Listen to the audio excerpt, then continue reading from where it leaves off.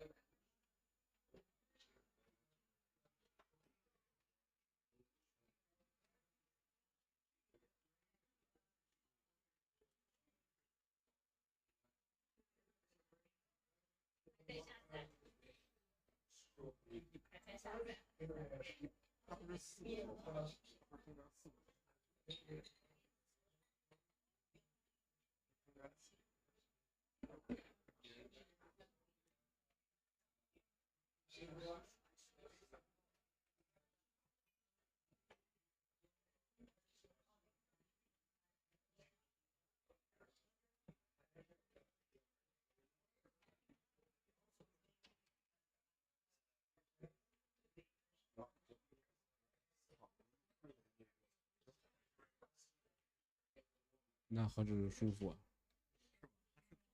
对，他后面让我睡，我说我不睡了，马上要到了。他一人占了3个座，在那睡。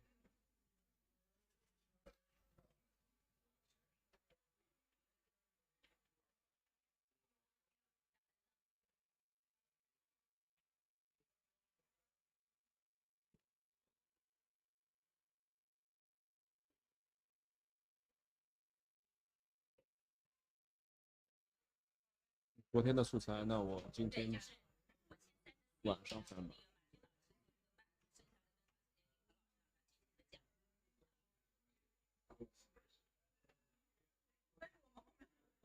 是10点半能不能？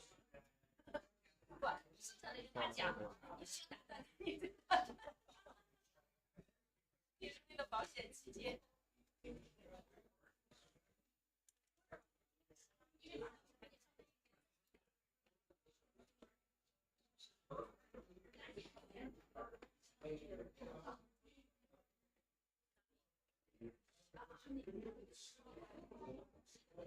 你觉得呢？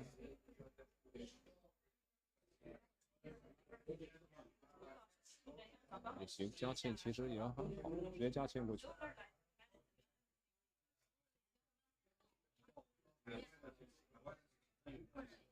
那今天单机还是全给他录。单机。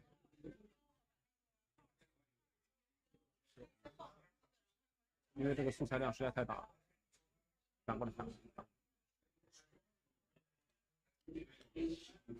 因为我昨天的素材我肯定要今天就得。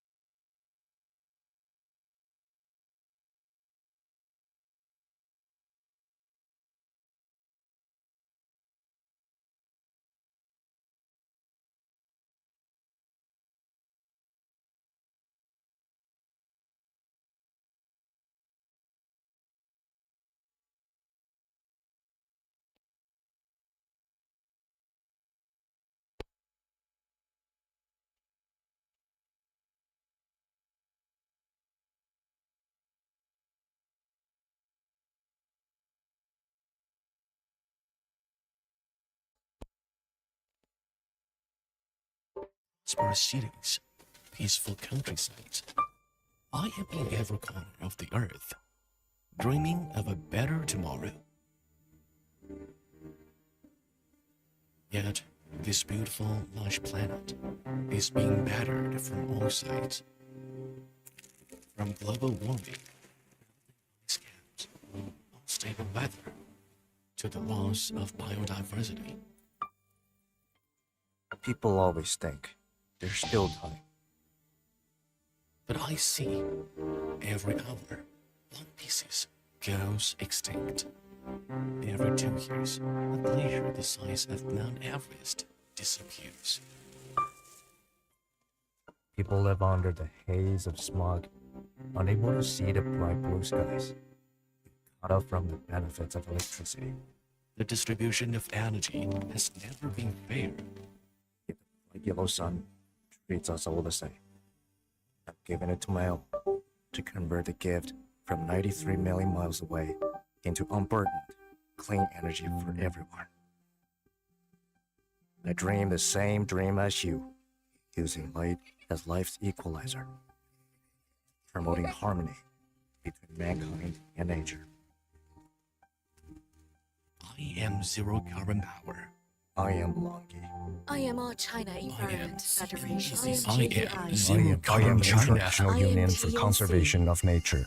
We propose strengthening and popularizing scientific understanding, awareness, and knowledge on zero carbon power technologies, such as photovoltaics, to boost social confidence and ambition towards using zero carbon power while transitioning towards a low carbon future.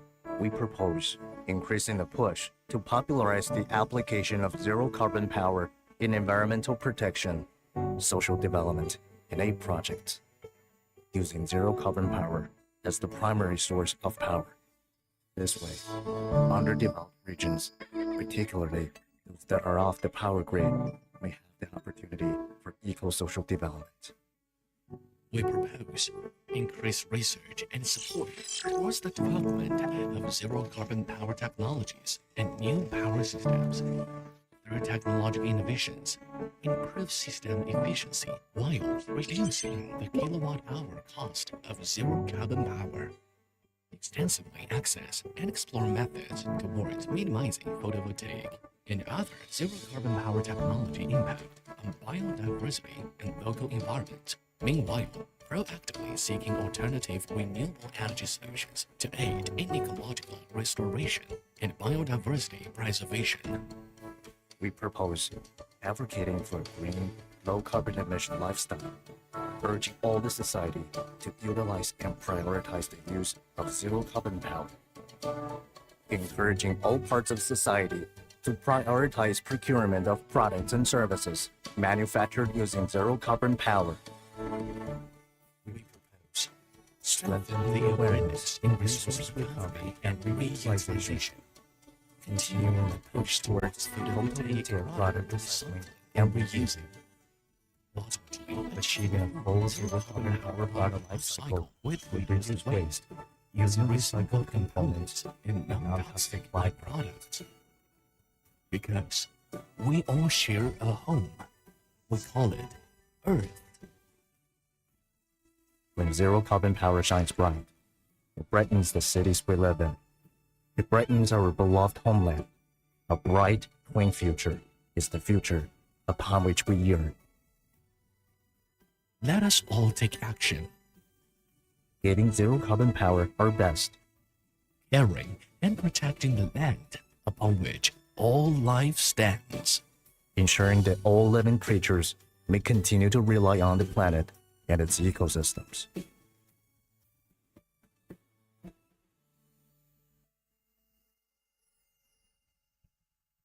Thank you, kind sirs. And thank you, kind ladies. Thank you, each and every one of you.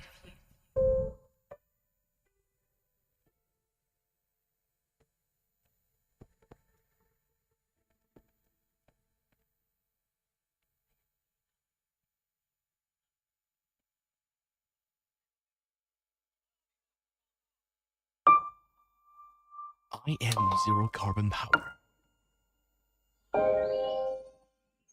Boundless deserts, vast Gobi deserts, towering mountains, deep blue seas, prosperous cities, peaceful countrysides, I am in every corner of the earth, dreaming of a better tomorrow. Yet, this beautiful, lush planet is being battered from all sides. From global warming, ice caps, unstable weather, to the loss of biodiversity. People always think there's still time. But I see every hour, one species goes extinct. Every 2 years, a glacier the size of Mount Everest disappears. People live under the haze of smog, unable to see the bright blue skies, cut off from the benefits of electricity.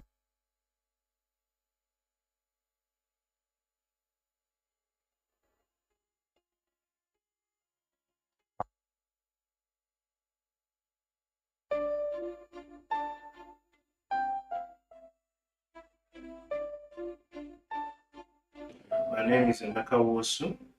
I work for LONGi as the sales director for Sub-Saharan Africa. LONGi, it implements the green power plus green hydrogen strategy for net zero global development and focuses on technology-driven energy transitions. Monocrystalline silicon wafers, cells and modules, utility solar PV power systems and solutions, C&I and household distributed photovoltaic solutions, and hydrogen equipment in 5 business sections set up by LONGi. LONGi focuses on R&D production and sales of monocrystalline silicon ingots and wafers, and leads the industry in diamond wire slicing technology. LONGi has shattered multiple world records in cell conversion efficiency, leading China's solar PV industry to take the top spot in the world. LONGi has stayed #1 PV module supplier worldwide by shipment volume. LONGi provides ground PV system solutions.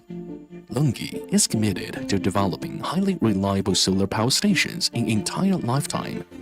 LONGi has operations in various countries and regions and provides highly efficient PV modules for C&I and household customers. Provides a one-stop rooftop PV solution for households, the first of its kind in the industry. LONGi Hydrogen, by developing an innovative eco-chain for hydrogen technology and providing integrated solutions for green power plus green hydrogen. The planned capacity for 2025 is 5 gigawatt to 10 gigawatt. LONGi adheres to its light sustainable development concept, implements the solar for solar mode, and builds net zero factories to support climate action. LONGi makes the best of solar power with technology and wants to world a net zero future together with global customers and partners. LONGi.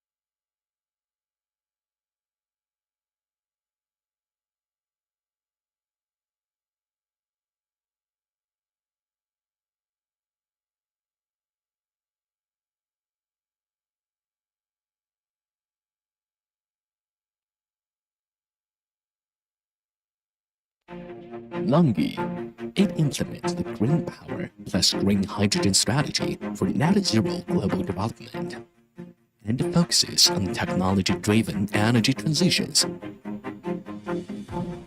Monocrystalline silicon wafers, cells and modules, utility solar PV power systems and solutions, C&I and household distributed photovoltaic solutions, and hydrogen equipment in 5 business sections set up by LONGi. Focuses on R&D production and sales of monocrystalline silicon ingots and wafers, and leads the industry in diamond wire slicing technology.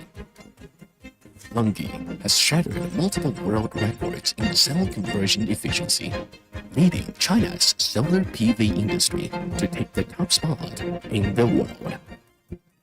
LONGi has stayed #1 PV module supplier worldwide by shipment volume. LONGi provides ground PV system solutions. LONGi is committed to developing highly reliable solar power stations in entire lifetime. LONGi has operations in various countries and regions and provides highly efficient PV modules for C&I and household customers.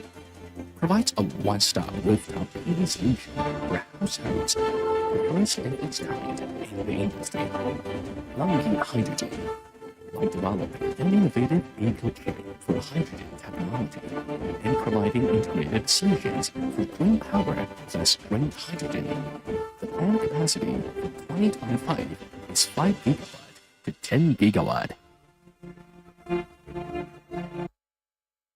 LONGi adheres to its light sustainable development concept, implements the solar for solar mode, and builds net zero factories to support climate action.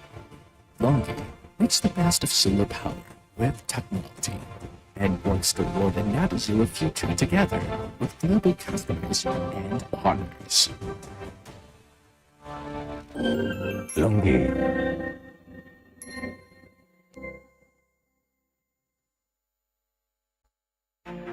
LONGi. It implements the green power plus green hydrogen strategy for net zero global development and focuses on technology-driven energy transitions.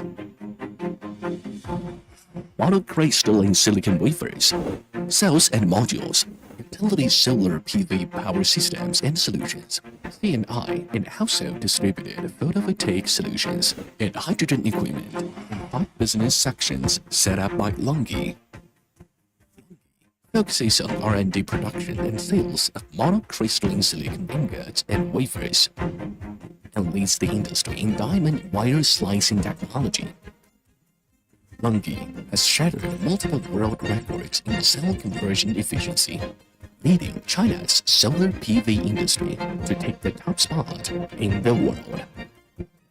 LONGi has stayed #1 PV module supplier worldwide by shipment volume. LONGi provides ground PV system solutions. LONGi is committed to developing highly reliable solar power stations in entire lifetime. LONGi has operations in various countries and regions and provides highly efficient PV modules for C&I and household customers. Provides a one-stop rooftop PV solution for households, the first in its kind in the industry. LONGi Hydrogen, by developing an innovative eco-chain for hydrogen technology and providing integrated solutions for green power plus green hydrogen. The planned capacity for 2025 is 5 gigawatt to 10 gigawatt. LONGi adheres to its light sustainable development concept, implements the solar for solar mode, and builds net zero factories to support climate action. LONGi makes the best of solar power with technology and works toward a net zero future together with global customers and partners. LONGi.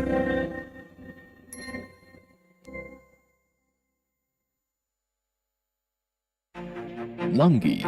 It implements the green power plus green hydrogen strategy for net zero global development and focuses on technology-driven energy transitions. Monocrystalline silicon wafers, cells and modules, utility solar PV power systems and solutions, C&I and household distributed photovoltaic solutions, and hydrogen equipment in 5 business sections set up by LONGi. focuses on R&D production and sales of monocrystalline silicon ingots and wafers, and leads the industry in diamond wire slicing technology. LONGi has shattered multiple world records in cell conversion efficiency, leading China's solar PV industry to take the top spot in the world. LONGi has stayed #1 PV module supplier worldwide by shipment volume. LONGi provides ground PV system solutions. LONGi is committed to developing highly reliable solar power stations in entire lifetime. LONGi has operations in various countries and regions and provides highly efficient PV modules for C&I and household customers. Provides a one-stop rooftop PV solution for households, the first of its kind in the industry.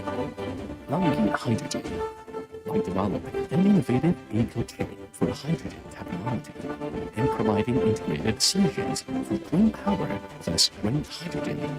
The planned capacity for 2025 is 5 gigawatt to 10 gigawatt. LONGi adheres to its light sustainable development concept, implements the solar for solar mode, and builds net zero factories to support climate action. LONGi makes the best of solar power with technology and works toward a net zero future together with global customers and partners. LONGi.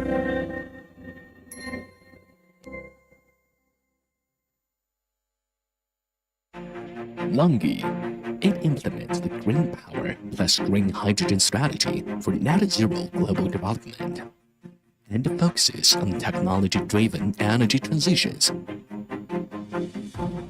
Monocrystalline silicon wafers, cells and modules, utility solar PV power systems and solutions, C&I and household distributed photovoltaic solutions, and hydrogen equipment in 5 business sections set up by LONGi.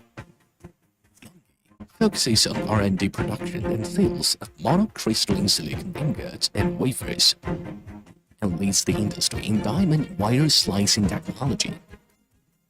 LONGi has shattered multiple world records in cell conversion efficiency, leading China's solar PV industry to take the top spot in the world. LONGi has stayed #1 PV module supplier worldwide by shipment volume. LONGi provides ground PV system solutions. LONGi is committed to developing highly reliable solar power stations in entire lifetime. LONGi has operations in various countries and regions and provides highly efficient PV modules for C&I and household customers. Provides a one-stop rooftop PV solution for households, the first of its kind in the industry. LONGi Hydrogen, by developing an innovative eco-tank for hydrogen technology and providing integrated solutions for green power plus green hydrogen. The planned capacity for 2025 is 5 gigawatt to 10 gigawatt. LONGi adheres to its light sustainable development concept, implements the solar for solar mode, and builds net zero factories to support climate action. LONGi makes the best of solar power with technology and works toward a net zero future together with global customers and partners. LONGi.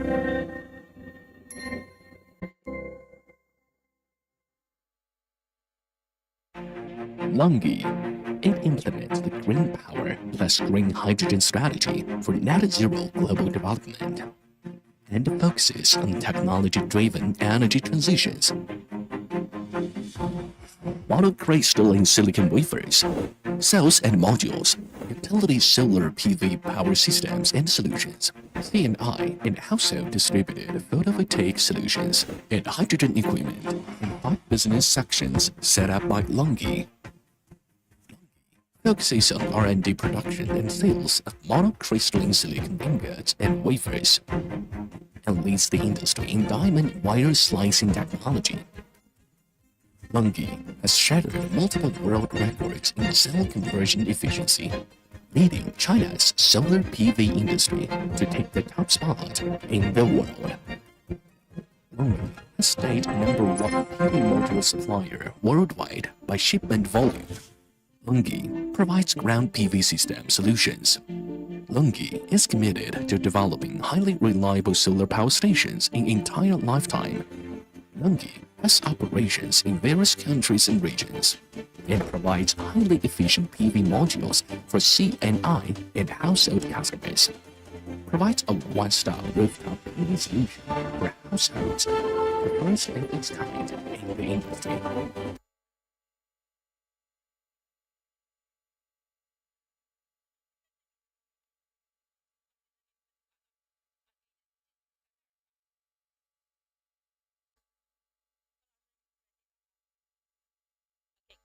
Good morning, everyone.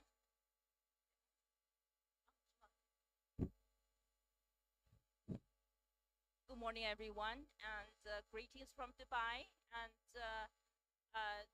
good afternoon and good evening for all of you online. Thank you very much, and welcome to join this very exciting side event here at Dubai at the COP28. My name is Wu Changhua, and I am the Global Senior Fellow for Institute of Public and Environmental Affairs. I'm also the China Director of the Office of German Rifkin, acting chair of Governing Council of Asia Pacific Water Forum, as well as vice president of the World Green Organization. It's my great pleasure and honor and to moderate the sharing, presentation, as well as discussion today here. First of all, I would like to invite Mr. Huo, Vice President for LONGi, we're the largest actually solar PV company, and that definitely and championing leadership in terms of sustainability, as well as actually clean energy solution with a particular focus on solar. And I would like to invite him and to the stage to give us an opening remark. The floor is yours, Mr. Huo. Okay, and thank you, Ms. Wu, and distinguished guests and ladies and gentlemen. Hello, I'm Talisman and from LONGi, and today it's my honor to share our company's experience and efforts in the field of photovoltaic at COP28, as well as our firm's support for the 1 kilowatt PV per person initiative. And PV, as a representative of clean energy, holds important efforts in addressing climate change. Currently, global solar energy capacity has extended 1 terawatt and last year. However, challenges such as land and space constraint persist, demanding a faster pace to meet the challenge of energy demand. At this crucial juncture, time and innovation in PV technology has emerged as a key force driving sustainable development.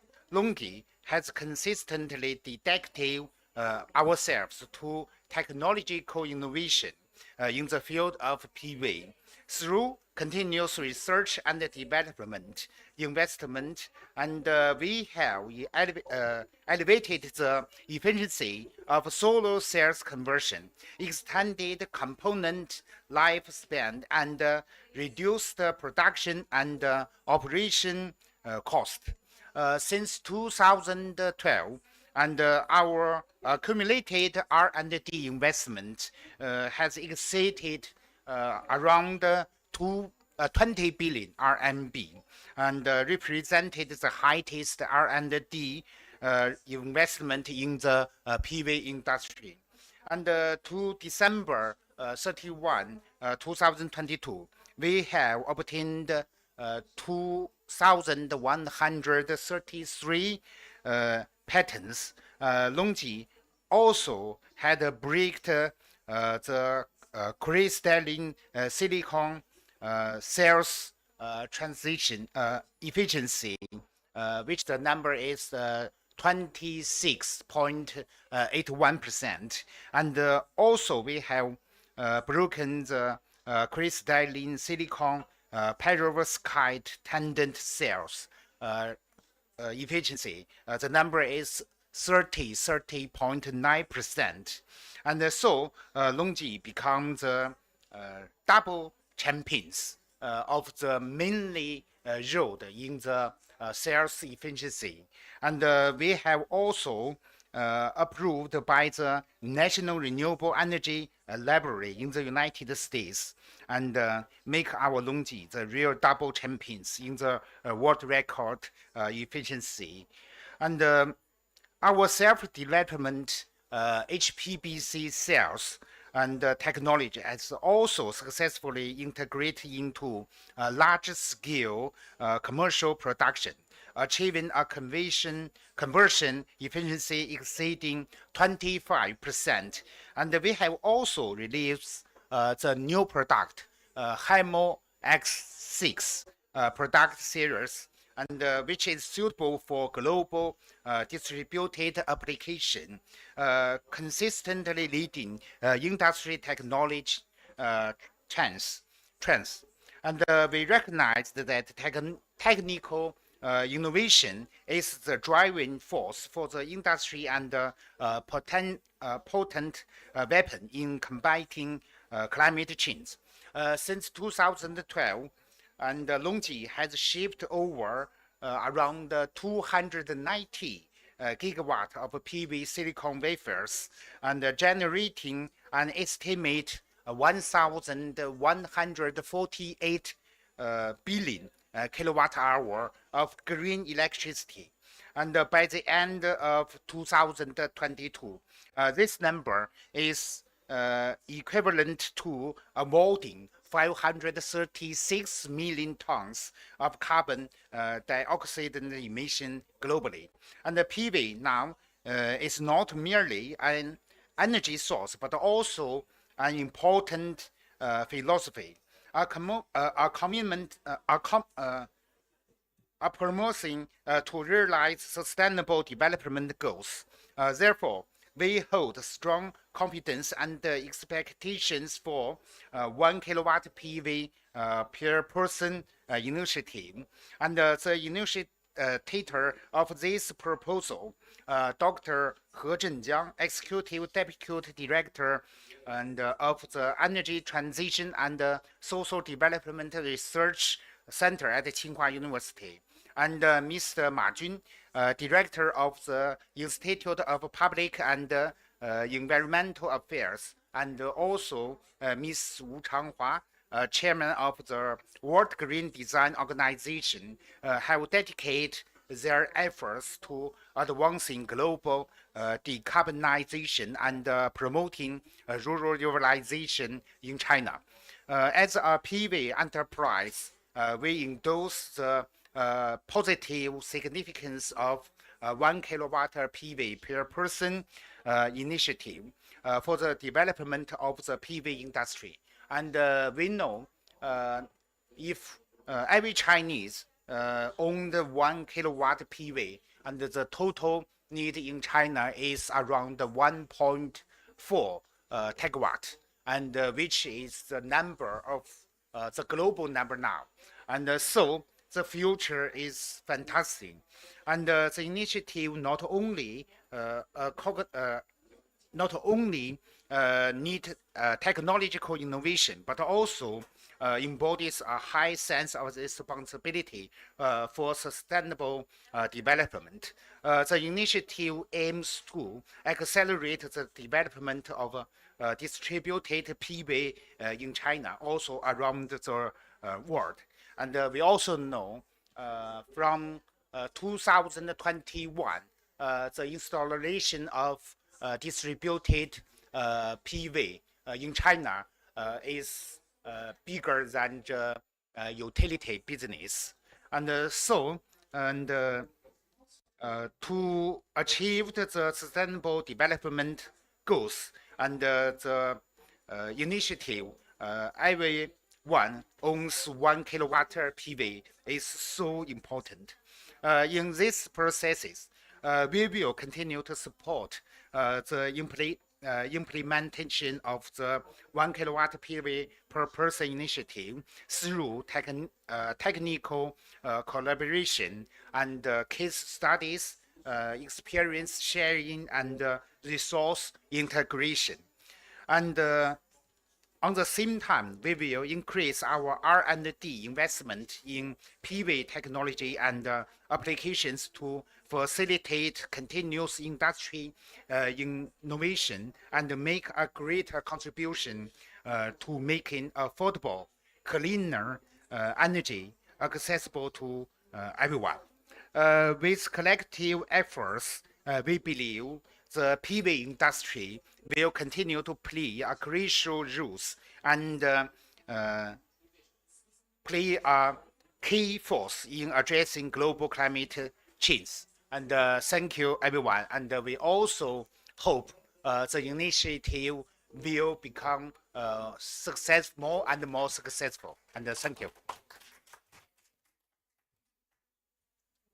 Thank you very much for not only sharing how a global, leadership company in the solar industry has been dedicated to its efforts and really supporting the global solar energy clean revolution. But in the meantime, thank you very much, actually, for hosting us here and also supporting us for the first official COP28 launching of the Solar Lights the Planet global initiative. And a key message here, at least the starting point, is 1 kilowatt solar installation per capita by 2030. China is definitely on its way towards that goal very, very fast.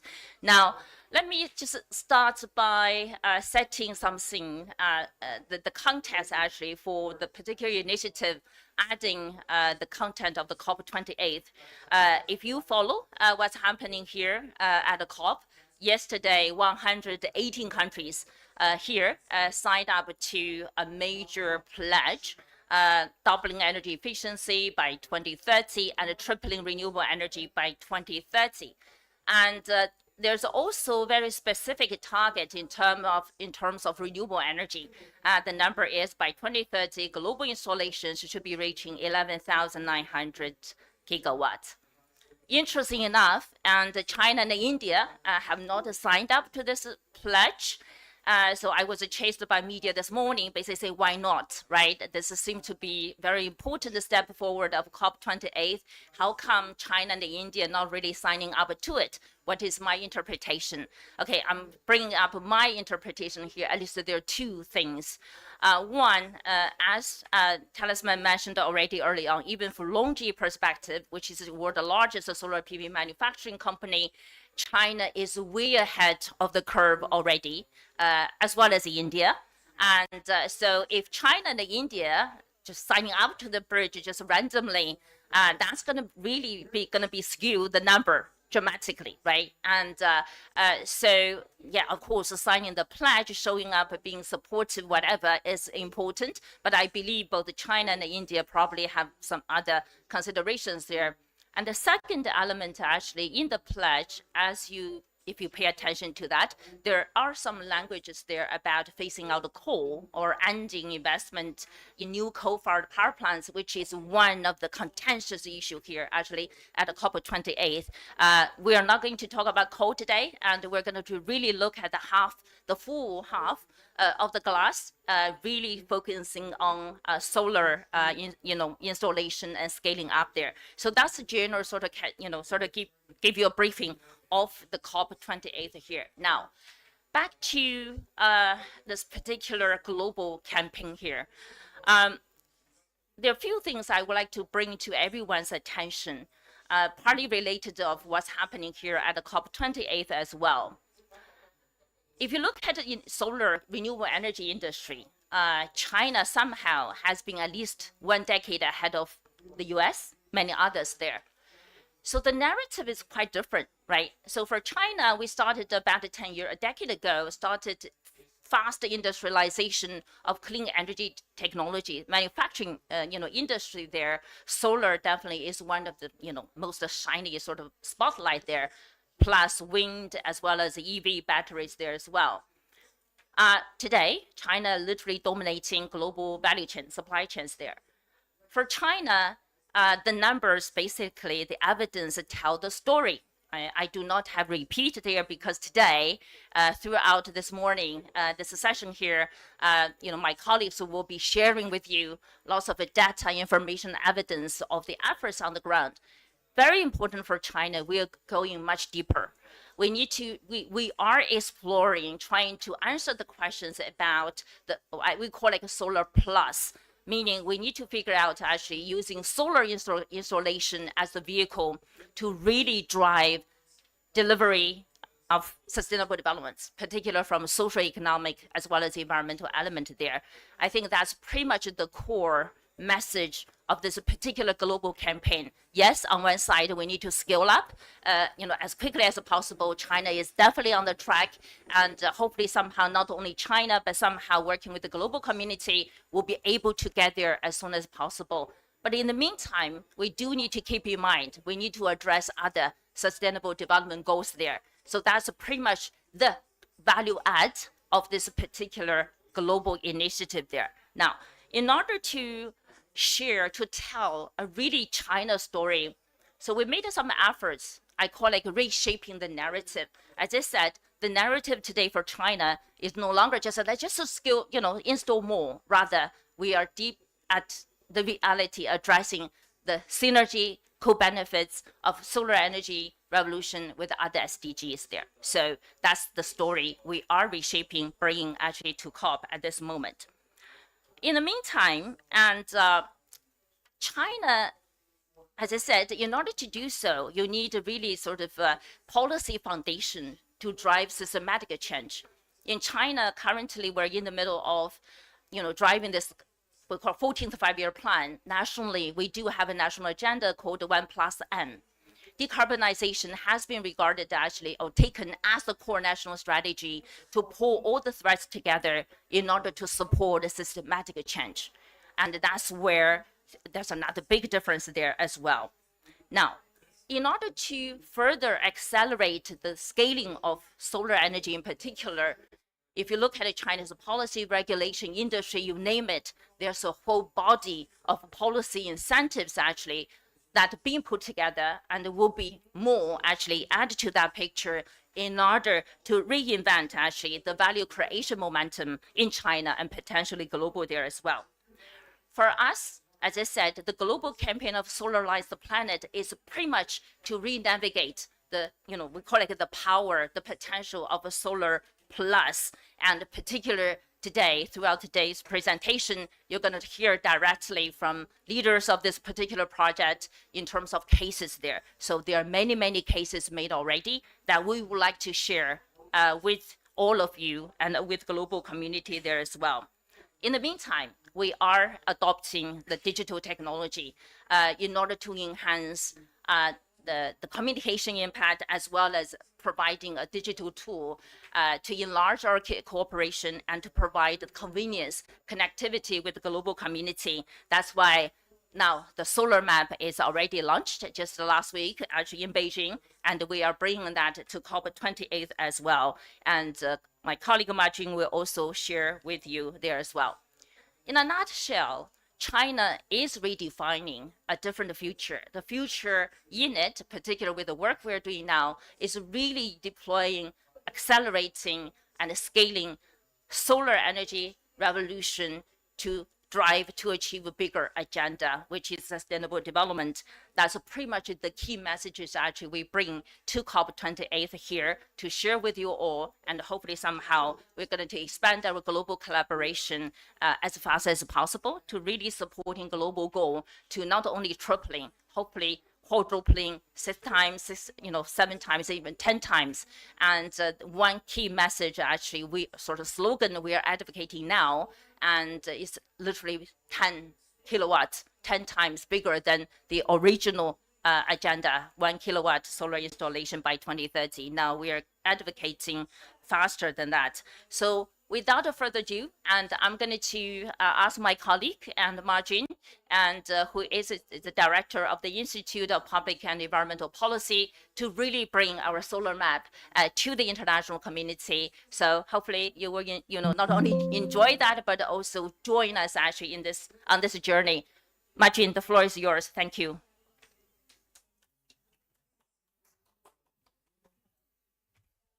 Thank you. Thank you, Changhua. It's such a pleasure to come back to LONGi and to launch the solar map. And as Changhua mentioned, it is just crucial for us to expand the renewable energy. And when it comes to renewable energy, of course, we can have wind, we can have biomass, we can have geothermal, a lot of different types of renewables. But among all of this, the one that have really the biggest potential is solar. In comparison with solar, the other non-fossil fuel, renewable, even renewable, but the non-fossil fuels have its own. Many of them have their own limitations and have limitations. Some have unwanted impact as well, such as nuclear. This time there's a talk about triple the capacity of nuclear. Obviously, it's not just about the cost. It's also about all these potential risks that so make it quite controversial. And the wind is also sometimes some of the wind power, also could have a more significant environmental and ecological impact. So with that, I think the solar, among all the renewable energy, have the biggest potential, and it's really growing much faster. And me and Changhua, we want to. We echo the call by Professor He Jijiang, calling for by 2030 each, to try to enhance the renewable, solar capacity in China to 1,400 giga. That can be translated into 1 kilo per capita. So we want to put that, and we want to help visualize that. IPE, we have been doing our mapping project since 2006, launching the blue map, and today I'm very happy to announce that on the blue map now carries this solar map in China, and here's the solar map. It's as we described that, we hope that to document the vast expansion and the progress made in solar power capacity and power generation.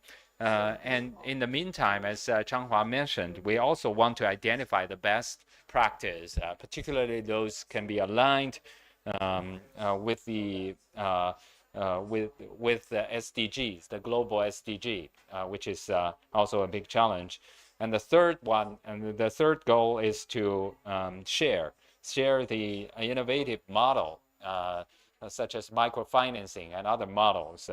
I think LONGi is also trying that, explore new models. And the last but not least, we also want to highlight the ESG performance of the solar companies. We hope that the companies that produce green and low carbon projects, zero carbon projects, could also go low carbon in their manufacturing, in their social performance as well. And this is the map, and it's on the. So if you visit IPE, it's www.ipe.org.cn. Then if you click on on the home page, and you will get the solar. You can enter the solar map. So on the right-hand side bar, you can see the several buttons there. One of that is the solar and SDGs. I mean, that's this And then the second one is regional, global and regional solar PV construction. And the third one is about this initiative. And the last one is about the case submission. We hope that those who have the best practice cases, their own case can upload that and put it into upload into the solar map, so more people can visit that. So talking about this is the initiative put forward by Professor He Jijiang. Basically, hoping to increase China's enhance China's per capita solar installations by 2030. Hopefully, it will be 1,400 giga. And if we want to go carbon neutral, then Professor He believed that we need to further expand that, maybe by 10 times, and there's a potential there. So we echo that, with Madam Wu Changhua, and together this is the Tsinghua University's Research Center for Energy Transition and Social Development, and led by Professor He, and this is our IPE, and the backdrop for all of this is the pressing global environmental, climate challenge, and which vastly increase the frequency of extreme weather events, not just in other parts of the world, in China as well. So we feel that the historic, the unprecedented drought during the monsoon season in the Yangtze River, and the heat waves, and in Beijing, earlier this year, we suffered from a record-breaking heat wave, followed by a devastating flooding. People may think flooding is related to the tropical storm, to the typhoon. It has not much to do with climate change, but it's not actually like that, because globally, especially the rising sea temperature is making all this far more powerful. All this tropical storm a lot more powerful, provide a lot of extra energy into that. So I think that we need to pay attention. We need to make more Chinese people, and people in the world, to build the link between this CO2 emission and their behavior, personal behavior, to all this increasing, extreme weather events that hurt the globe, hurt the whole world, but also in China. Obviously, the world has come together. Today, at COP, this is the historic COP because of the first stock take ever taken since Paris. It's important.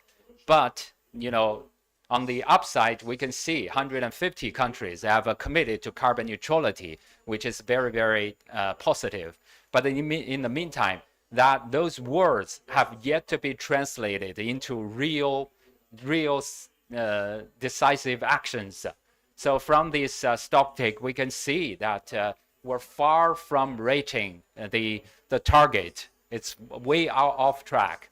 1.5, basically no reliable path toward that, unless we can do something pretty drastic during this 1 decade. But this decade is quickly, running, and so far, the last 2 years, actually, the global carbon emission is not decreasing; it's going up.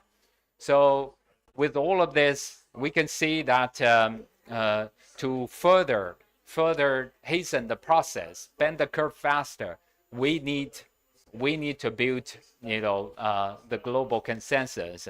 And one of the experience in China, sound experience in China during the past 10 years by tackling the air-water pollution is about, using the data infrastructure to mobilize the public, to provide awareness building.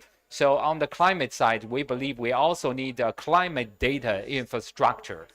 So with that in mind, IPE have launched the Blue Map for Zero Carbon and try to document what is going on, in the whole world, country by country, but also drilling down to the deeper into our regions, because in China, China is one of the largest carbon emitters, and we're one of the most populous country in the world, second largest economy. So some of the provinces, 3 of them put together equals the top ones, equals the total emission in Europe, and 6 equals that of the United States. So that's why, province by province, city by city, we want to highlight that.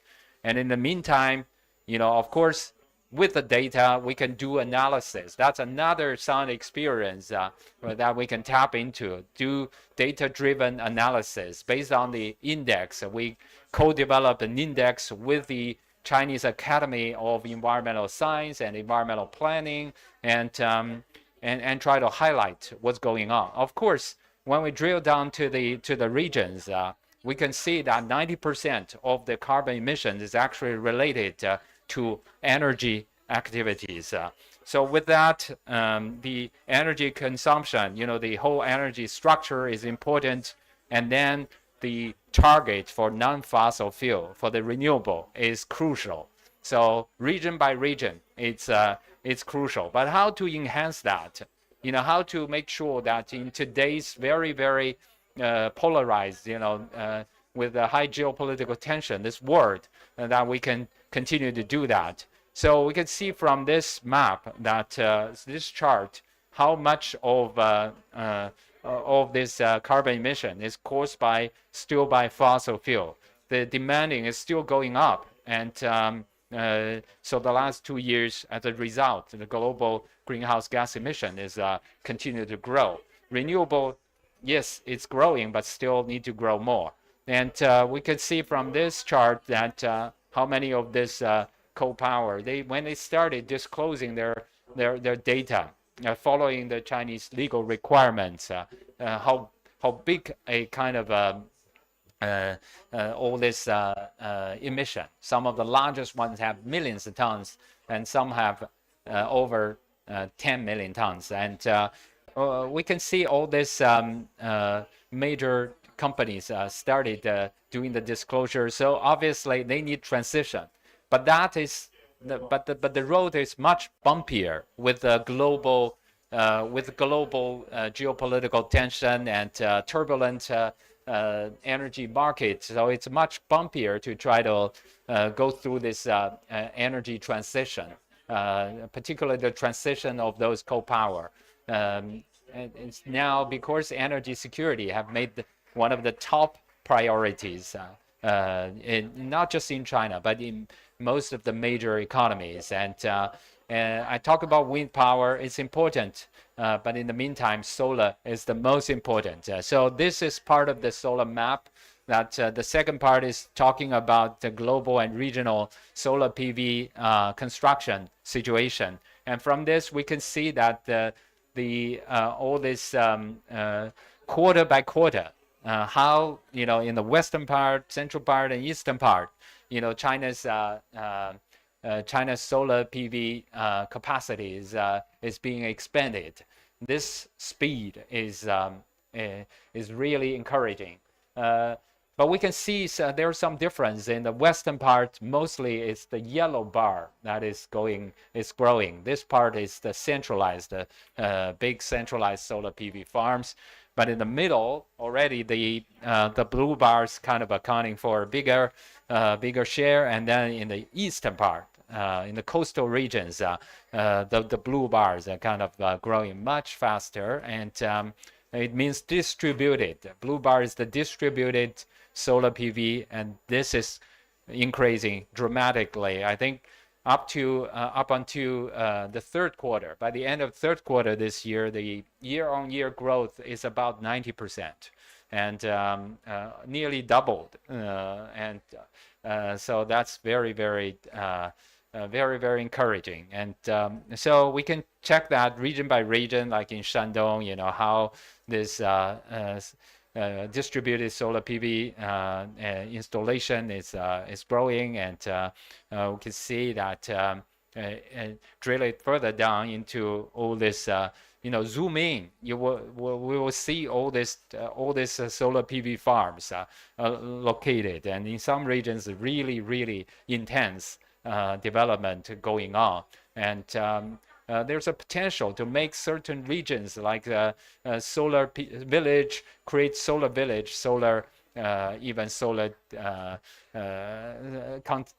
towns and solar counties. And so back to the country, we can see the cumulative solar installation, you know, put together.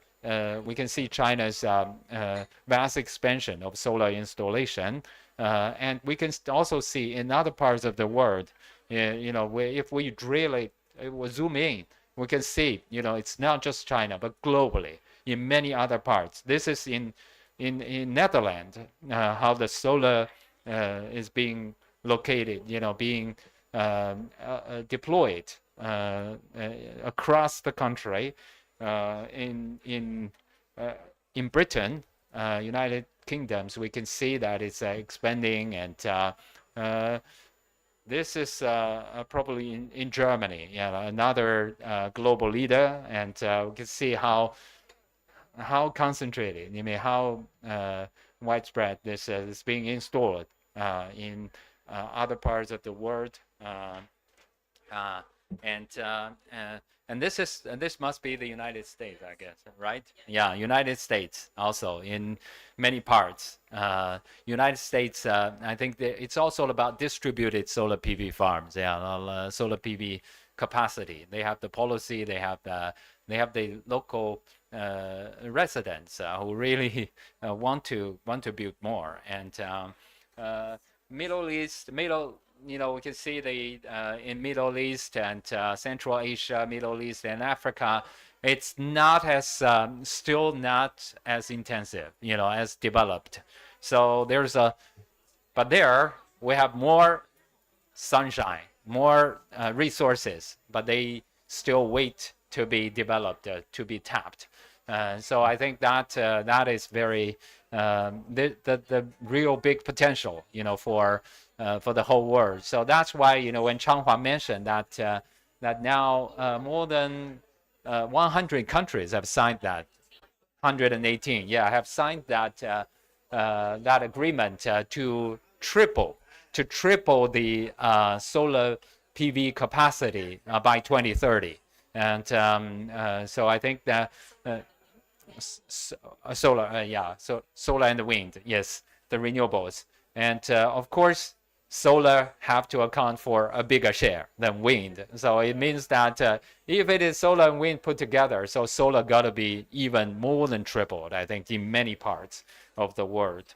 And we can see that this is in Saudi Arabia with a lot of sunshine, but not still not as not concentrated. But of course, it's like a western part of China. The centralized solar power will be PV farms will be the major model in there. They have the lowest so far, the lowest cost of solar electricity. And Australia is making their headway as well. Professor He wants China to go 1 kilowatts per capita. Australia already achieved that, right? Yeah, it's already over there. So it's very, you can see it's the curve is also very steep and making a good progress. Germany is getting close. A much bigger country in population, but the installed PV, solar PV per capita is 0.7. So it's getting closer and very, very fast. The United States lagging a bit far, and it's more than 25% and 28%. Sorry, 0.28 0.29 kilowatts per person, and so there's still some room to improve. Saudi Arabia, far behind, is only 0.01. So with all these resources, well, now today we're in this part of the world, we can see every day, we can see there's no rainfall, there's all this sunshine, and so big potential here. And China, finally China. By 2021, it's 0.21. Or it's already. it's getting much larger. Yes. But from the 0.21 or 22, if we want to by 2030 to be over 1 kil, if it is going above 1 kilowatt, so you could per person. So it means nearly 5 times. So I think the triple that to China. Yeah, it's China's kind of on its track and very ambitious on that. And we also have our leaders, like in China, if we go province by province, Qinghai already got per capita installation is already 2.75 kilowatts. And we're happy to see that in Qinghai, they keep trying to break the records of the so-called pure solar or pure, clean energy supply. They try to first 20 days and then 30 days and then even try to do it 100 days and just 3 months. So yeah, in some of the regions in Qinghai, for example, the sources of the 3 major rivers, Yellow, Yangtze, and the Salween, and so they basically try to do it for 3 months, and they try to only use clean energy. Of course, solar as the major part, and then supplemented by wind and hydro. Just try not to use coal power in our region, so not to use fossil fuel. Very positive and progress. Some of the largest farms, their size is mind-boggling. In one of the largest solar farm, covers an entire region of 600 square kilometers, and basically it's of course not every square kilometer, but the farm size is covering that period, that region. Australia, we can see the generation per capita is pretty high. Yeah, it's a global leader when it comes to generation. Netherlands is also one of the dark red one and purple red, and it's doing well. U.S. On the generation side, I think it's still more efficient. When it comes to China, we have our leader in Qinghai. It's more than 3,000 kilowatts of this per capita solar PV generation. As Changhua mentioned, solar is not just about trying to address the climate change. It's also about trying to find the synergy with the global sustainable development goals. From this, we want to identify the cases that can go hand in hand with global SDG target. End poverty and hunger, stop hunger, and all of this. And we can see that in China there are all these very positive cases. Professor He Jijiang will talk about these cases later on. And I just highlight a few of them to see that if you are interested, you can go to the solar map and click on those special purple color icons, and you will get into these cases. This is about solar plus fusion ray and trying to the fish farm and the cases. I think it's quite positive. And this one is about solar plus rural renewables.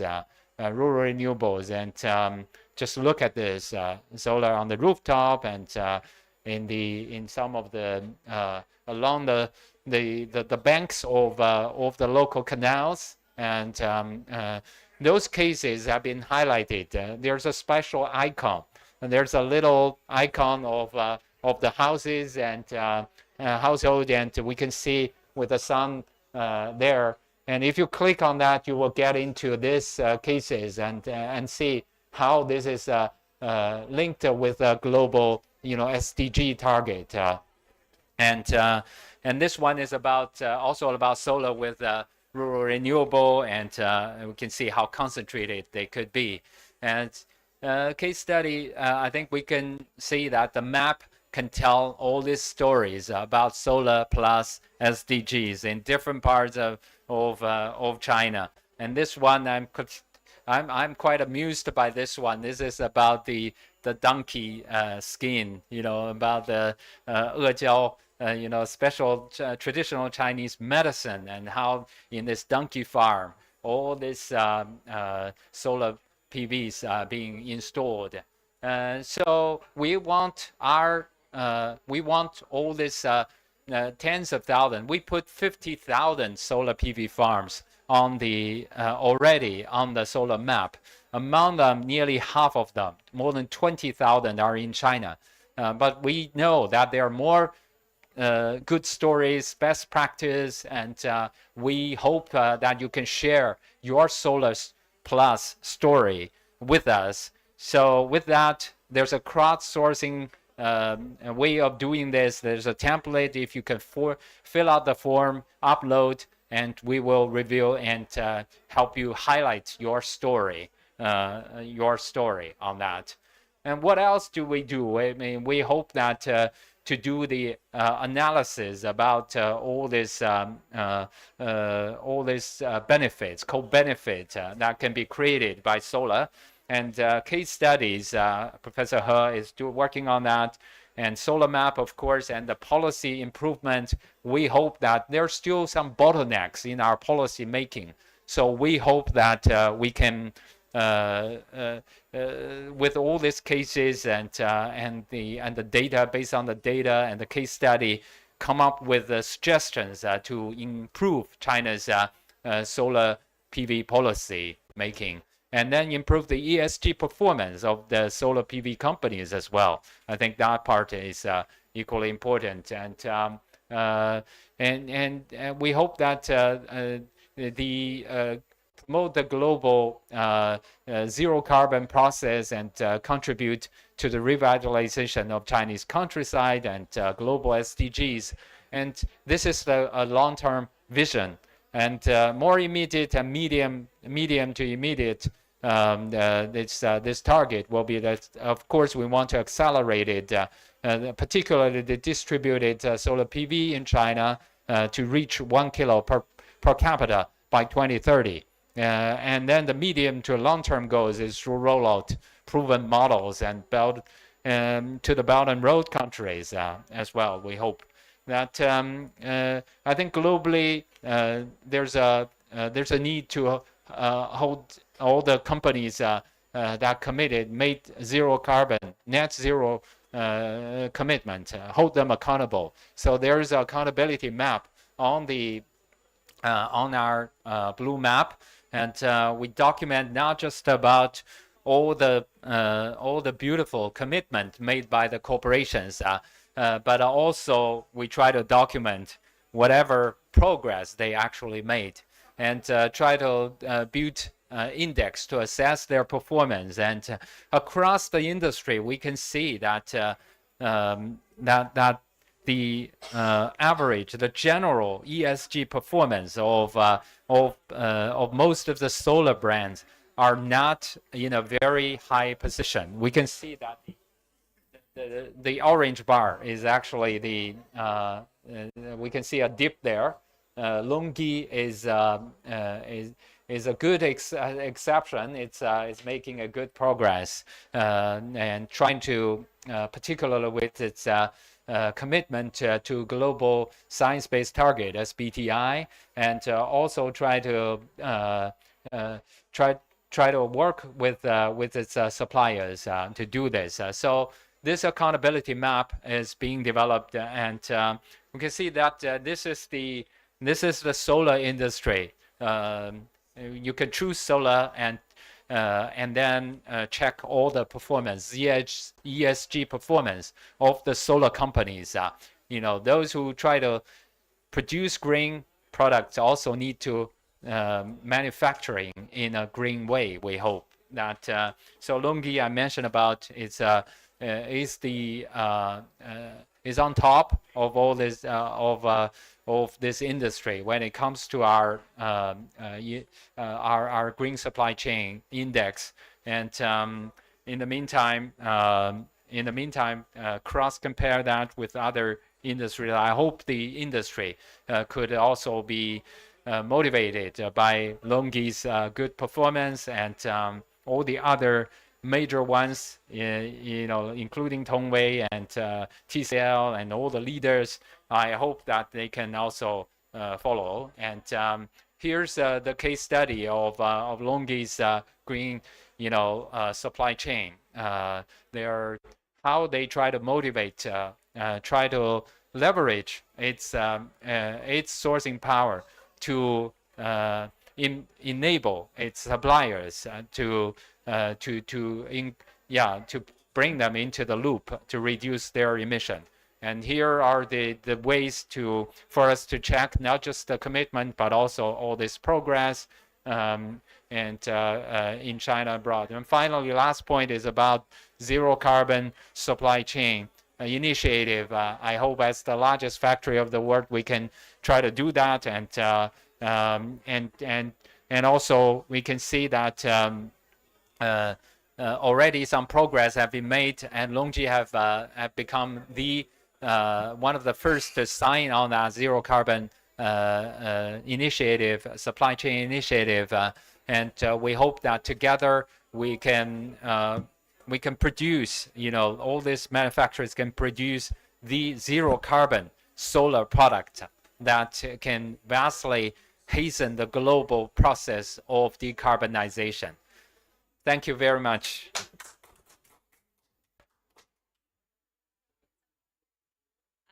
Thank you, Mr. Ma, and for the very comprehensive presentation. I think that the headline should be, you know, China launched solar map at COP28. If media is going to write a story there, so that's really fascinating story. I think it definitely adding both depth and breadth to the global process of solar clean energy transformation there. I think as the map presented actually to you all, this is the age of big data, and data, in order for data to play its role, we need to drive down the granularity, and the solar map is a very good example through this global initiative. This is the golden sunshine. We are doing that now. And so China is setting the good example. We have developed this model, and very importantly, we want to really work with other countries, regions, to get this whole planet really lighted by solar. Solar happens to be the least cost, you know, renewable energy now, and this is the time everyone should really jump on, sign up to the commitments, and really together to accelerate and scale the transition towards sustainability. So now we get, just wait a second. Yeah, when do you have to go? 10 minutes. So before he goes, we get a photo. And before we get, since Marjin has to leave for another commitment, we're going to get some photo just on the side, joke about it. The three co-leads of this project. It's really hard for us to get together physically in one space. Now today we are here, and so we're going to have a photo first before to give the floor to Professor He for more exciting, in-depth drive sharing of all the case studies he's been championing globally. 拿一个图，那个图就是那个 solar map 吧。Solar map 就行了。哎，yeah, this is the one.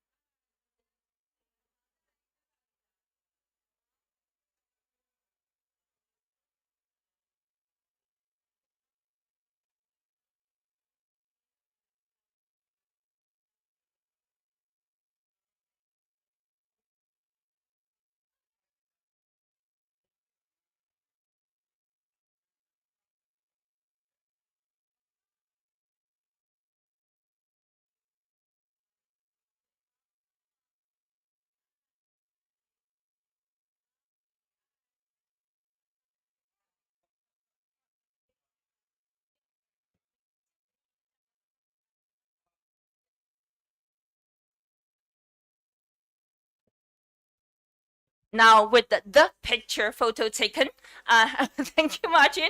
And I'm going to welcome Professor He on the stage. He has been a really champion, a role model, and a leader in this particular sector.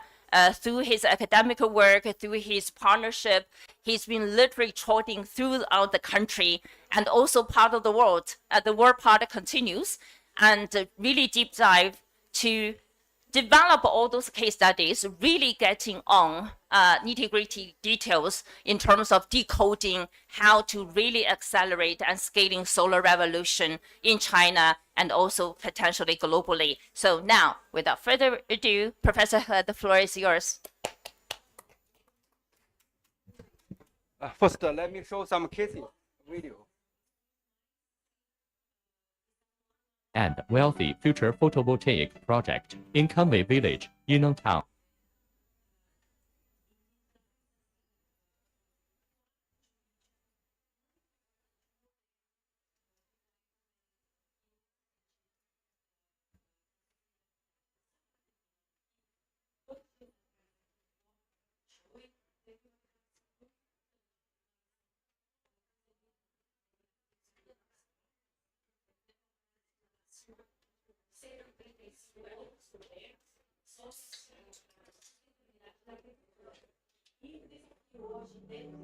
This is the Golden Sunshine and Wealthy Future Photovoltaic Project in Conway Village, Yunnan Town, Jiaoshan District, located in the east of Hangzhou. The PV project was self-invested by Conway Village and constructed by Jizhuang Jiangxin Electric Power Engineering Construction Company Limited. The project mainly involves three main types. The public area involves 3 schools and the village committee, 5 enterprises, factories, and 181 households. Each household can use 3,000 kilowatt-hour of electricity for free every year. What is most surprising is the 1,600-meter-long solar panels along the Friendship River. It has become the most beautiful photovoltaic landscape scenery in Conway Village. The dual carbon green cockpit is an operation and maintenance platform developed by Conway Village based on the content of the 3 major sections: social, economic, and commonwealth. The total installation capacity of solar PV is about 3 megawatt.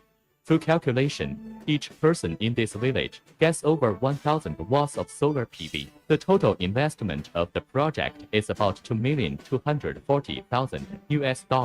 The average annual power generation is expected to reach 2,845,000 kilowatt hours, with an annual income of $180,000 US.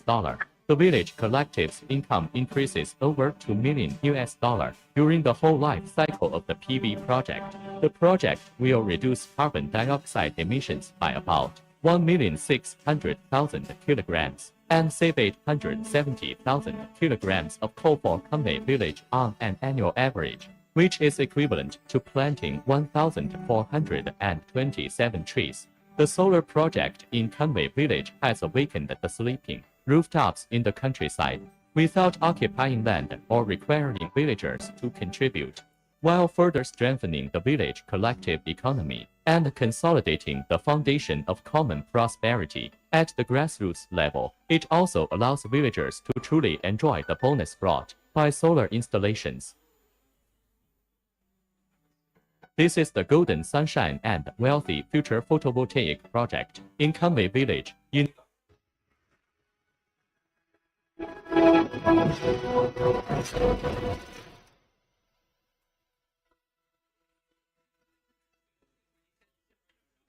应对气候变化，重点关注能源转型，推进能源转型，更要实现普惠发展。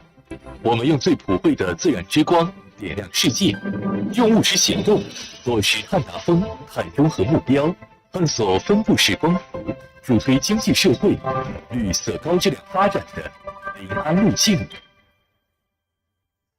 我们杭州市临安区位于浙江省的西北部，杭州市西部，是首批全国生态建设示范市和首批浙江省低碳试点建设县。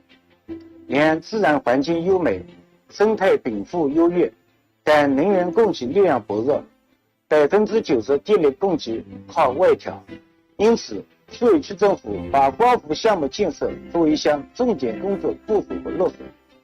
截至2023年10月份，累计光伏丙网装机容量突破31万千瓦，比2020年底增加了20万千瓦，实现了光伏倍增计划。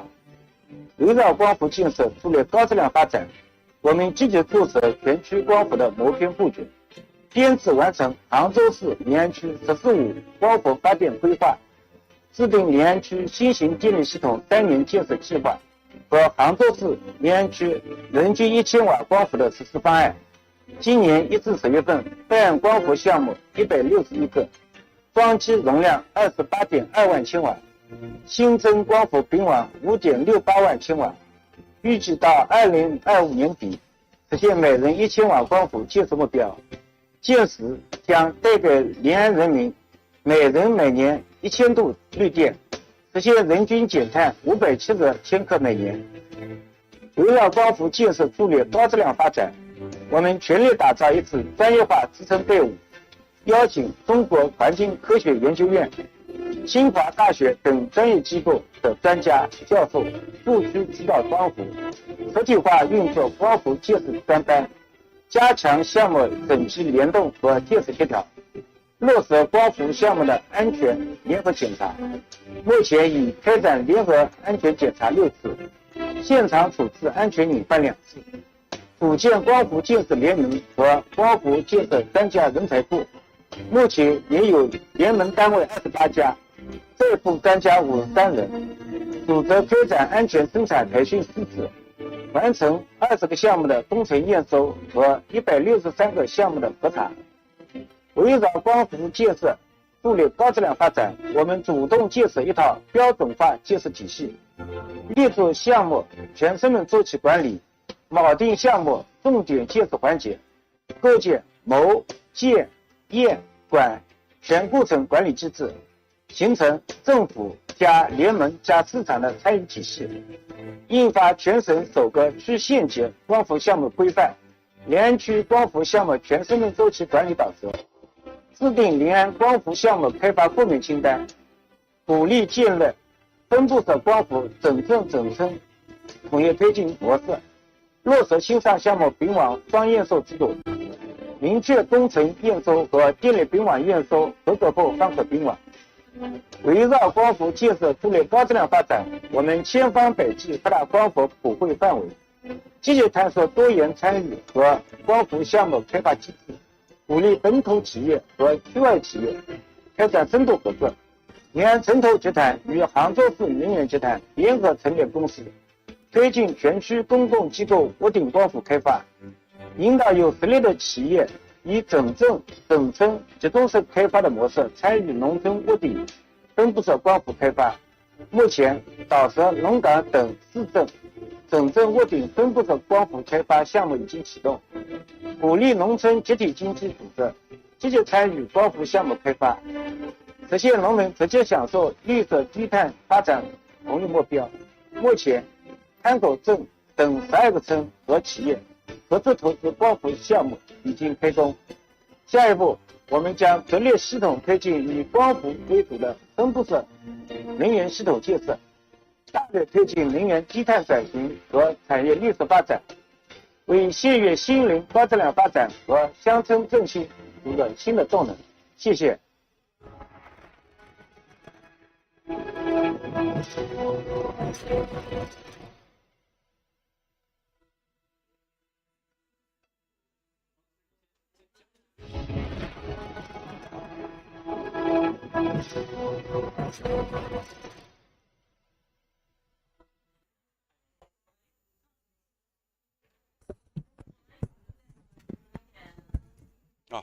Risk for 10 kilowatt per capital, right?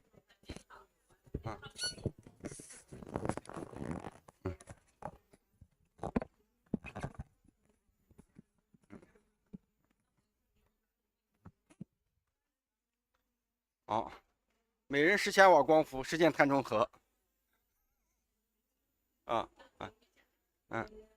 Risk for 10 kilowatt PV per capital, action for millions zero carbon villages.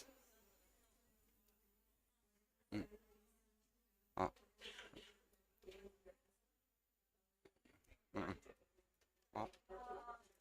翻页比。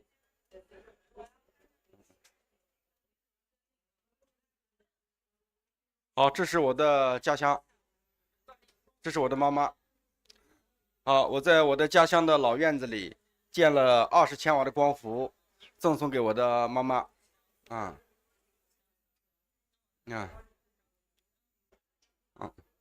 霍总，你爱你的妈妈吗？你要送20千瓦的光伏电给你的妈妈。明年的时候必须有你的照片啊！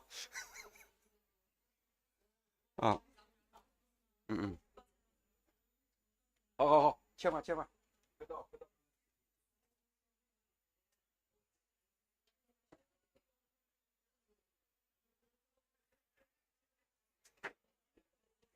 好，现在我们播放海宁的视频。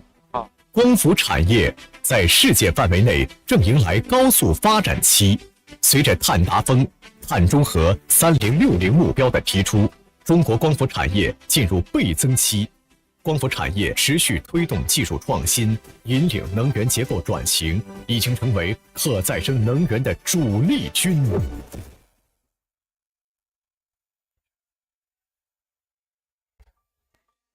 海宁地处浙江省北部钱塘江北岸，在中国县域高质量发展百强榜中排名第17位。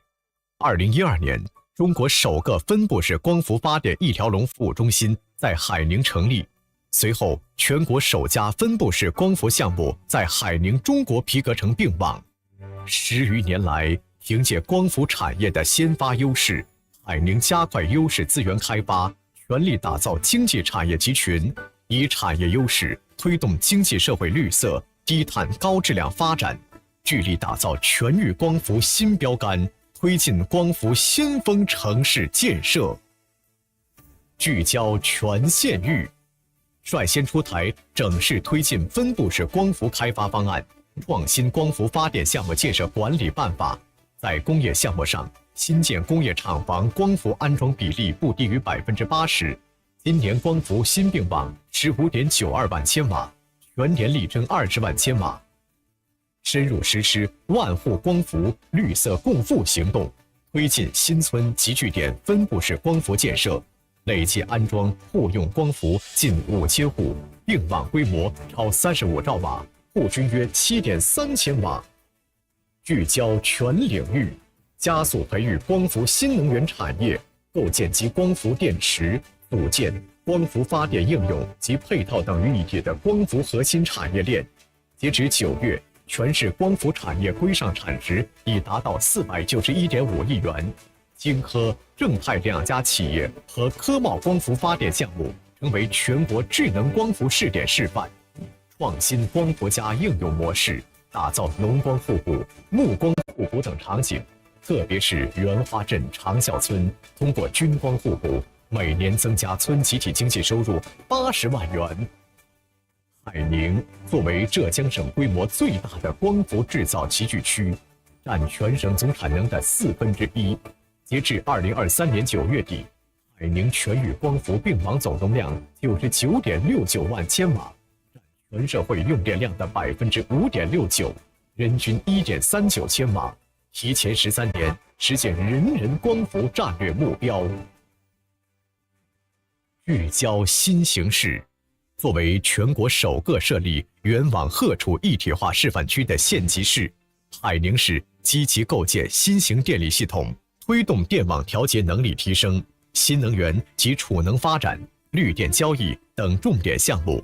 尖山示范区连续2年入选省级新型电力系统试点，累计出台新能源加储能、需求响应地方性补贴等政策18项，同时在原网荷储4侧劈波斩浪，实现跨越式发展。2023年6月，嘉兴海宁市政府正式发布打造国家级新型电力系统先行县3年行动方案，全域新型电力系统示范探索被正式列为海宁市“14+5”发展的关键战略之一，形成了政府统筹有序局面、社会投资新能源赛道、电网专注纳新能力的多方合作共赢新局面。立足双碳目标，坚持走绿色低碳发展之路，海宁将以3年行动方案发布为契机，加速全域碳中和路径高质量演进，奋力打造光伏先锋城市，构建新型电力系统的海宁样板。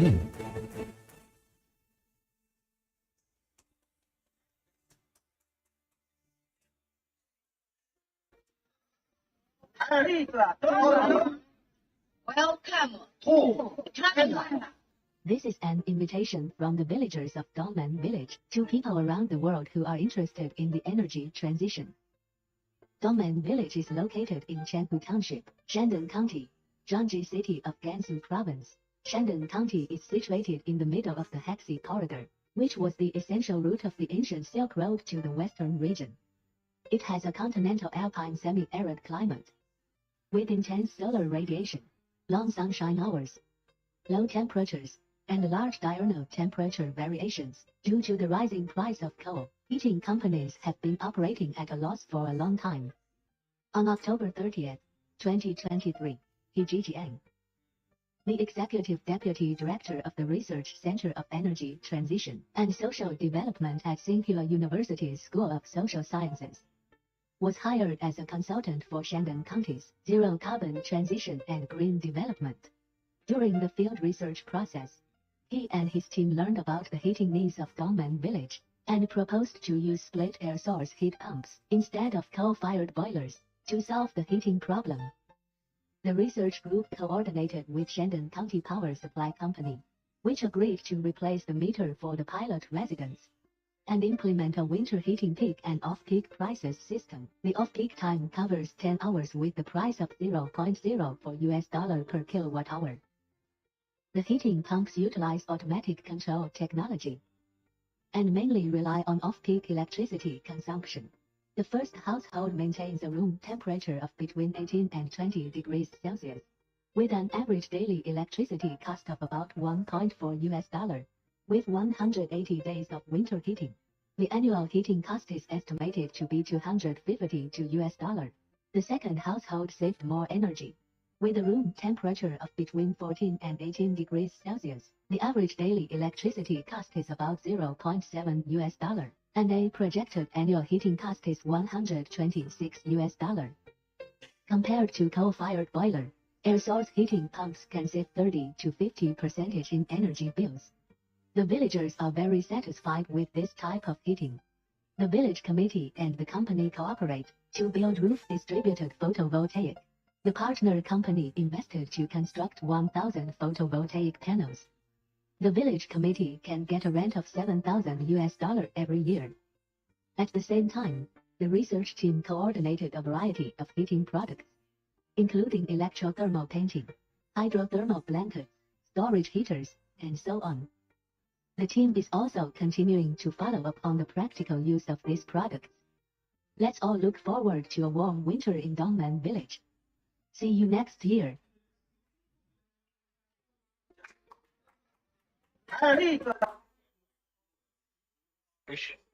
I'm an academic at the School of Photovoltaic and Renewable Energy Engineering, University of New South Wales, Sydney, Australia. And I'm delighted to be able to speak a little bit about the program that's been developed by my colleagues at the School of Business here at the University of New South Wales, Sydney, and particularly the Rural Energy Revolution and Rural Revitalisation in Shendan County, China project. I see that they're focusing on the Dongmen village particularly, and to try to drive the rural energy revolution planning that's going to happen there.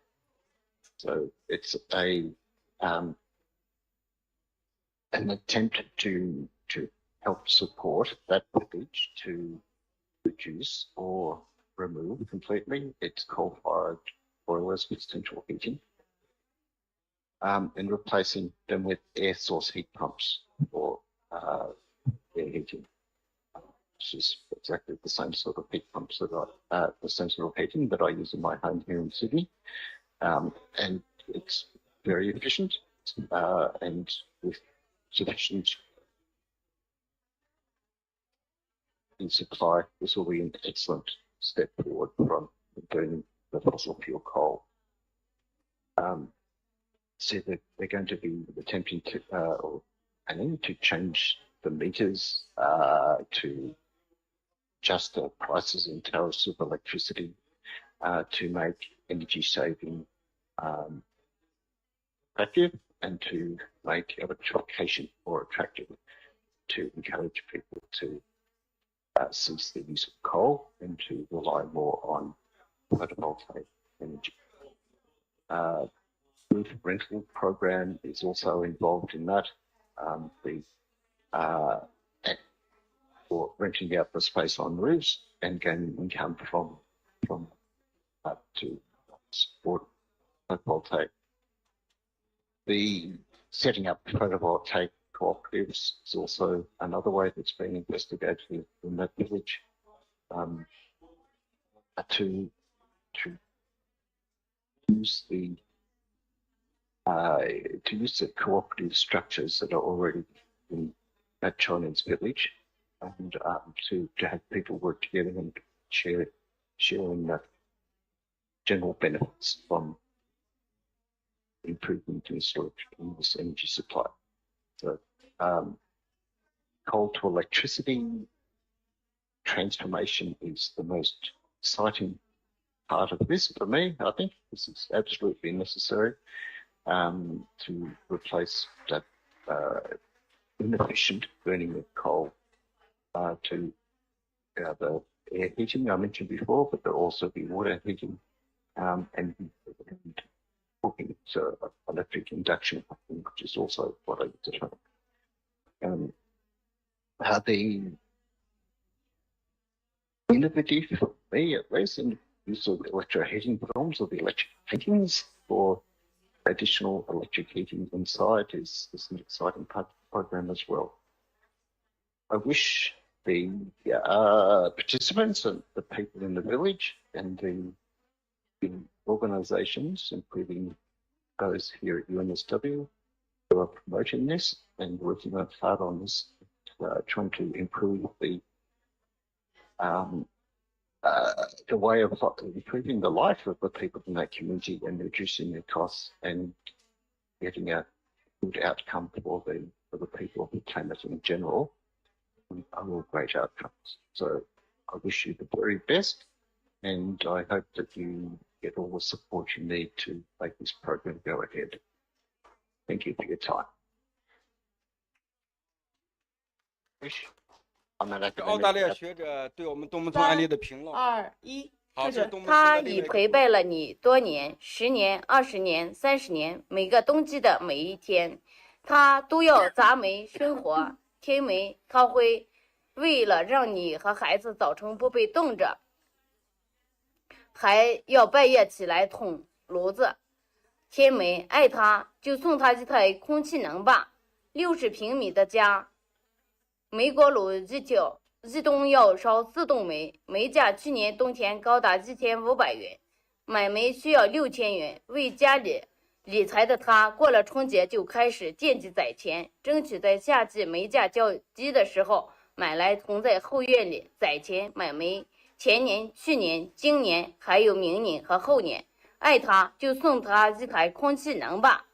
装上空气能供来开支能省多100，不需要再购6000元去买煤，只需把钱存到卡里，每月只能充400元。到了春天，卡上还有余额，爱他就送他一台空气能吧。有了空气能热区，不，这次能删掉吧？没事。那又是那个在那个。室温设置在20度。插上电就开始运行，再也不用伺候煤炉子，再也不用鼓起勇气从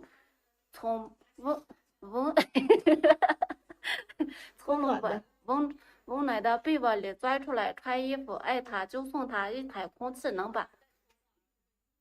工地主的爱心服务队安装冬季供暖地标，早晨7点至12点，地价只有0.26日。早晨起床，把温室调高，舒舒服服吃早餐。中午用电磁炉做饭，比日期的0.5日元地价，电费省了将近100。12点至7点，地价0.5元，和他在阳台上晒着太阳拉拉家常拉拉。晚上7点至12点，地价只有0.6日，暖暖和和看电视，再也不用等暖被窝。爱他就送他一台空气能吧。空气能真能干，供热功率9千瓦，用电量最高却只有3.5千瓦。它是热量搬运工，把室外的热量搬进家，用1分电搬了3分热。爱他就送他一台空气能吧。你的延前9天20年了，早就超过了这台空气能的费用。你欠他一台空气能啊，爱他就送他一台空气吧。从今起不抽烟不喝酒，一起打造温暖的家。爱他就送他一台空气能吧。很棒。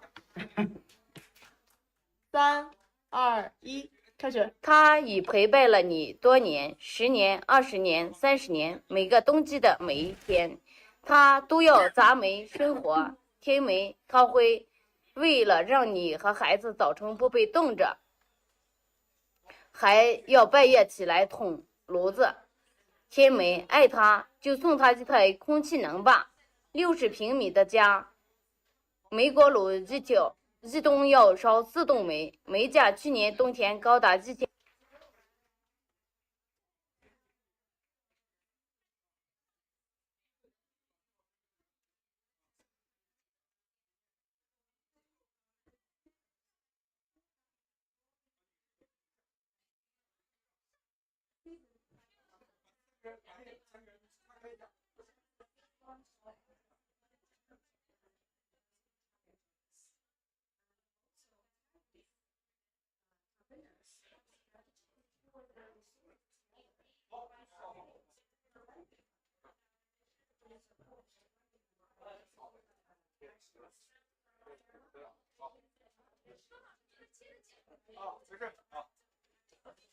这是我们东门村的3位妇女参加了我们联合国气候大会以视频的方式。好，下一个视频，南场村，山西省曲沃县的南场村。走进史村镇南长村，一排排整齐的农家小院坐落有致，满眼都是环境整洁、风景宜人的美丽乡村景象。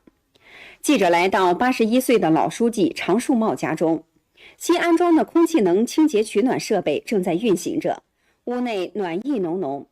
在常大爷的记忆中，往年的冬天总是在烟熏火燎中度过，晚上还要当心一氧化碳中毒。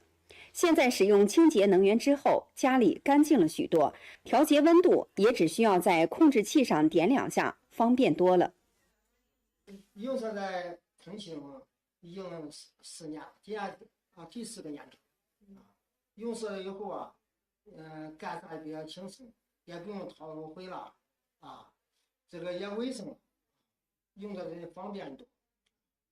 尤其是在年纪人大了以后，不用操心，不考虑煤气，这个比较安全，国家又给补贴，1年烧下来以后啊，比在烧在锅炉，1年节省下来节省10-15块钱，这个确实是方便多了，这都得感谢国家，感谢党的政策，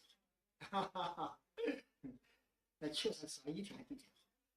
据了解，为了全面推进清洁能源取暖工作，促进空气质量持续改善，南长村严把时间节点因地制宜、试点先行、以点带面，最终确定空气能、电锅炉、石墨烯强暖化、热风机4种安装模式为该村的清洁取暖推广模式，大力推进煤改电惠民工程，实施清洁取暖改造，不但改变了农村生活方式，也极大地改变了农村生活环境。2029年，我村被县批准为清洁取暖村，村两委紧抓政策机遇，细致谋划，整村推进。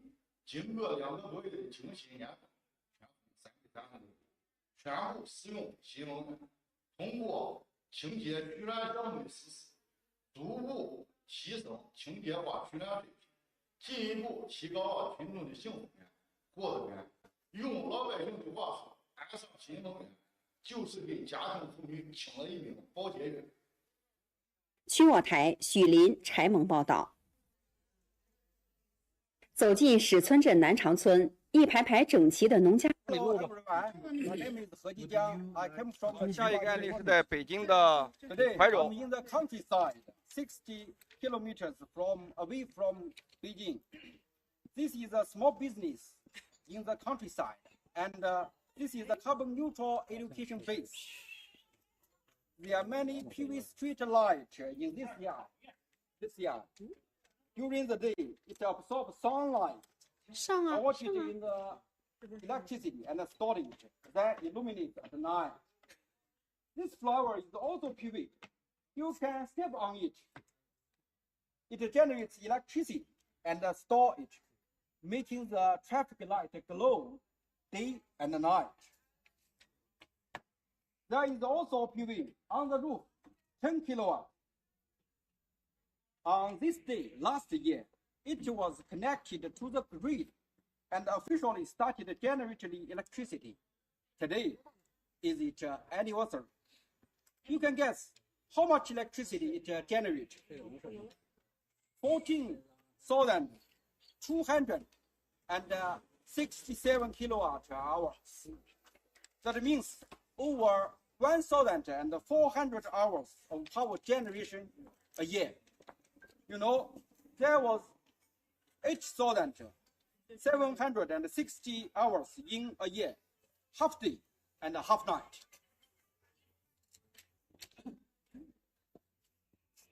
Okay, if you have 100 watts of PV, it is only half square of PV panel. It can generate 100 kilowatt hours a year. In CAPITA, I believe it has a more number of it. I think it may be 200 kilowatt hours. What can 200 kilowatt hours of electricity allow us to do? Power our mobile phone and open my lighting, open my computer and power my e-bike. Maybe this car, it can be powered. of course, it needs more power. My bike is very good because it has a battery. Here, sorry. It stores 0.6 kilowatt hours, and when you ride, you can use your physical strength and the power of PV electricity. It ride 113 kilometers with it. If you ride 13 kilometers a day and 10,000 kilometers a year, it only needs 15 kilowatt hours of power. How much money?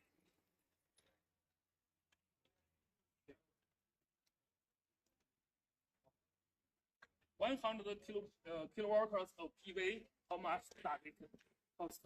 Of course, if you are going to use PV power, you will also need lights, computer, bikes, and batteries. I know there are almost 1 billion people in Africa without electricity.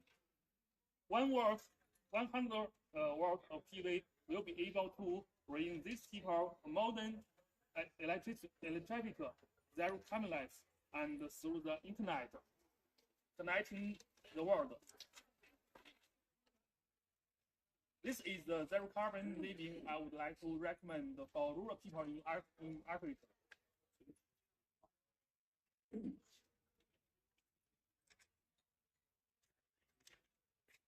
We have two wishes. The first wish is we could like to have a carbon neutrality training class here. We plan to run a 2-week training class. Welcome you, welcome young people from all over the world to come here. Let's learn PV knowledge and experience zero carbon life together. There are classrooms, dormitories, and dining halls. It can accommodate 50 people to study together. We will also ride e-bike to explore the surrounding areas together, and we will go to learn about China's rural areas. There are rooftop PV, there are clean heating, there are e-bikes, and there are rooms and delicious food. We rode e-bikes from here, and after 1 hour, we were able to reach the Great Wall. We will climb the Great Wall together and in a completely zero carbon way. The second wish is we hope to ride this e-bike, powered by PV, and introduce PV, cycling, and carbon neutrality to the world in a zero carbon ride. We hope that one day our team can ride to Egypt, to Sharm el-Sheikh. I hope to ride to Glasgow. I did COP28 in Madrid. We hope to ride to Madrid again. We also hope to ride to your hometown and discuss with you how to build a zero carbon village. Would you like to ride with me towards carbon neutrality? Does your hometown welcome us?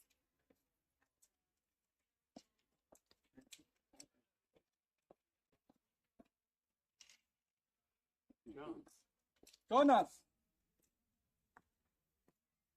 Where? I think it's a good example that this way that's the best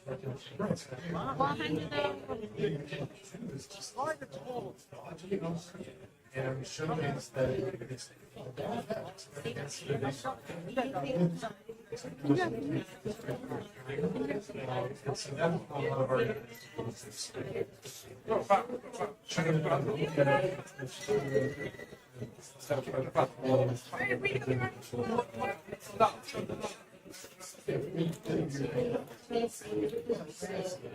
Located road and scheduled for expansion.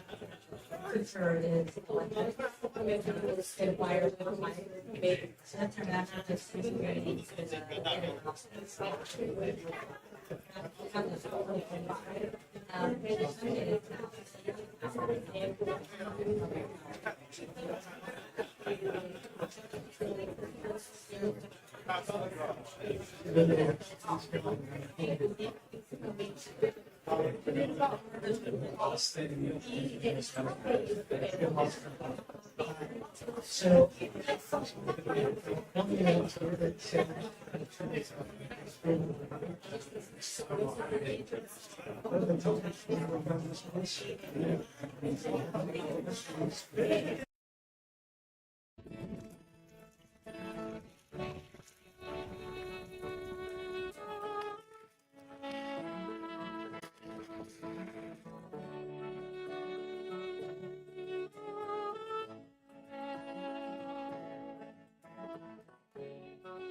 我们每天的早晨呢，都是9点到11点之间呢，开始给客户们装虾，每天都是固定的。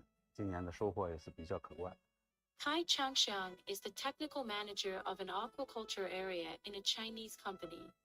The fish farm he is responsible for has achieved a good yield under the three-dimensional aquaculture model designed for aquaculture photovoltaic integration. 我们所谓的鱼光一体，就是说我们的下面的这个一块地上面是有水的情况下，我们把鱼养出来，然后光伏呢又能保证光伏的发电，这样的话2块在一起的时候，保证的鱼的收入和光伏的收入不受影响的情况下，还能正常的产出，这我们是所谓的鱼光一体。光伏板呢，基本上是，温度底下的温度啊，水温呢会比外塘没有光伏板的温度呢要低2度到3度水温，但是它有一个优势，就是它的水温比较稳定，再一个它的照相比较稳。因为我们的光伏板呢都是在采光率都是在55%以上，所以说不会因为采光对这个养殖水产品有影响，不会。这块鱼光一体的收入呢，目前的渔业收入每亩地的收入大约在3000左右，因为我们现在结合到现在更新的技术，可能达到5000左右的净收入。光伏这一块每亩地的收入大约是2到3万的一个发电收入，这是稳定的。渔业的收入可能稍微有点浮动。Aquaculture photovoltaic integration is a type of photovoltaic agriculture. 在中国语境里边，那光伏农业我们主要是融合了这种传统的农作物，还有这个养殖业以及渔业这3种模式。那么是在这些利用它们的空间去建设光伏。光伏农业最大的问题是解决了土地使用的一个问题。因为光伏其他的可再生能源它都会占用土地，然后跟农业相结合的话，它可以解决农业的食品安全、食品的一个生产，然后跟能源的供给一个土地2种用途，所以这是它可以解决的一个最大的问题。对于我们追求现代化农业的这个目标而言，因为现代化农业它是用电力的需求在慢慢的增大，那么我们是采用光伏农业系统这种方式，可以为现代化农业提供更多的清洁电力。In practical applications, the choice of photovoltaic agriculture type should be based on local needs.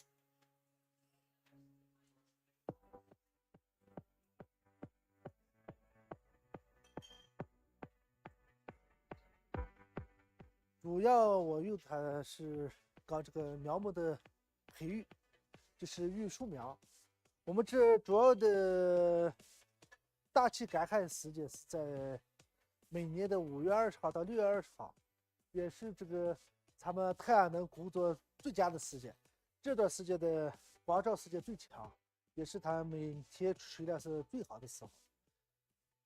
我从08年的时候，我们这没有动力电，还有这个光伏养水，育了第一批的长子松。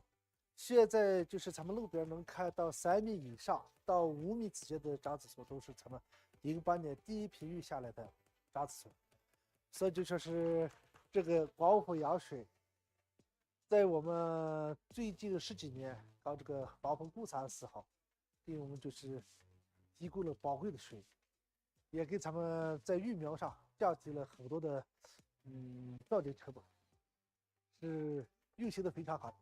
它的主要价值其实就在于帮助我们农民去降低这个整个的灌溉成本，因为我们在知道这个灌溉在农业中其实它是必不可少的部分，但是现在在一些地区啊，就是因为本身有一个用电可能不方便，另外一个可能有电的地方，它的电价可能也比较贵，所以说在这些场合的话，如果运用上这个光伏扬水系统的话，可以极大的降低这个成本，这个用户的这个农业生产成本啊。A successful photovoltaic agriculture project also requires thorough consideration during the initial design phase. 我们需要考虑可能3个方面。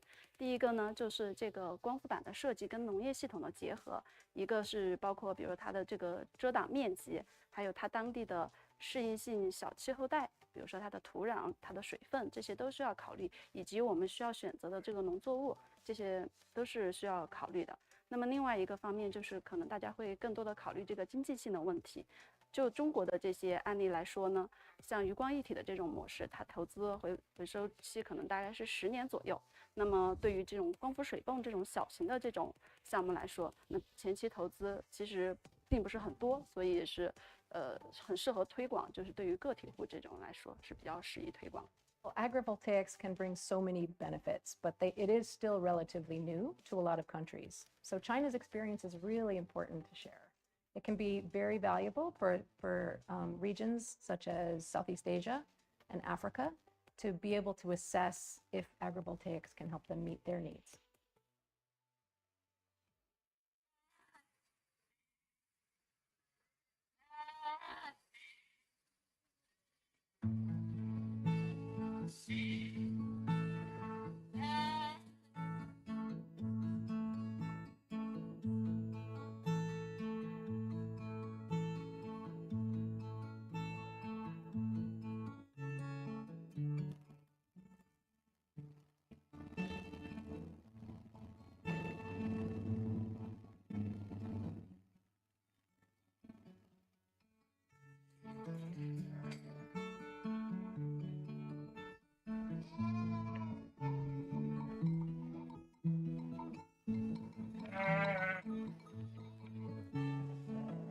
我这操作是4天100来亩，放上3天来吧，咱们就放牧来回倒着放，让草场这种个慢慢的恢复。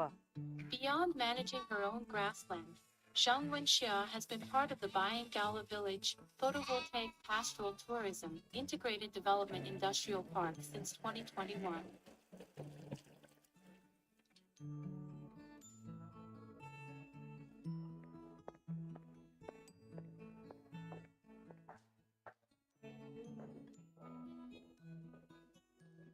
这是我们，这就是我们办公的地方，这带上这个地方，这就是我们入股的全部牧民入股的地呀、房呀的现金，全在这儿。The project that Zhang Wenxia is both serving and invested in is the Bayangala Village Photovoltaic Pastoral Tourism Integrated Development Industrial Park.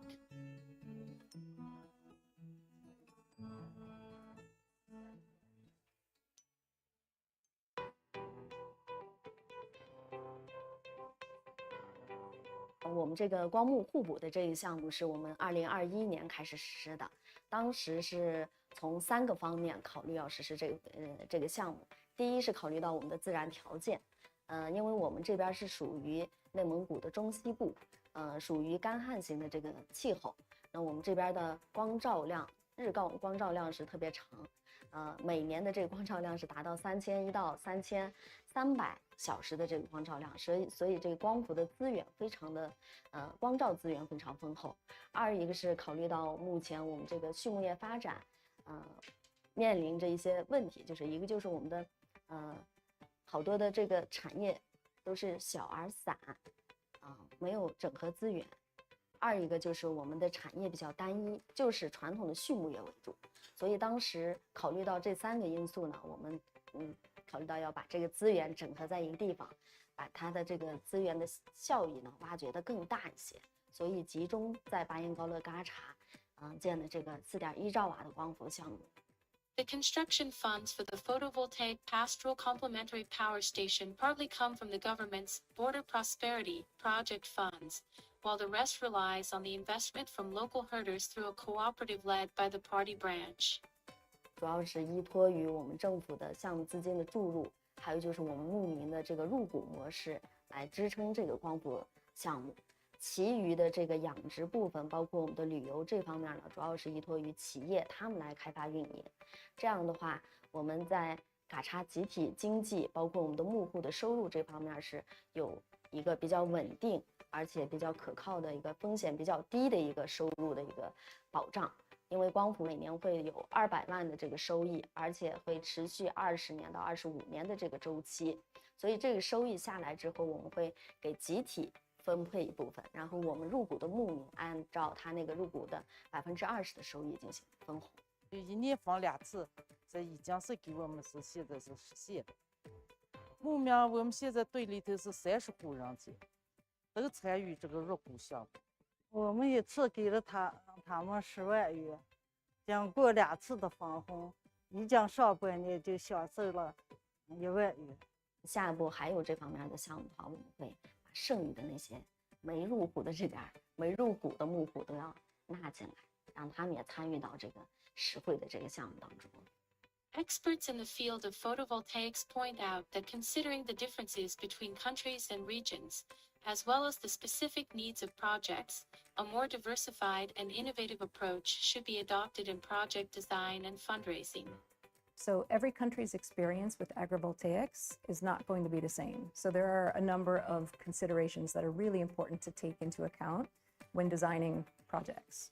The first one, really important, is food security. It's very important when integrating agrivoltaics and solar systems into agricultural land to try to avoid potential negative impacts on food security, on crop productivity, for instance, from shading from the solar panels. Another consideration is just the complexity that's introduced into farming when you introduce agrivoltaics. So you really want to spend the resources and take the time necessary to take into consideration any long-term productivity issues on the land or any changes in farming practices that might be needed. Projects also need to be designed fairly. So if these projects are going to be successful and you want to make sure that all of the actors involved benefit from them, it's really critical that both the solar companies and the farmers receive their fair share of revenue from the projects. And finally, safety is key. It's important for projects to prioritize the structural and the electrical safety of the solar panels to make sure that all of the humans as well as the livestock on the land are safe. .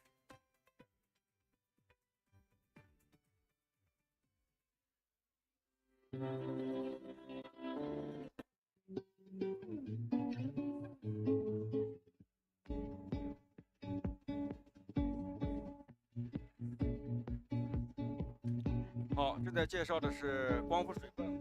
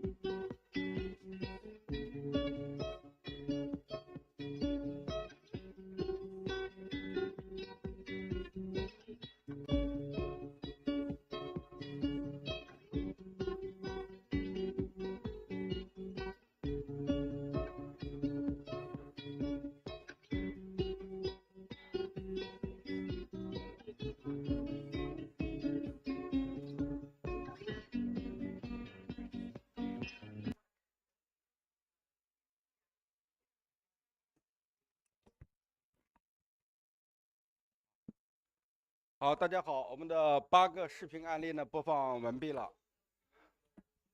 好，我们呢这次呢带来了有10个乡村的案例，现在呢贴在墙上，还有那边的墙上，大家呢可以看一下，回头呢给我们投票，我们会选出来最典型的零碳乡村先锋案例。好，下面呢是我的报告时间 ，Race for 10 kilowatt PV per capita and action for millions zero carbon villager。在这儿，稍等，我的，好，这是我的家。在新疆的巴里空县，我在这呢建了一个20千瓦的光伏电站，把它送给我的妈妈。啊，在座的朋友们，你们爱你的妈妈吗？啊，好，给你的妈妈送了20千瓦的光伏电站了吗？还没有啊，明年一定要有啊。好，再次呢感谢。这个黑色的组件是不是很漂亮啊？好，这是LONGi的组件啊。好，这是发电曲线，在2023年8月20号这一天发了106度电，当地的光照非常好，这个光照发电的曲线也非常的漂亮。这个光伏电站呢，一年大概会发32000度电，在当地的收入呢会达到8000多块钱，以后这就是我送给我妈妈的礼物啊。还介绍一个我的情况是。我呢，在平时都是骑行上班，骑行去开会，在北京20公里以内的开会，我都是骑自行车前往。这是骑着助力自行车啊。欢迎更多的人和我一起骑行。好，对于光伏呢，我们有这样的一个愿望，用光伏去点亮世界。如果人用1000瓦，中国就可以实现碳达峰；如果人均达到10千瓦的光伏，那么世界就可以实现碳中和。好，这是我们研究中心清华大学社科学院能源转型与社会发展研究中心2019年成立的时候发起的倡议，要每人1000瓦光伏。好，现在我们的倡议呢已经更新为到2030年全球实现人均1000瓦。中国呢也会实现人均1000瓦。在这个过程当中呢，我们希望，我们有更多的人能够参与进来。我们可以建设1000瓦，投资1000瓦，展现1000瓦，或者捐赠1000瓦。好，这样的一个光伏用于农村，我们就会带来零碳乡村。我们用3个关键阶段来实现它。第一个阶段是全电化的农村。第2个阶段是绿电化的农村，第3个阶段是实现零碳化的农村。好，这个视频呢刚刚看过，这是呢位于北京怀柔区的一个零碳乡村试验站，也是我们筹建的2号零碳乡村试验站。好，这是我们在北京的怀柔筹建的1号零碳乡村试验站，位于伪店村。好，在这个村庄里面，我们筹划了零碳电力、零碳热力、零碳交通。好，这是我们骑着自行车在这个村庄里面旅游，它的附近是美丽的慕田峪长城。好，这是我们骑自行车去到了慕田峪长城的门口。好，这是我们在当地的民宿进行供热的测试。我和这位女士合影的这张画是一个电热画，也就是它是一个电暖器，是最薄的电暖器。因为这个民宿它不是连续供热，所以呢，我们用这样的电热画，在我们的客人进入的时候呢，才给它供热，可以非常的方便实现供热。这是我们供热画在做的测试，我们带着温控器，带这个扫码付费的平台，这样的话可以在民宿里面非常方便的实现供热。这是我们在会议室里面的测试效果。这个呢，我们是产品叫储热，相变储热，它可以在电价低的时候，把它的固体融化成液体的过程当中，把热储存起来，然后呢，等到它的液体转化为固体的过程当中，可以把热量放出来。它们可以吸收过剩的风电和光伏，来这个来供热。好，这个村庄是我们这栋房子是去年我们建设的零碳的民宿。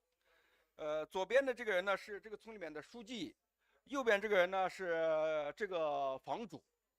好，当时呢他的房子正在施工，他说他建设的是用轻钢结构建设的是低碳建筑。我说如果把你的屋顶建上光伏，就可以成为零碳建筑。他说那怎么来实施呢？我说我来组织帮你去实施。经过了大概8个月的项目，建设时期，这个项目呢终于并网成功，在今年的9月份，10月份才并网啊，10月份并网啊。那这个项目呢，在200平米的院子上建的建的房屋，然后呢，在房屋的南坡和北坡都建了光伏。这个光伏呢是 BIPV， 它跟建筑呢一体化的，装了36.5千瓦的光伏，每年的发电量大概会超过4万度电，满足了它的供热的用电量、交通的用电量、厨房的用电量，成为一个零碳的民宿。这个项目的建设呢，采取了光伏合作社的方法来建设，也就是我邀请了40位朋友，每人呢出了4500块钱人民币，我们共同建设了这个光伏屋顶项目。好，上面的合影的就是我们参与的发起人，左边的人叫周毅，我的女儿呢也是这个项目的合伙人之一。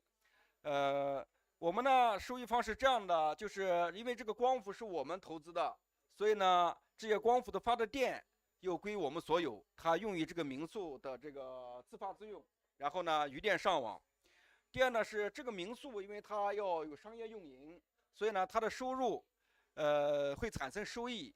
当这个收益大于光伏的收益的时候，那么这个房主呢会给我们分红我们是按照9%来进行分配的在此呢特别感谢这位40位信任我的朋友，他们给了我钱，我们共同建设了这样的一个光伏合作社这里面包括我们学院的院长好，在这个村子里面呢，我们还在建设光伏水泵和水塔，因为这点在长城脚下，慕田峪长城，它的山比较高，所以呢，这个引水有困难。于是呢，我们要在这个山上建一个蓄水池，用光伏把水抽到山顶上，然后呢，再给村里面去灌溉，会达到比较好的效果。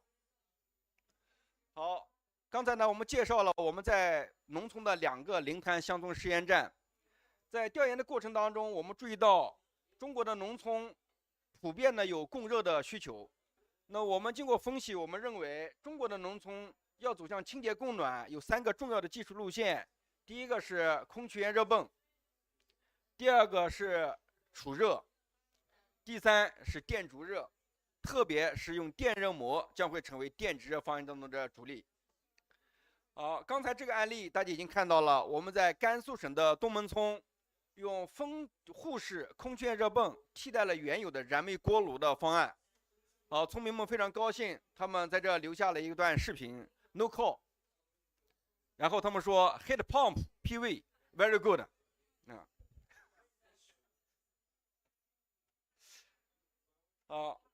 好，这是呢我们向大家介绍在中国和在全球已经广泛使用的空气源热泵技术。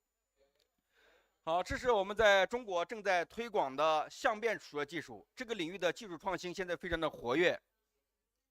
还有这个金属氧后半导体电热膜，它是非常薄的电热器，它的实际材料的厚度只有10个纳米左右，这样呢，它把它覆盖在塑料上只有10个纳米，所以它是透明的，这是一个最薄的又透明的电热器。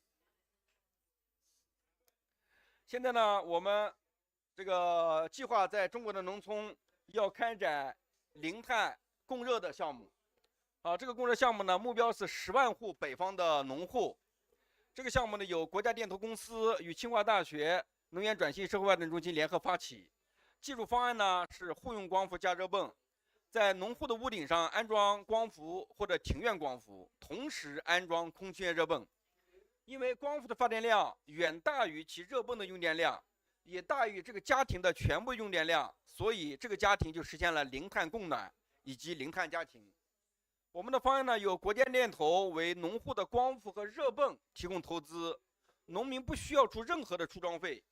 国家电投公司呢还根据光伏电站的光伏板的数量，给予农户每块板每年10块钱的租金，持续25年。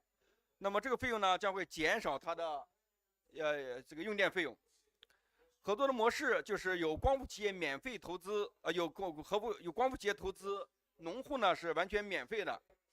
这25年间，光伏电站发的电归国家电投所有，售电收入用于回收光伏电站和热泵的投资。25年之后，这个电站的所有权将会移交给房主。目前呢，国家电投计划筹集100亿资金，来建设10万户，至少10万户的光伏加热泵，10万个农户。清华大学呢将一起来参与这件事情的组织工作。好，在今天几号啊？今天是2号、4号。今天4号，我们的30号，也就是4天前，在北京的链博会上，我们举行了10万户零碳供暖工程的发起仪式。学术机构呢，除了我们清华，还有中国农村业学会和中国建筑科学院参与。投资方是由国家电投担任投资方，地方政府有甘肃省邯郸县派了代表来参加。同时呢，还有产业链上的很多公司，包括了固德威、阳光新能源、通威、LONGi、爱罗做储能的，阿尔普尔是做热泵的，中和同方做热泵的，这些公司呢参加了我们这个发起仪式。好，这是我们研究中心的学术委员会主任杜祥婉院士，他也是我们国家应对气候变化专家委员会的荣誉主任，他为我们这一次的项目给予了热情的鼓励。他说，光伏加高效电供热的零碳供热方案，创造性的设计了一种零出装费的惠民工程，为中国广大北方地区以及长江流域地区提供了一种零碳转型与绿色发展的新路径。这不仅能够加速中国的零碳转型，也促进了中国农村的现代化，为公平转型提供了一种现实可操作的方案。热泵是高效的电供热的代表，比燃煤供暖相比，它更便宜、方便、卫生、安全，是可操作的方案。清华团队提倡的10万户零碳供热工程，已在中国的若干个县域取得了实际进展，值得重视和推广。期待更多的国家和地区加入光伏加热泵行动，从10万户起步到100万户、1000万户乃至1亿户。期待更多的国家加入每人1000瓦光伏竞赛，在2030年前实现人均1000瓦光伏。好，再次感谢杜祥婉院士对我们活动的鼓励。好，下面呢，我们这是对东门村的项目做的一个简要的概述。我们呢淘汰了当地的燃煤锅炉，我们安装了这个供热的清洁供热的计量电表、新型的电表。我们在楼顶上安装了光伏。我们帮助村里面正在建设他们持有产权的200千瓦光伏电站。那这样的一个东门村，我们希望在中国乃至在全国要建设很多。我们希望的一个乡村，不但有分布式光伏可以全覆盖，还要有电动交通工具及充电设施全覆盖，它们都能够实现清洁供热。同时，村庄呢还要为电力系统提供灵活性资源。那么，再通过一个互联网的平台，使他们这个得到实现。那通过这样的一个过程，我们使村庄实现了现代化，建筑现代化，村民的生活现代化，以及农业也实现现代化。这是我们在村庄里面的一些计划，包括了能源转型，这里面包括了零碳的电力、零碳的热力、零碳的交通、零碳的炊事，以及零碳的这个 Internet Operation Platform。同时呢，我们在村庄里面呢做了很多 social development 的工作，包括零碳的旅游，零碳的民宿，等等。这是我们在比较南方的村庄，在四川省推动的农业电气化的项目。在这里边，我们正在研究如何用光伏和热泵来替代现有的燃煤的花椒烘干工程。这些花椒需要烘干，现在呢用煤，我们希望以后用电力和热泵。这样的一些村庄，我们希望在全球，在每一个地方呢都成为这样的乡村，所以呢，我们就提出了100万零碳乡村的计划。我们希望在全球的每一个村庄都变成这样的一个零碳村庄。我们希望在每一个城市建设这样一个零碳的乡村工作站。这个工作站呢，将为这个城市或者这个社区的零碳乡村建设提供指导服务和能力建设。同时呢，我们希望每一个国家建设一个国际化的零碳标杆站，能够展示这个国家在村庄里开展零碳工作所取得的成绩。右边的2张图，下面一张是我们清华团队在中国的西北6省区进行考察的足迹。上一张照片是我在欧洲考察能源转型工作的照片足迹，一共有涉及25个国家。我们希望这样的一种零碳乡村的计划能够在这样的一个技术路线上能够得到实现。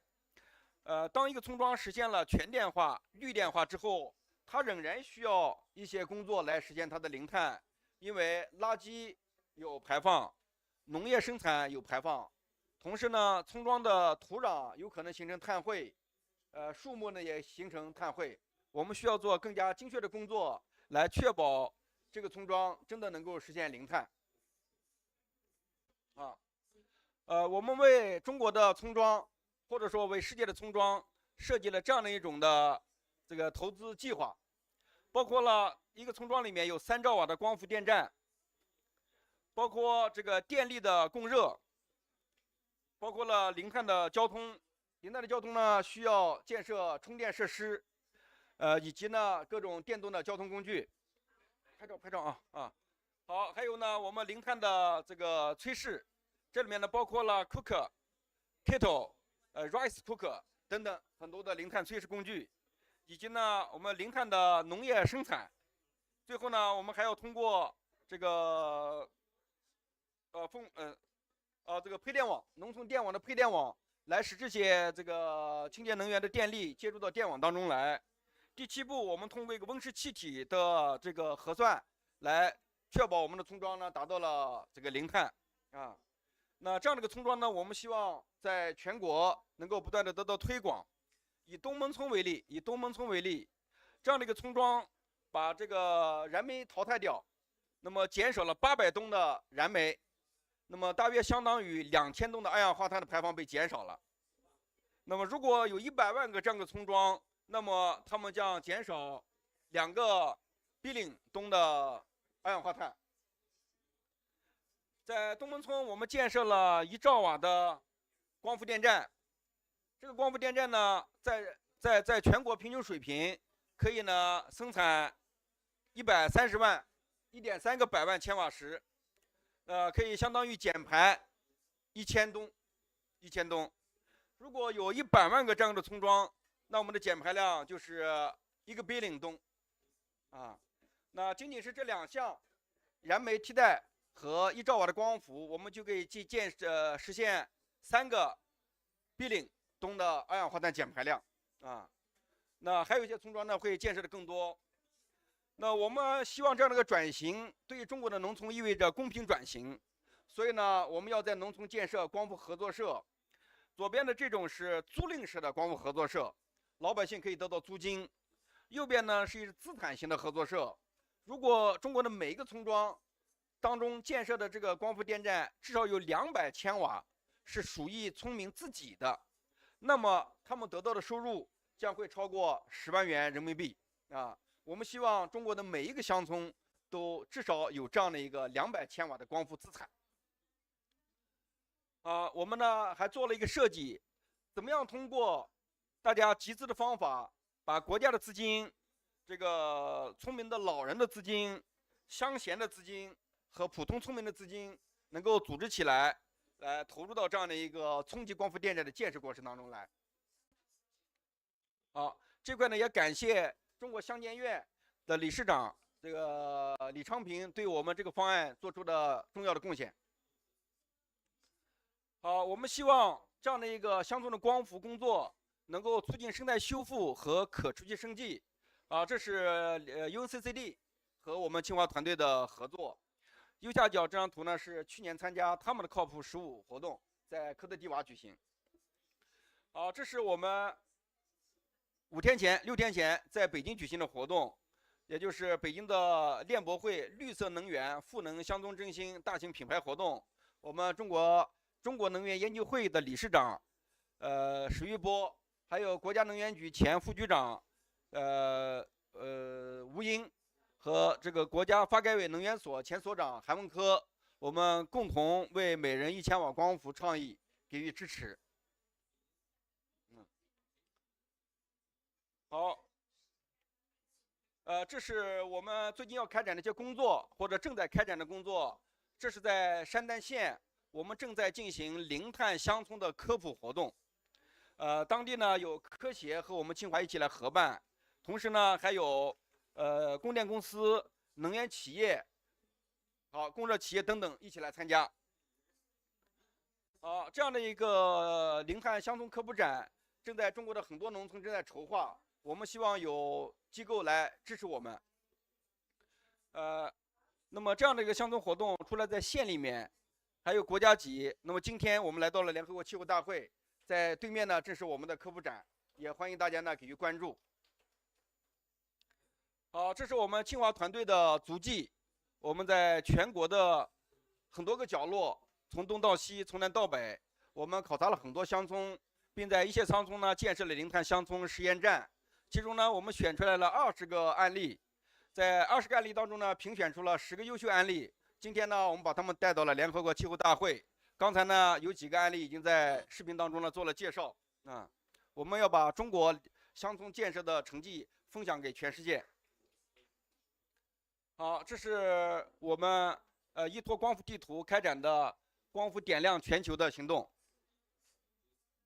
好，这是我们希望在乡村里面开展的零碳乡村设计大赛。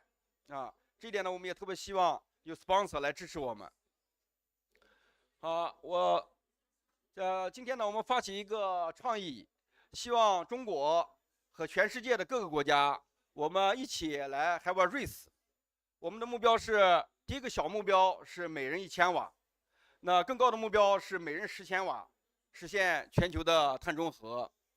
那么今天呢，让我们 have a race， 我们希望让每一个家庭都能用光伏和热泵实现零碳的供暖。在南方的家庭，包括像阿联酋在这儿的村民们、居民们，能够通过光伏加上 air condition 实现了零碳的制冷。同时呢，我们希望全球的各个家庭都能通过光伏加上 e-bike、光伏加上 EV 实现了他们的零碳交通。Let's have a race。我们希望每一个村庄、每一个社区都成为零碳的。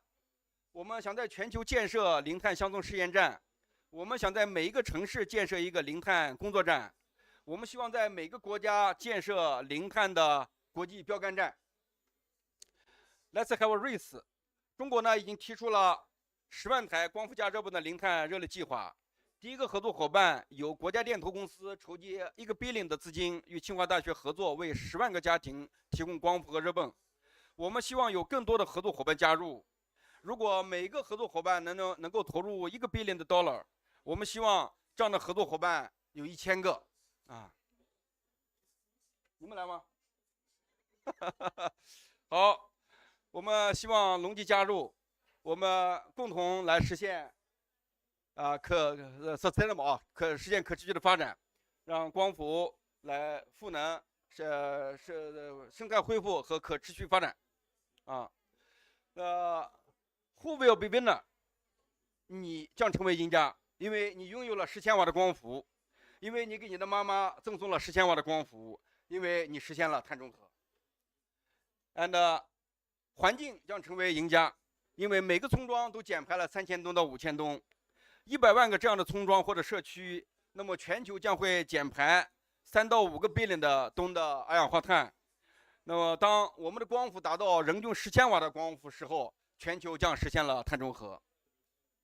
最后，人民呢将会成为赢家，因为我们获得了零碳电力，获得了零碳的供暖和制冷，获得了零碳交通，我们将会没有贫穷，没有饥饿，我们实现了可持续发展目标。最后，人类社会将会成为赢家。在生态文明的时代，人类与环境如何相处？那么，通过我们这样的行动，人类将会交出一份满意的答卷，不会被上帝抛弃。这样，人类将会和谐地生活在地球村里面。我们需要帮助 ，We need help， 因为我们光伏需要更多的建设者。1000瓦的光伏仅仅5平米，400美元可以提供1200千瓦时的零碳电力。如果我们需要10千瓦的光伏，仅仅需要50个平米，仅仅需要4000美元，就可以带来12000千瓦时的零碳电力，助力我们每个人实现碳中和。我们的光伏地图需要更多的点亮者，希望你能够帮助我们。我们 We need help， 我们的零碳乡村科普展需要帮助，我们的零碳乡村设计大赛需要帮助，我们的零碳乡村实验站需要能力建设，我们的零碳家庭需要指导和认证。We need help， 我们的零碳村庄建设需要投资。一个村庄如果投资1个兆瓦的光伏或者6个兆瓦的光伏，需要很多的钱。我们需要100万个村庄提出申请，我们来建设这样的零碳村庄。我们的零碳热力投资计划需要投资。那么，如果一个伙伴投资1个 billion dollar， 我们需要1000个这样的投资者。最后呢，我们的零碳竞赛需要选手。我们希望每个国家都成为竞赛者，让我们 Let's have a race。最后呢，这是一个光伏熊猫，PV Pandas。我认为光伏熊猫将会把人类从气候危机当中解救出来。如果每人有1000瓦，人均1000瓦的光伏，中国将实现碳达峰；人均有10千瓦的光伏，全球将实现碳中和。好，这是我们清华团队的这个光伏熊猫还有那位3只光伏熊猫，也就是我们今天活动的发起者好 ，You will be next PV Panda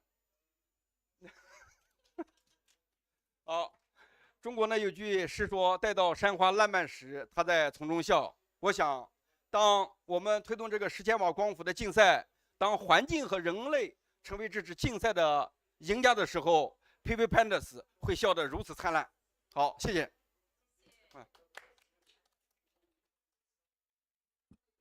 What a morning. Thank you, Professor He, again. And I don't know how you feel. I felt really inspired the whole morning here. And now, with the end note to this partnership, this is really just the first step of this long march. It requires a partnership, requires more support, requires more participation. And also, there's a report. Is it online? I think it's online there. So the first report, literally reshaping China's solar clean revolution narrative and strategy, and also the efforts, is now online.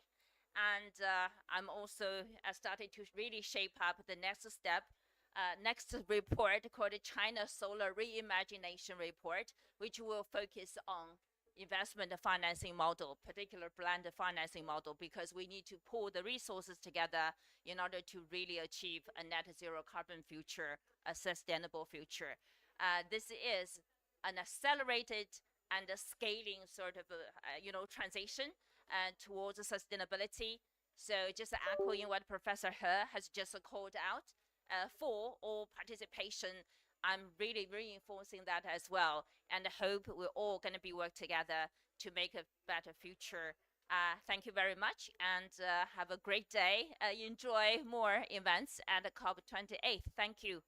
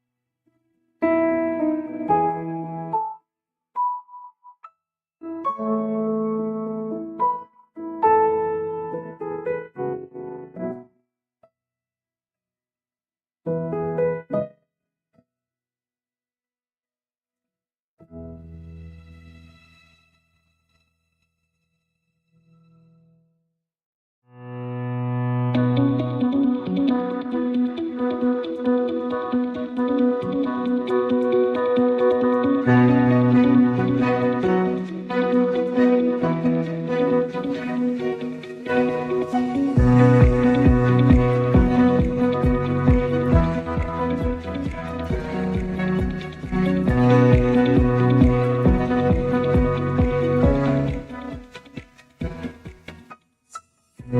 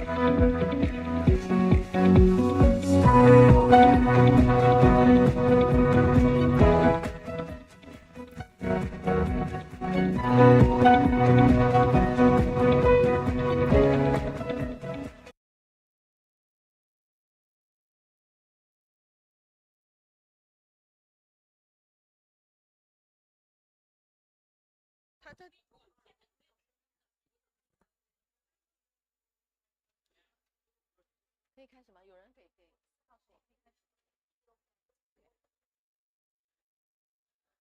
Okay, so hello afternoon. Good afternoon, gentlemen and ladies. And I want to say hello on site to the audience. Now we are in the COP28, and today is very significant because we are just on the half past, just on the middle point, because we just have the 7 years since from Paris, and also we will have the 7-year next to go to 2030. So today, welcome to the LONGi solo pavilions. And next, we have the subject, the workshop, and the panel discussion, focus on the accumulating the gender equity for this sustainable future. So welcome to the old friend and new friend to participate in the very significant and very interesting topic about the gender, to participate in the energy transition. Next, I think first we welcome the remark from the Dennis Sher. It's come from the Vice President of LONGi. So please.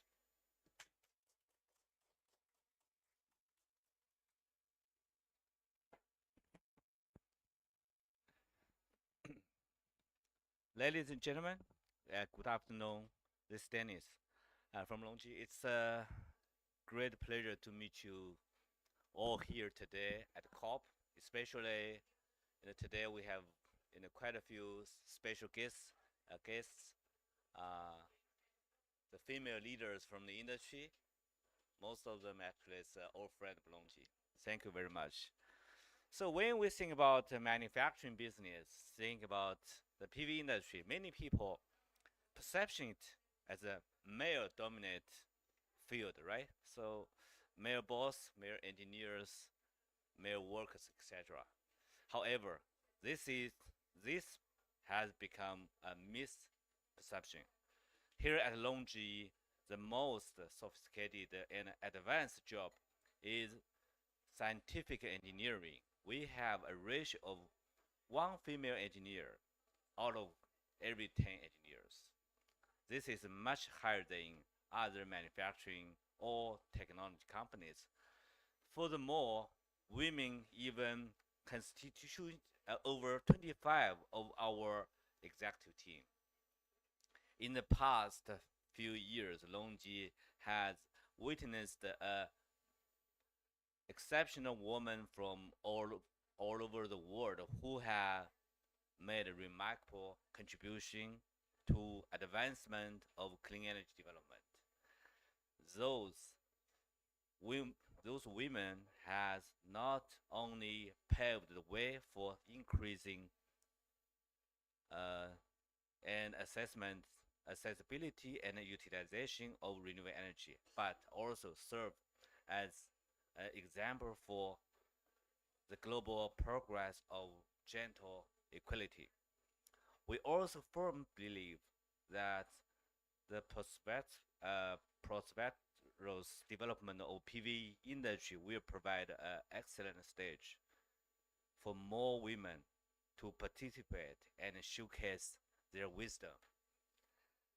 Just like all female guests participated at the COP event, it is because of your presence and your contribution that the global clean energy cause could shine brighter and brighter. At this moment, on behalf of LONGi, I would like to express my gratitude to all women who have been actively involved in the global energy transition. We are ready to join hands with all of you to create a sustainable future of gender equality. Let's embrace diversity and unleash the green and gender equality future together. Thank you very much all. Thank you.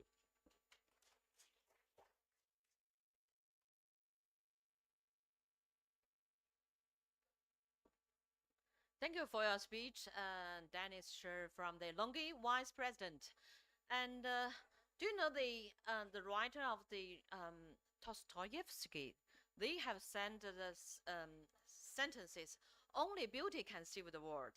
So not only the beauty can save the world, but now we know that also including renewable energy can save the world. So next we have another very important speech, opening speech. It's come from the, please.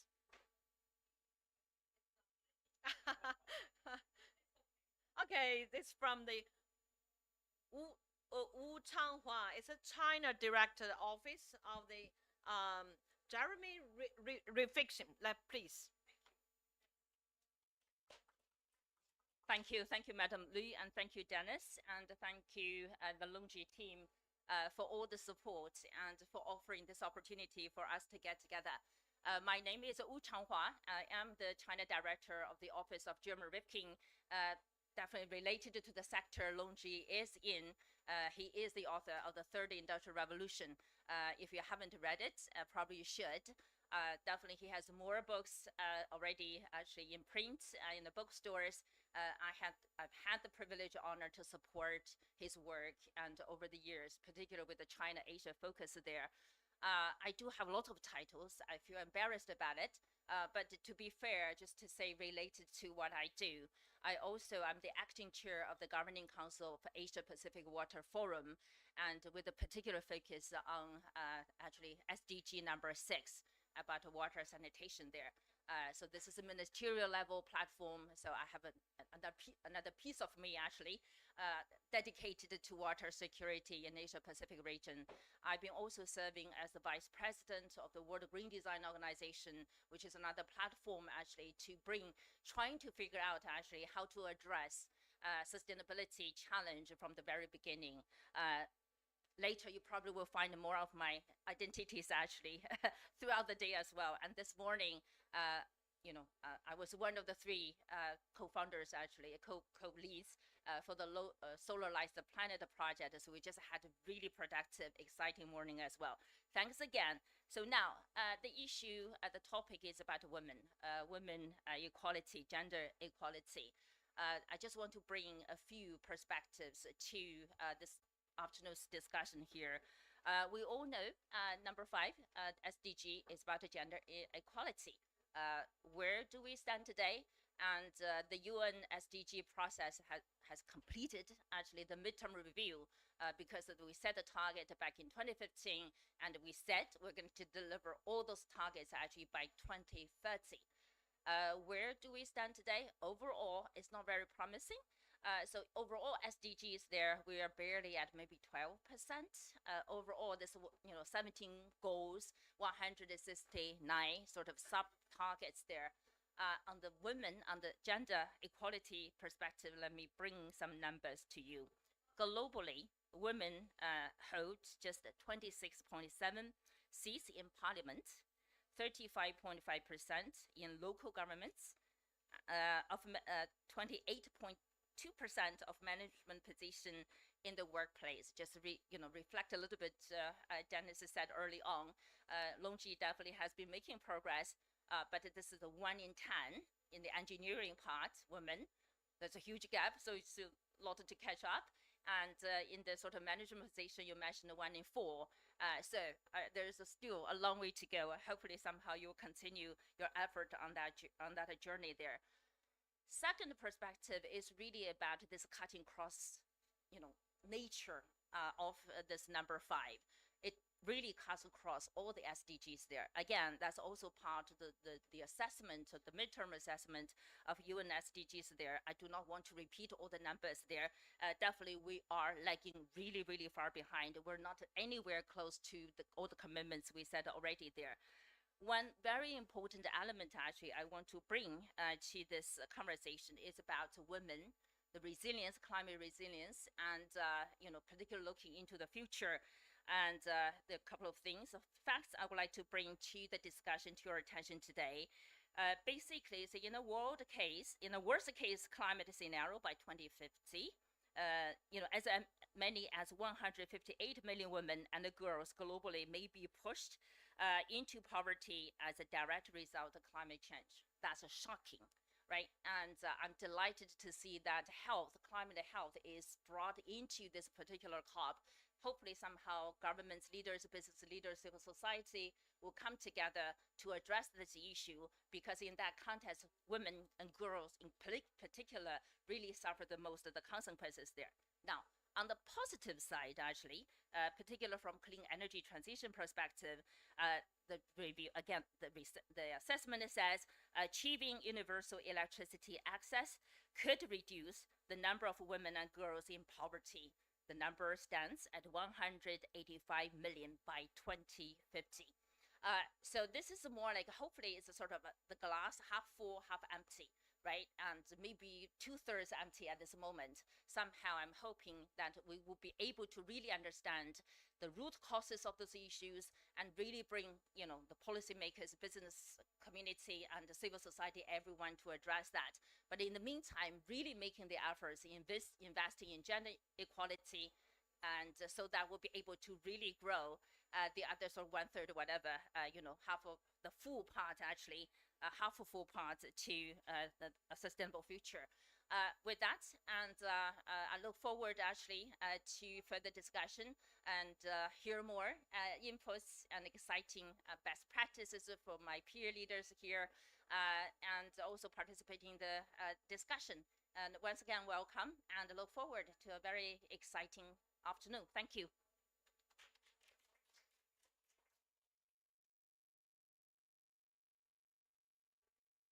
Okay, thanks, Madam Wu. Next, after the opening speech, we will have the keynote speech. It's about the woman in climate action. So next 5 minutes, it's my honor to share some data about the women's share in the renewable energy, especially about the climate change action and the energy transition. So please.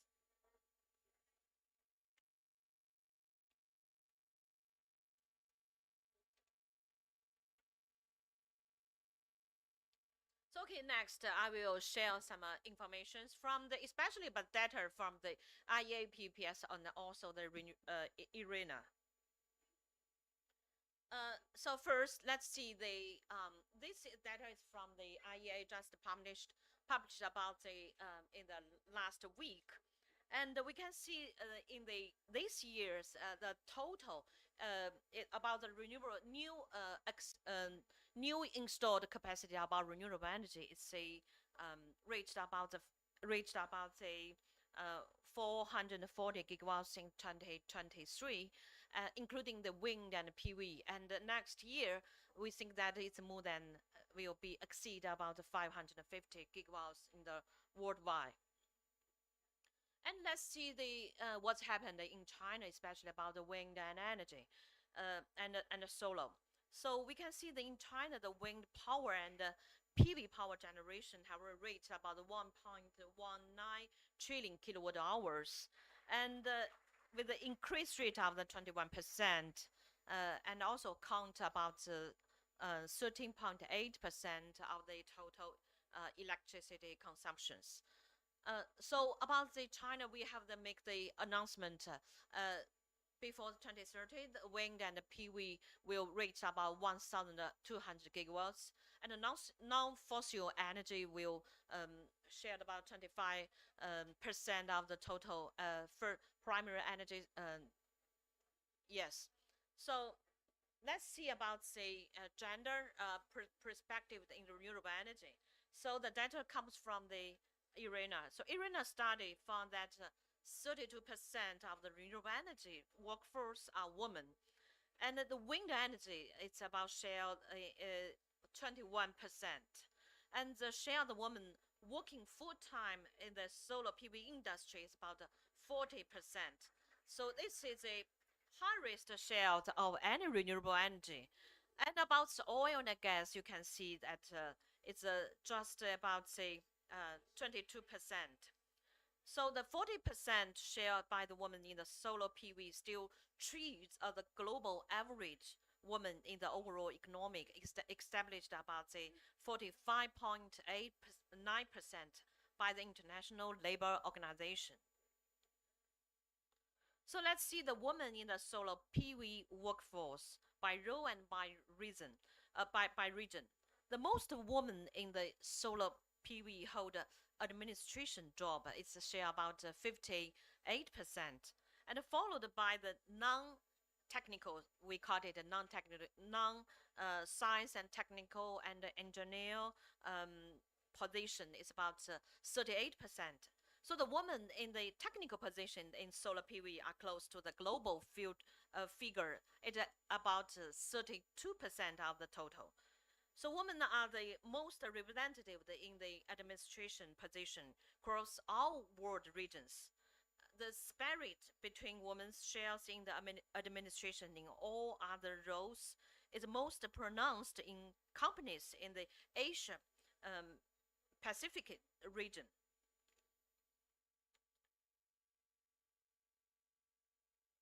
Yeah, and we can see in some cities in China, just like the Zhejiang, Jiaxing cities, have already set up some of the PV warm alliance and organizations to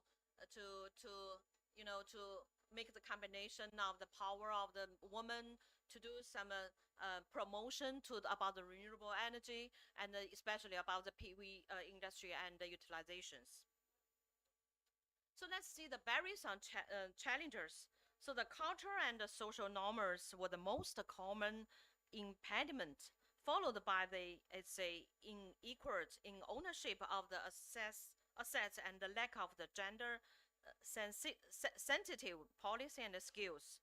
In addition, more than half of the surveys shows that the improving access to the finance and mainstreaming the gender perspective in the energy access programs as important to improve women's engagement.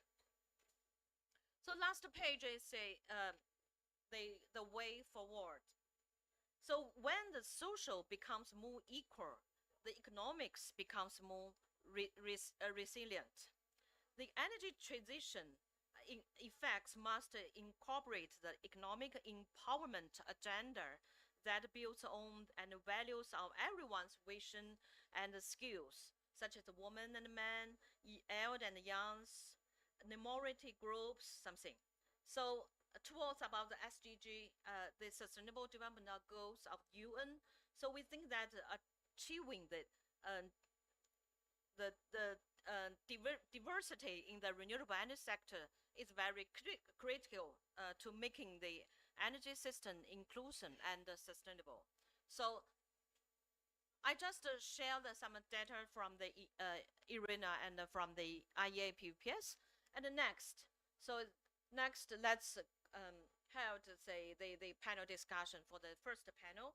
And the first panels, we invite three women leaders comes from the different department. So first, let's introduce the Miao Hong. It's come from the program, the director of the Sustainable Investment Program, Miao Hong. Yeah. And Nicola, Madam Nicola, and Madam Zhao Xin. Yes, please. Okay, so please have the seat. Yeah.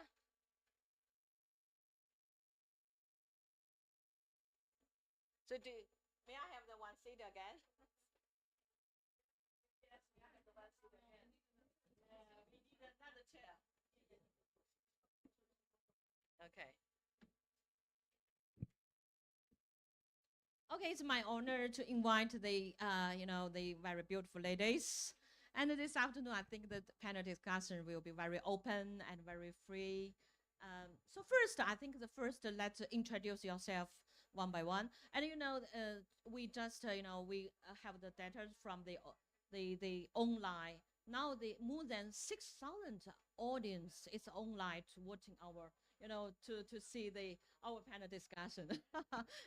So yeah, it's a big job. It's a big job. So please introduce yourself by one. Thank you, and so pleased to be here.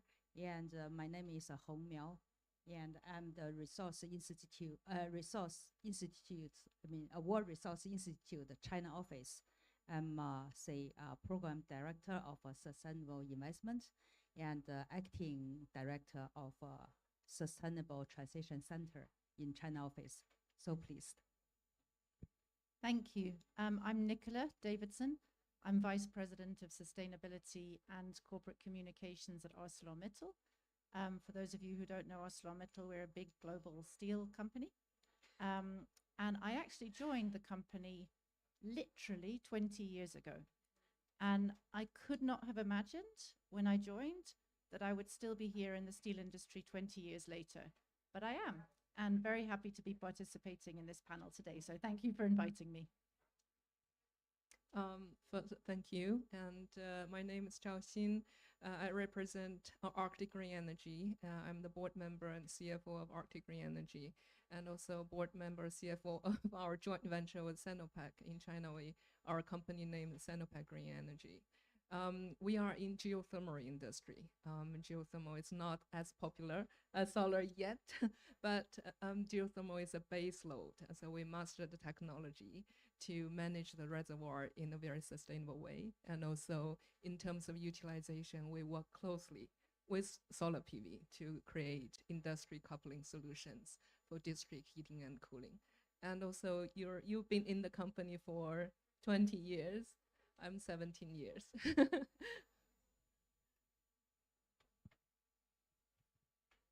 Okay, first, we have known each other, and we heard about more than 20 years work experience and 19 work experience.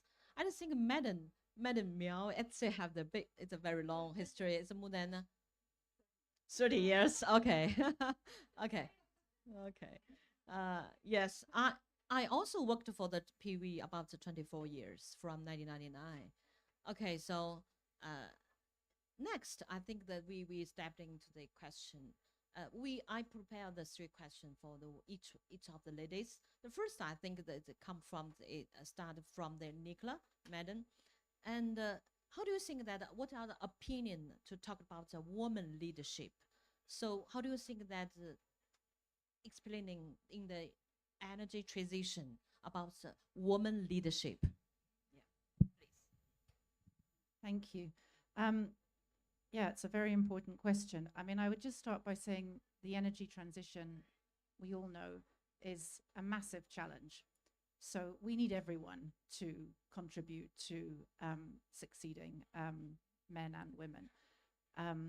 But I think we can see here in the room today that women certainly have a really important role to play. I hadn't seen these statistics up on the board before, so I think that was very interesting for me, because we're in the steel industry, so we are more and more now connected with renewables. We're a supplier to the renewable industry. And we also need huge amounts of renewable energy to decarbonize. So when I look at ArcelorMittal, we're not as far advanced actually as some of the statistics on the screen, but we have made commitments to improve. So we've set a target to increase our leadership to 25%, our female quotient of leadership to 25%, which is double our starting point, which was 12.5%. And we're actually ahead of our target. And I think the energy transition and the focus on all things ESG really is definitely providing an opportunity in that direction. About 5 years ago, I was the first woman to be appointed on the management committee of ArcelorMittal. At that point, I think it was 23 men, and that was it. So I don't know what kind of conversations they had. Anyway, 5 years later, we now have 3 women, and we're all involved on ESG topics. So I think that shows the opportunity in terms of this energy transition brings that more women will be naturally attracted to these types of careers than, say, the steel industry historically. But we know, I sit on our Gender Diversity Council, but we know very, very well that we can't just sit back and let that happen. That won't happen if we just say, well, more women are interested now in ESG, energy transition, clean energy. So of course the number will be achieved. We absolutely have to have the policies and processes in place around the business to make sure that and you had some of those topics up there on the screen, but to make sure that we have women shortlisted for all interviews, women on every succession program, mentoring programs, training programs in place, etc. So that's what we're working very hard at the moment to really install that and install it across the organization. And sorry, I'll pause in a minute, but what I think is really interesting, and I know we're going to come on to this, is the why it matters. And what I found really interesting in ArcelorMittal is that even some women actually don't stop to think about why it matters. I was having a discussion with one woman and she said to me, oh, so it isn't just a tick box exercise. And I said, of course it's not a tick box exercise. So there's a huge amount of it, but if a woman is saying that, then you can imagine what a lot of men are thinking as well. So we have a lot of education to do across the company to make sure that people really understand why are we doing this. It is genuinely for sustainability and results and performance. Thanks for your share informations. Yeah. Yes, we still have a long way to do, to go and do a lot of things to push the more women share about the renewable energy. So the next, I have the question to the Madam Zhao Xin. So how do you think that, I want to hear about what's your story and maybe your experience about, say, the woman leadership to promote the energy transition, especially about your experience and your company experience. Yeah. Well, thank you. Well, I think I'm very lucky. We are representing a company is actually coming from Nordic countries. So in terms of gender equality and social norms, the Nordic countries really did pretty good job, I have to say. Our joint venture is actually a marriage between the oil and gas business, the China's largest oil and gas business company called Sinopec, and also our Nordic country company. So as you can imagine, the gender thing has been there, like keep on going. But as time goes, people realize that we try to have a more like in-depth conversation on this. And try to explore rather than being biased or and create our solutions. So we realize, even though in the mining industry that the gender equality is one of the worst in terms of all, but still it's because of their working environment on the drilling side.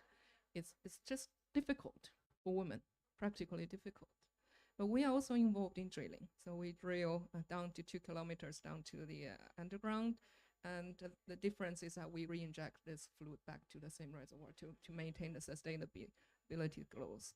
So it's actually our working condition is not that challenging. So then we start to recruit people like equally, not considering the working, like just looking at who they are and also what about their background. So we have women engineers, and we are very proud that in our company, our CTO is a woman. It's a brilliant woman. And gradually, after 17 years, I'm still at our parent company, Arctic Green. I'm the only female board member out of 7. But our joint venture company, we have 2 board members. 2 board members. So I have to say, well, this company might have created a solution for women, not only starting from the junior level, but grow all the way to the executive position. I think this like the mentality of trying to have a deep dive and understand the criteria and then create a practical solution. I think that's also very important for.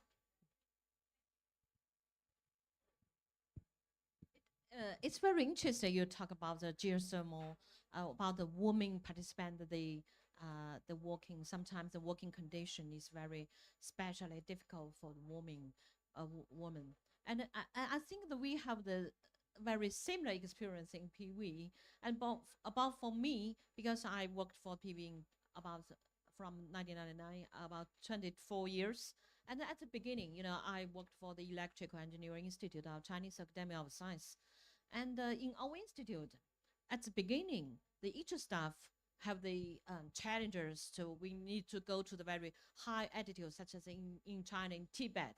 It's more than 4,000, nearly towards about 5,000 meter altitude. And we do survey about the non-electricity city and town, and we go to design for the village system for them, and also we need to install the system for them, and also we do the operation and maintenance. And in my team, my boss, Professor Xu Honghua, at the beginning, I want to do that. I wanted to go there and do such kind of work. So I applied. I could go there, but my boss told me it's not convenient. So what's my answer is, I'm a convenient. I can do everything there, just like a man, but my boss answered to me, it's not about you not inconvenient. Maybe the other team members, they are not convenient because they are all men and you are a woman. They need to take care about you, about the high altitude or something. So that means I just want to say that we need to do more overcome some very difficult situations. Then we can really to participate and to participate in the real work in the very bad conditions. So we done, we done. Also, okay, so next, I think the next question is to Miao Hong. So how about the significance to promotion the gender equality in the energy transition? I know Madam Miao do a lot of the international cooperation project to push such as a capacity building project, something. So could you share your stories about that? Thanks. Thank you. And yes, I think so for so many years, I've worked for international cooperation, and even now as a World Resource Institute, we have say green BRI projects. Actually, we cooperate with Africa, say communities and also the peer organizations to promote renewable energy for energy access in Africa. Because especially for the SSA area, say more than 600 million people without electricity yet. So that's really the challenge. And we China had that kind of period. So I think exactly. So that's the REDP, World Bank, GF projects come from. Exactly. So I think we can really share and we can support the efforts, in Africa to really address that, issue is an energy access issue. And I think for the electricity is really important, especially at the community level. I think, or even the household, say women played a more important role, right? As a cooking, they will just say, for children's, education and also health issue, all kinds of, activities. They really, need, say, power, but without electricity, the suffering, they are the first, say, group to be suffered. So I think for sure it's very important for the women in this process. To engage or to involve in this, how really what's the solution will be the most appropriate way to address the issue. I think it's really important. I'm so happy because as a woman, as well, I think we just cooperate with, this kind of a group to listen, to know what's the really demands, what are they thinking about energy access in the field. So it's really important, yeah. Okay, thanks. We just heard about the story from the Africa, and I also want to point about in China rural township electrification program from the 2000 years. And I also have the stories, in the very western China province, and we have the village system and a solar home system. At that time, the system is we have the battery, and the battery, each maybe 3 months, we need to put the pure water on it's open. We need to do the maintenance. So the local family, the woman, if they don't have the enough capacity building and training, sometimes have some problems. They put the milk in the battery because they think that, milk it have the better than the water. So maybe it's better for the battery. See, in the off-grid, some rural township electrifications, the capacity building and training is very critical, significant for the woman. Yes. Okay, so at the last, I think each madams, we have the conclusion sentence, how to encourage more women to involve in the climate action and the energy transition. So from the Zhao Xing madam first. Thank you. I think first of all, we should take this opportunity to really congratulate to COP28, especially for the loss and damage fund. That was marvelous. And also congratulations to the solar industry and the LONGi as well, because the delegation of Chinese government and the leadership of Premier Ding Xuexiang has made significant commitment in the solar PV installation, which means there will be more business opportunities and there will be significant opportunities for workforce in general. So I'm very happy to see the IRENA figures you present. It's quite impressive that looking at the percentage, the women leadership, women participation was 22%. Now in clean energy, we have 32%. Still growing. We still need to work hard on that. But what we should do in collaboration, in building different mechanism, dialogue, and even program to make sure that when the business becomes more of a mainstream, the opportunities there, the percentage does not go down. So that in our case, we work closely with UNESCO training program and with China National Energy Authority, and we establish, we call it geothermal training program. And the gender diversity has become a kind of must-be in those type of program to make sure that the women engineers, the women geologists, they have opportunity to get the best training in our industry. And then we start from there. Yeah, thank you. I think there's so many different levels and ways in which you can do this. If I start within, just by thinking about how it is within our company. So I mentioned now we have 3 women on the management committee, and that's already making a difference because suddenly you have these conversations with leaders, with female leaders that you'd found that you didn't have with male leaders. And I think it's very important that we can build that because that's when as a group you can actually start to have more influence within your organization as well.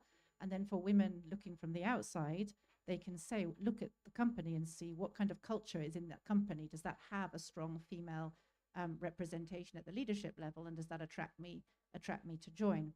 At the education level, obviously, it's all about opening people's eyes to opportunities. I mean, I think when we look at the younger generation, I'm quite optimistic actually that we will see naturally women, girls and boys, to be honest, everyone, I think, really caring more and more about the climate. I don't have children, but I have 2 young nieces, and they are 9 and 11, and they are learning all about climate and the climate transition at school.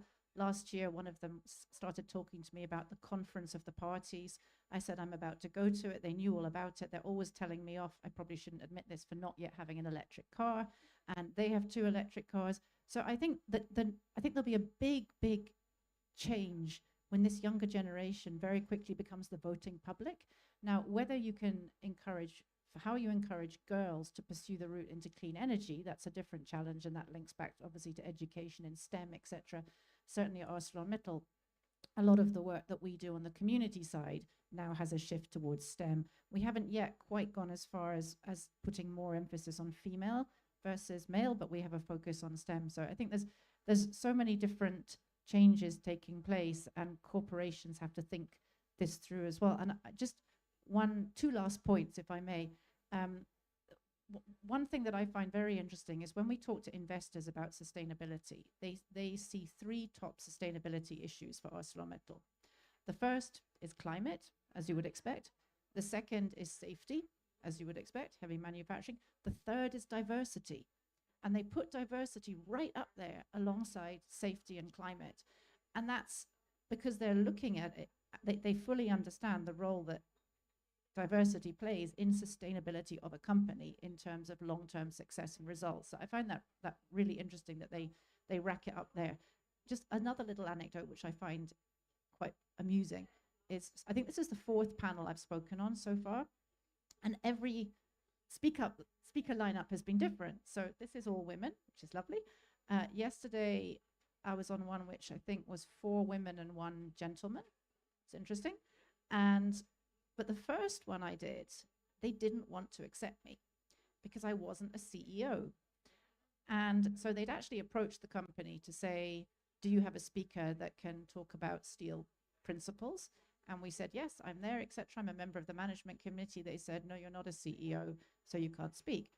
Anyway, long story short, I did end up speaking. But when I turned up, there were 8 people on the panel, and 2 of us were female. So if they hadn't accepted me, it would have been 1 female. And obviously, their focus on only having CEOs was ranked above having diversity on the panel. So there's a long way to go. Total. Yeah, they accept you, so the total panel will be very colorful. Okay, so please. Yeah, very interesting. I think, as a World Resource Institute, is a think tank, and also we did a lot of data and evidence analysis. And so currently we have a 5-year strategy, and people, nature, climate are really our say top priorities. I think it's really good. Undoubtedly, say WI is a quite balance of say the gender issue, because we have even more say female colleagues, and that's pleased and very equal, very equally say each other. Yeah, we are very open like a family. So it's really great. That's also why I love say to work here, and for the encourage like to respond to you say question lastly. I think although so far even the new energy transition like renewable energy, storage, EV, and also energy services, the female percent is not really dominant yet, but I think it's an opportunity, because it's really the new sector, like even for the next generation, right? It's different. So I think it could be very encouraged for the future. Like for example, we work on China-Africa collaboration on renewable energy. We just design some programs just to support some efforts from China's side in Africa to do the capacity building, to have a more, say, engage and involvement activities with the local communities. I think all of these women are really important because we are patient, right? And we are skilled and good at communication. It's true. And I think in this, for the future, I think it's quite, we need to be the optimized, right? And active, of course. And I think for the future, it's not like the last generation. So I think like you just have some data here, and percent is changing. Yeah, hopefully increase. I mean, but China, we still need long way to go. And I saw many, say, panel, especially the energy sector, really the men dominated, especially like the power sector. It's true.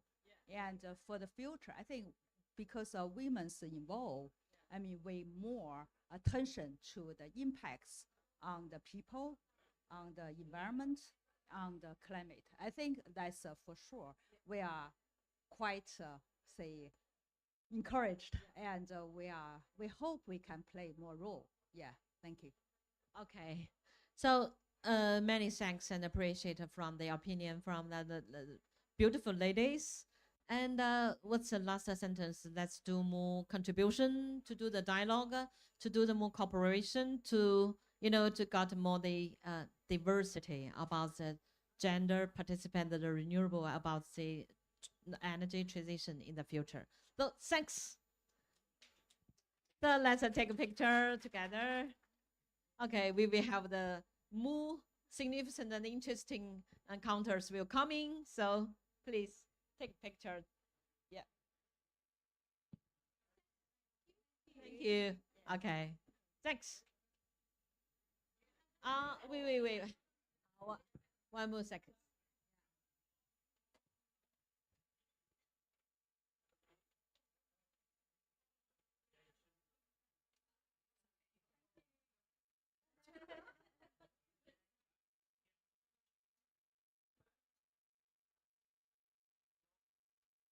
Thanks. Thank you for your time and patience. So we will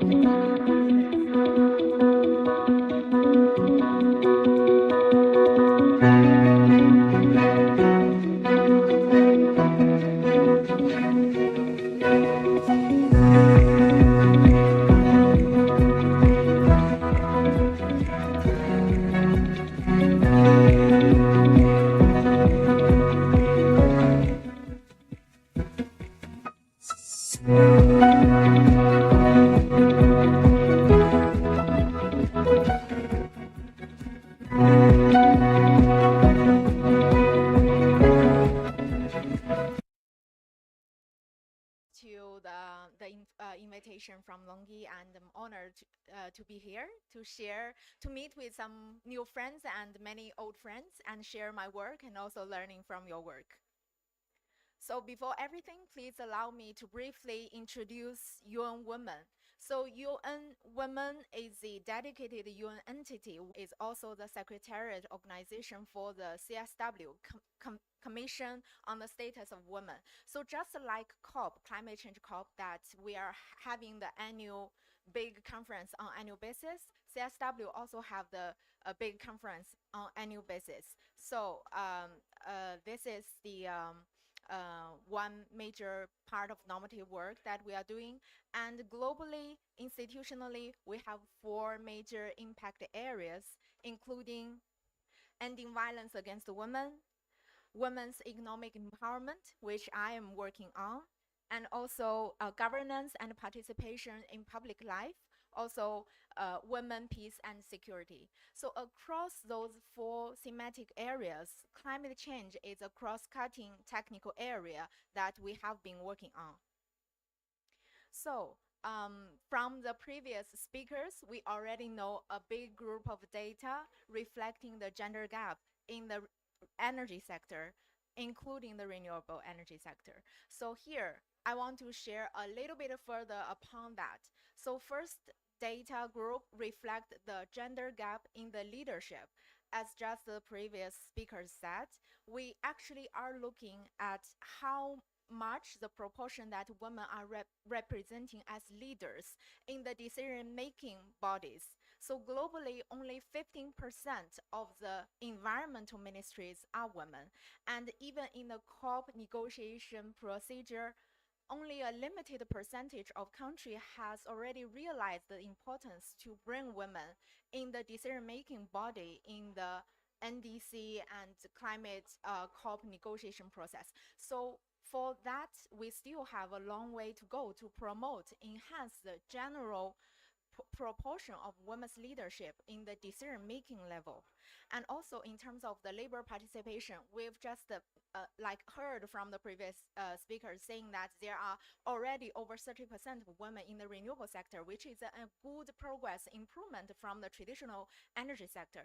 But those 30% women in the renewable sector, they are more largely focused on the lower pay positions and non-technical positions from the big data. So there's still a improvement space for us to support more women to be technical leaders and like big bosses to make the decisions. And also the good news. Let's say about the good news. The good news is that the green transition, global green transition, will bring us 24 million new job opportunities. So we have to work together to ensure that those 24 million new jobs have the equal share for women, which from the current structure that we have now seems with mere hope, because still a large proportion is male-dominated sector, but we do have the opportunity and space to support, collectively support women to move up, to have that equal share from those new generated green jobs, from those 24 million jobs. So this is a real case that I observed in my work. So this is a solar power station established in the rural areas. For one purpose is to generate the green energy to go to the central grid electricity system. And the other like focus is to provide job opportunities for the local people, for the rural population. So this is a fantastic idea, but the only problem is that this solar power station is installed a little bit further away from the local communities, which actually is a challenge for majority of rural women, because they don't know how to drive vehicles. They don't have vehicles. So if they want to work in the solar power station, means that they have to work 1.5 hours for one way to reach that solar power station to get their job. But on the other hand, if they have vehicle and know how to drive, it only takes them like 10 minutes, so they can go and work and come back very easily. And also, the other thing that we should not neglect is that even the part-time job in the solar power station actually will bring better income for rural women compared with their doing agriculture labor work all the time. So actually we need to like highlight the diversity, the inclusion in those investments and infrastructure projects, so that we can ensure the sustainable livelihood opportunities for indigenous people, for the rural population, especially rural women who are facing structural barriers and multiple vulnerabilities in their daily setting up.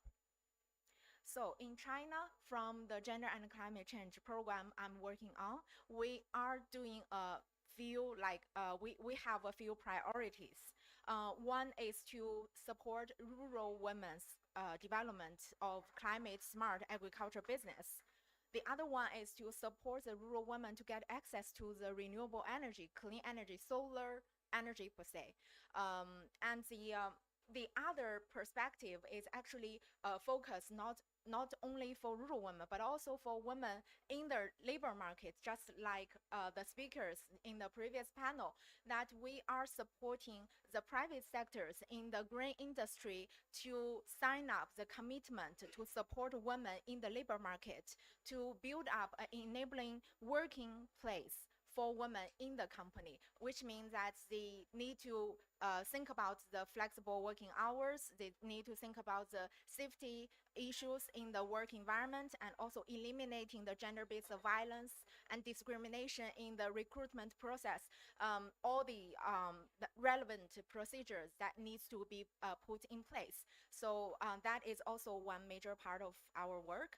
And what I want to emphasize here is that gender equality does not mean women only. So under many conditions, I encounter the situation that when we are talking about gender issues, so it's women's issues. Actually, it is not. So gender equality means that we benefit men and women equally, create the mechanism and environment so that everybody can share equally the fruit of the development, the results of the social economic development. So to achieve that, we have to have the enabling environment, which means that we have to work with the government sectors, with the managers, the CEOs of the private sectors, with all the stakeholders, that to bring everybody on the same page that they need to support women. Sometimes they need to make extra efforts to support women because women naturally are facing structural barriers that through their own struggling, through their own personal self-education and development, they cannot tackle the issue, but they do need the decision makers to act and support them. So that is also a major part of our work. So in the past almost 7 years, we have managed to benefit around 180,000 rural population, among which 120,000 rural women in Qinghai province and Hunan province, which are the pilot provinces of our program. And also we have put like dedicated efforts to support women-led agriculture businesses, meaning that women are the bosses and the managers of their business, rather than just being a cheap labor force in the agricultural cooperative. So we have successfully supported 6 women-led agriculture cooperatives in Qinghai, and we are going to support 20 more in Hunan province. So in terms of the detailed interventions, I want to give one example on the new project that we are initiating since this year in Qinghai province. Actually, in the Tibetan areas, as just Ms. Lu Fang said, there's no electricity, there's no water supply. So we have one pilot located in Sanjiangyuan area. So this project is designed to enhance rural women's access of renewable energy and to use that renewable energy to benefit their daily agriculture life and their agriculture business. So 2 major parts are designed in the project. One is for the women's capacity development, the women's network building. So it's all about rural women themselves. But the other part is about creating an enabling environment, which include the engagement with the government sectors to raise the gender awareness of the local service providers and to enhance the knowledge sharing and dialogue between different stakeholders. So this is the structure of our project design. What I want to share is see those photos actually reflect the real scenario in one of our project pilot site in Qinghai. That women are living like women and men, they are living in this small house, a small room with no water supply, with no electricity. So they basically rely on the small solar panel to have their energy generated mainly for charging their cell phone and to charging the light, like 手电筒 the light for their easy access to light in the nighttime. What I have observed in our project pilot site is that women know that they need certain supports to access certain resources, concrete resources, I mean water supply or electricity. But on the other hand, they are not self-awareness that they are actually vulnerable in terms of having a say, having a voice in a community-based decision-making process.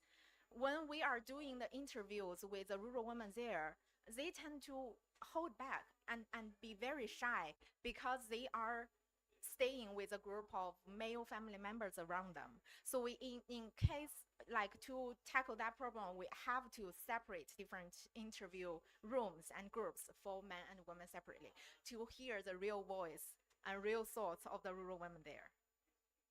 So another part, as I've mentioned, another part is to support women in the labor market. And I want to also share with you, audience, that LONGi is actually one partner who signed the WEP's principle, Women's Empowerment Principle. So this principle is solely designed, tailor-made for the private sectors to sign and to promote enabling environment in the workplace. And I'm here to also to share my sincere thanks to LONGi's efforts, and also welcome more partners to sign WEPs and to support women in the labor market. So in mainland of China, till date, we have 380 companies who already signed. And among them, we have closely pilot many private sectors using the tailor-made interventions, working closely with the private sectors to have the concrete changes in the in the private sector's workplace.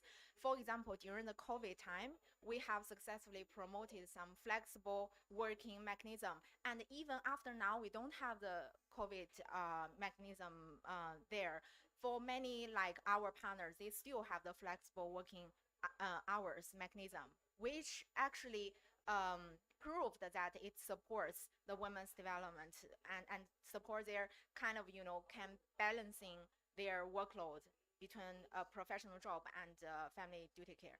But in terms of family duty care, there's another topic that we need to reduce women's care burden. So that's another issue. So all in all, to engage with the different stakeholders and government partners, we also have a series of symposium, policy dialogue, and also to have the research data training courses to kind of change the bigger environment rather than tackling only women themselves. So here, this is my last page. I want to really emphasize a few key interventions that we need to work together to pulling out a systematic, comprehensive approach for women's economic development. That is for the first one is to enhance the gender awareness, gender responsiveness in the big policies and programs and investments. Just like I've shown that if we have those solar power station construction, those big policies, and also green financing policies, we need to have the gender perspectives in that policies so that we don't neglect women, we don't leave women behind of the economic development and the the infrastructure construction or the investment process. And the second is to really enhance and reflect women's voice, women's leadership in the decision-making process. I want to share a different scenario rather than our previous panelists mentioned. Like in my daily work, when we are trying to organize gender equality kind of discussions, different stakeholders, partners, including government, private sectors, always want to send women to our venue side. But we actually want to use that dialogue opportunity to have the substantive change, which means that we have to have the decision makers on board. In many conditions, especially in the government sectors, we need men to be there to make the decision. I know the real scenario is not that ideal yet, but we have to face the crucial reality now and have the big bosses on side and to get the consensus on the same page. But because it's a kind of gender equality initiate, so we have the deputy or the technical level female on site, then there's no way that we can have those important decisions integrated into the at the higher level. So I want to also emphasize that. The last two things, in terms of the supporting women's labor participation, I want to emphasize that we need to end the occupational discrimination, like the discrimination in the labor market and occupational separation, like from the different sectors, that we need to support women to go more into the STEM sectors, science, technology, like renewable energy, solar energy sectors.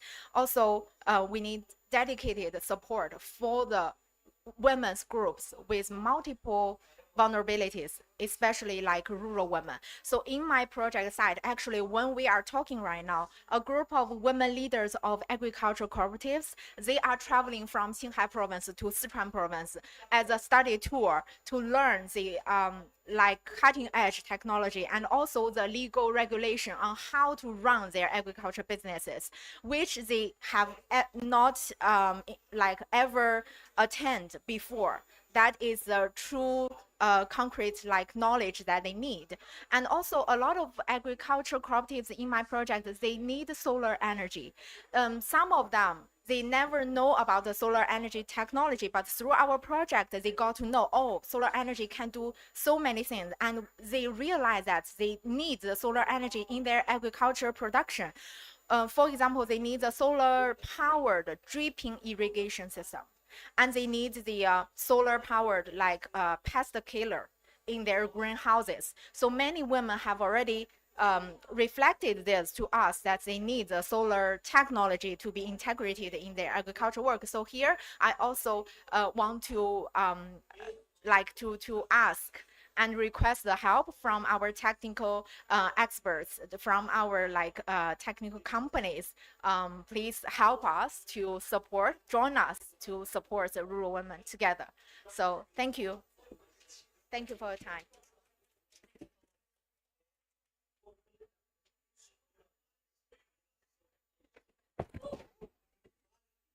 Wow. Okay, thank you for watching. Oh, it's very nice. So next, we have the next thing very interesting about the dialogue.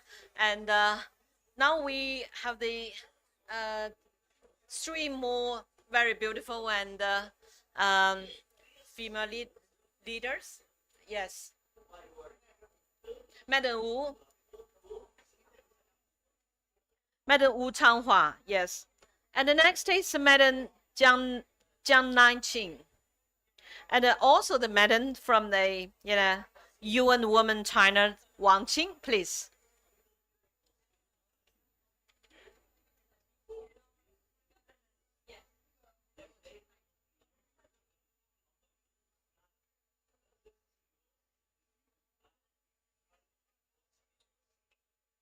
Next. Okay, so next we have another panel discussion. And the first, I think each ladies, I have the questions. And the first questions go to Wang Qing.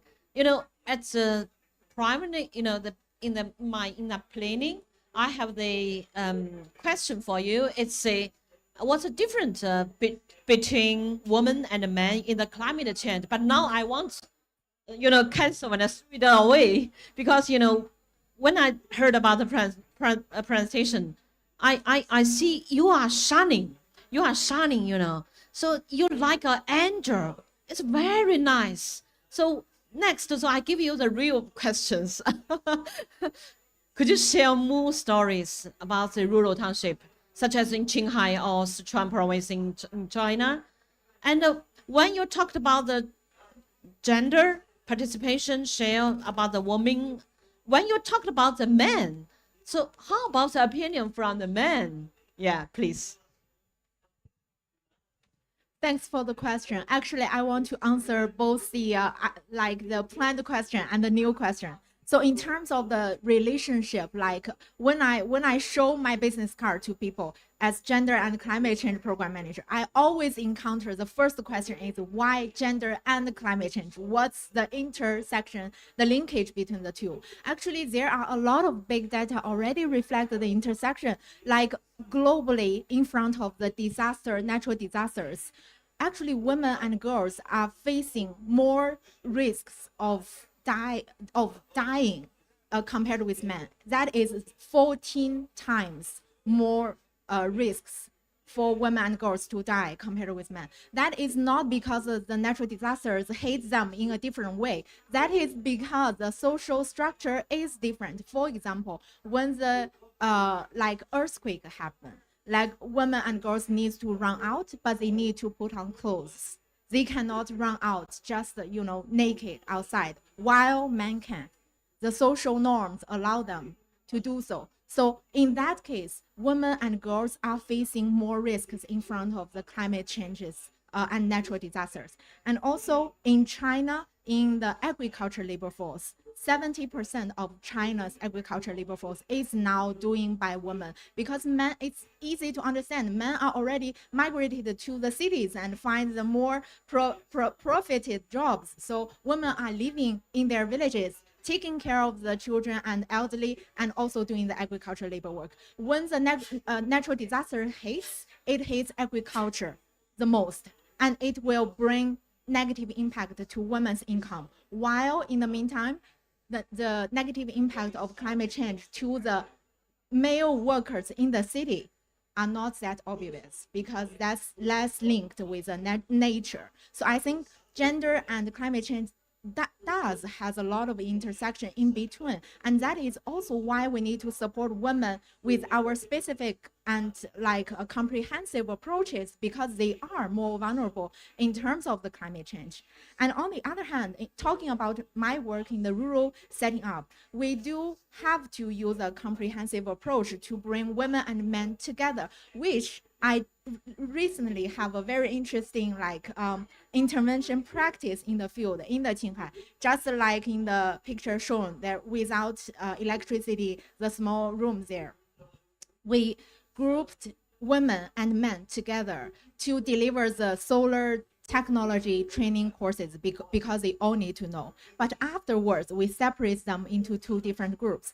For women, we teach them how to use digital technology, how to run their agriculture businesses as managers. And for men, we successfully delivered a course on how to do unpaid care work, how to do cooking, how to do cleaning. Even though I know that they can do the cleaning and cooking, but they don't have the habit. So through our training, we're kind of reminding them, okay, you can do this, and you have to share the unpaid care work within the household. So that's why like we are doing this, and how we are creating an enabling environment in the community level, in the household level, for women to develop, to have the say. Because actually in many remote areas, rural communities, men are the gatekeepers for women's development. If one rural woman wants to develop, the first person who may say no is their husband. And we have to convince their husband, saying that, okay, see, you allow the chance for your wife to develop, you eventually can get the benefit from your wife's development. She can earn income, and your family can get rich, and you can have better support to your elderly, to your children. So we have to make them like agree and bring their on our side. So that is why I keep saying in so many different occasions that gender equality is not supporting women only, and we have to bring men together with us. So we are not promoting girls help girls only. We are also promoting he for she. Thanks, it's very smart training. And we hope in the future we can see the rural township township. Maybe the woman is drinking and talking and laughing, and maybe the man, they can do cleaning and cooking. Yeah, if the man is very love his wife, they can do that, right? Yes. Okay, so next question is to the Madam Jiang. So why women are more vulnerable regarding about, say, climate change? So please. Yeah, climate change will change the whole planet no matter what you're man or woman, but especially for women, because it will also affect a lot of on the lifestyle. as we also see besides gender issue, equality in SDG, there's also another SDG goals, SDG 12, it's sustainable consumption. And this is very much linked to female, as women are dominant in the lifestyle. And also that's why myself, I work on this circular economy, which really focusing on consumption goods with all these branding companies, and how to reduce the emissions from supply chain, and how to change people's purchase behavior, as this is also very women, female dominated lifestyle. We see that even not very directly linked with renewable energy, but circular economy is very much linked, like with plastic issue we are working on. This is also from fossil fuel.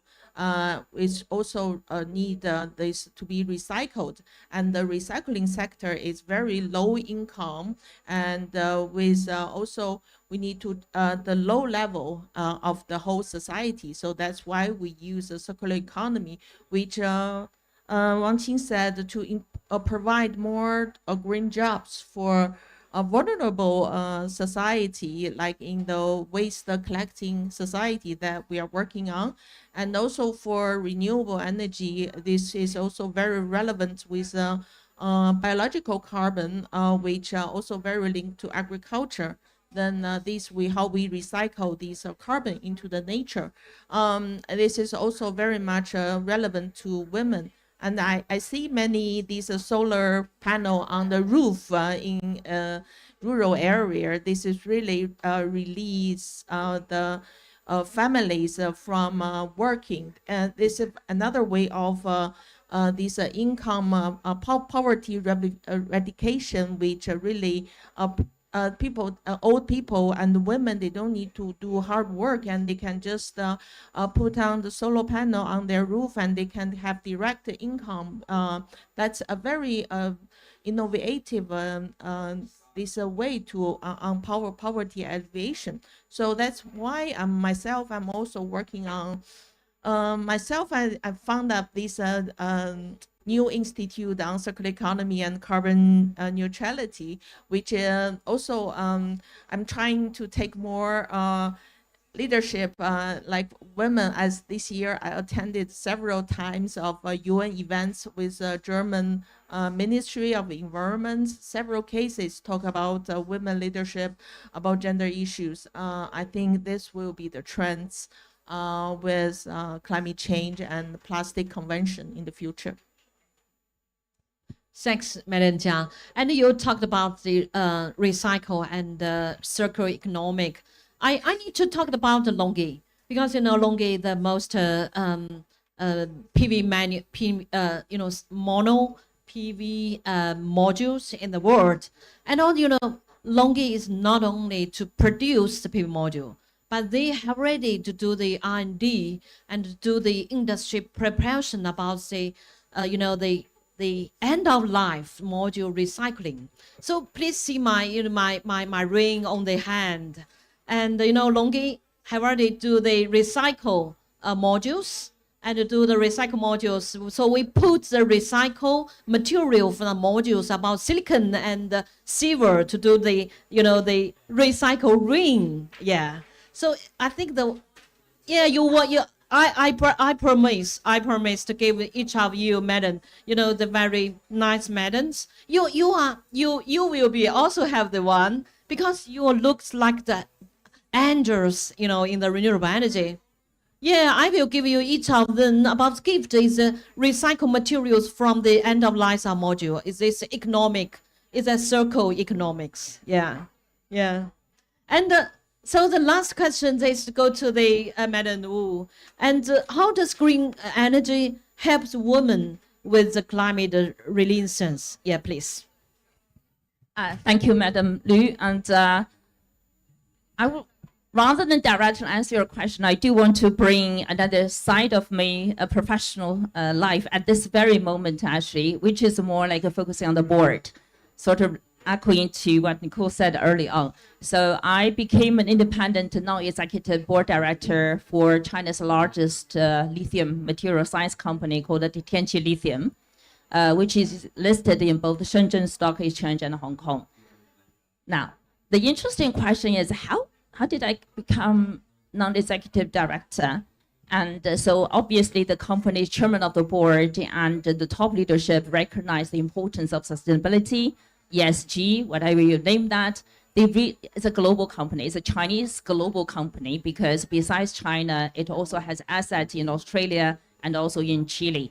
And so this is sort of international leadership and also women. So when they were looking for candidates for this particular position, specifically, they said they would like to have a woman. Long story short, I qualified. I took the courses, passed the exam, get the certificates, whatever. Yeah, thank you. So now my first time experience. Now I am a non-executive director of the board, chairing the subcommittee of sustainability and ESG. Now, the interesting part is two things. One, as one of the 5,000-ish publicly listed companies in China, this board won a few awards this year, recognized by both the mainland part, stock exchange regulators, as one of the best case studies, actually cases of the board governance. In the meantime, just a couple of weeks ago, it won the award in Hong Kong. I was like, yeah, fascinating. And now if you look at MCI rating on the governance side, so the company now, last year was 2B, this year is a 3B, getting really closer to A. So that's part of the reason I want to bring this sort of case to the conversation here. It tells you something. It tells actually, so particular from the business community there, from the climate governance side actually, yes, the board shall be held accountable for climate governance, but very importantly, in that sort of narrow space there, women leaders actually are recognized as well. Now, related to that, I also sit on the World Economic Forum's, the expert community for climate governance initiative. So there were 14 of us globally under the flagship of World Economic Forum, specifically working with the Cambridge University to focus on the board climate governance side. The reason I want to bring it here, because I don't think many people would talk about it that much. From the business community, particular publicly listed companies, there is an endeavor moving forward at this moment. Is it adequate? It's not. The reason is that, the Tianqi Lithium board, the current board is recognized by the market, by the regulators there. It tells you that's rare, right? Meaning out of the 8 board members, 4 are women. So in terms of the number, we're already there in terms of really equal at this moment. Very diverse, very international there as well. It's really nice culture. So far so good. Actually, I really have had great fun.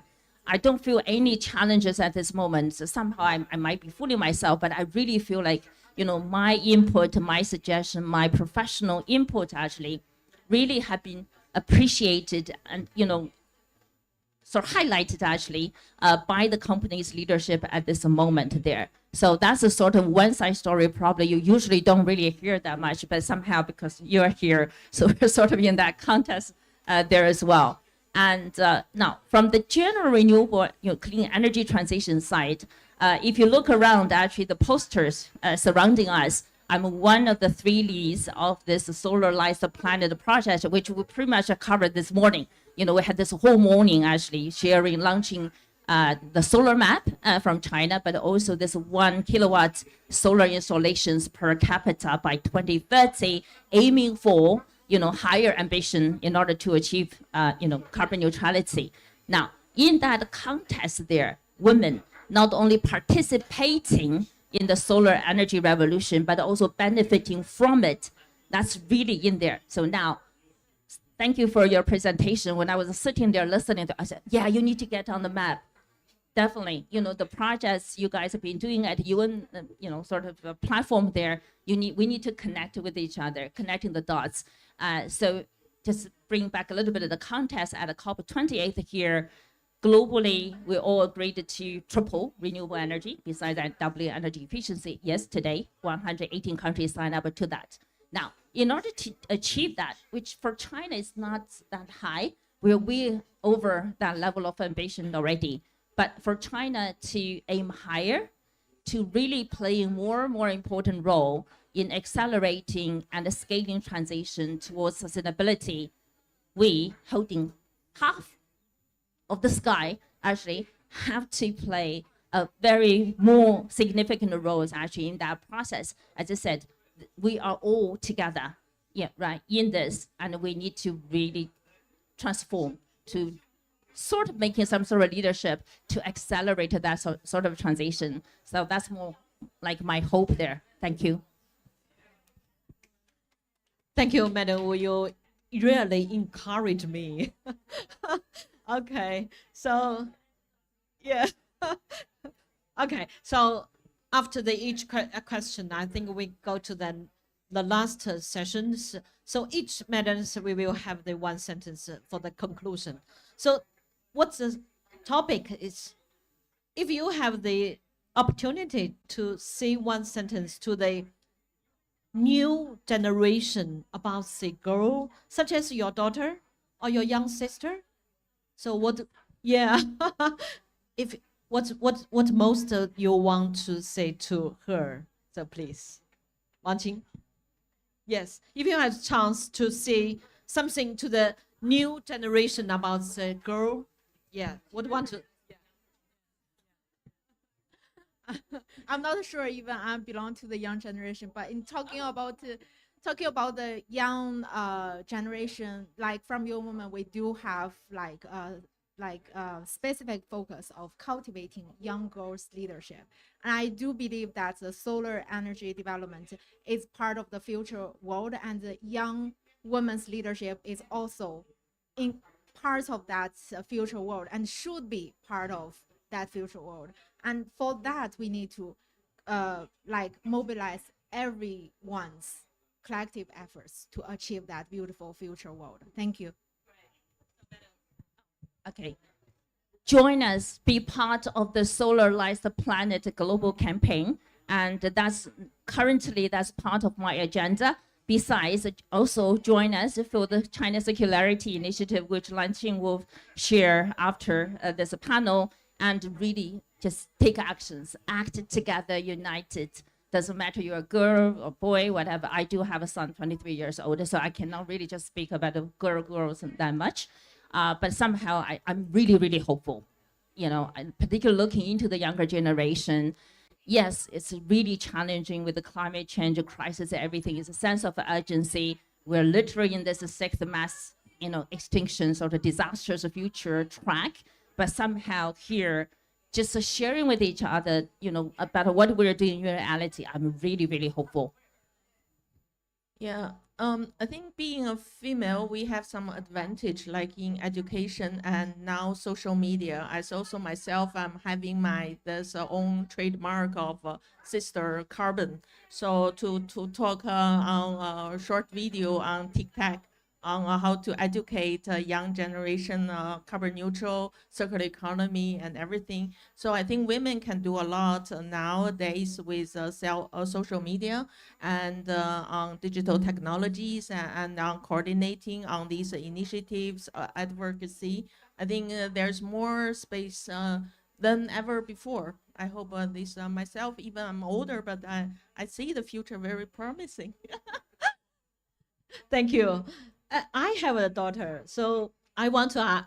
I hope opportunity to see my daughter. You know, in the future, renewable energy, and my daughter, many young girls, they will save the world. Thanks. Thanks. Oh, thank you. Do we take a picture? Yeah. Yeah, photographer. So please take the action photo for the point. Thank you.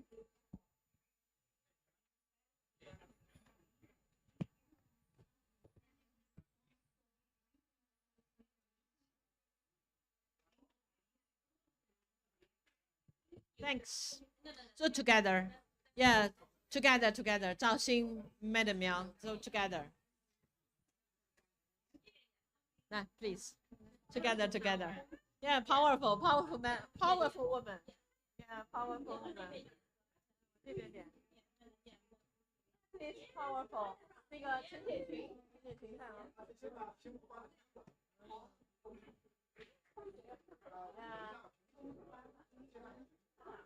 Let's go, powerful woman. Yeah. Power. More power. 陈铁群，一起来，一起来，一起来。Oh, one more picture. Powerful woman. Yeah.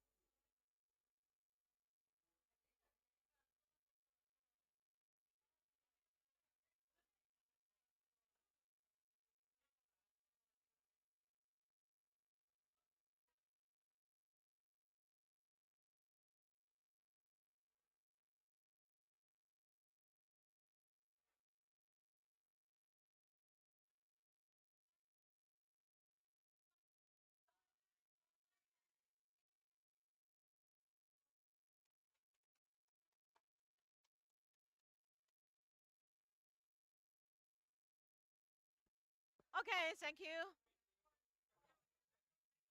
Thank you, everyone. Thank you, everyone.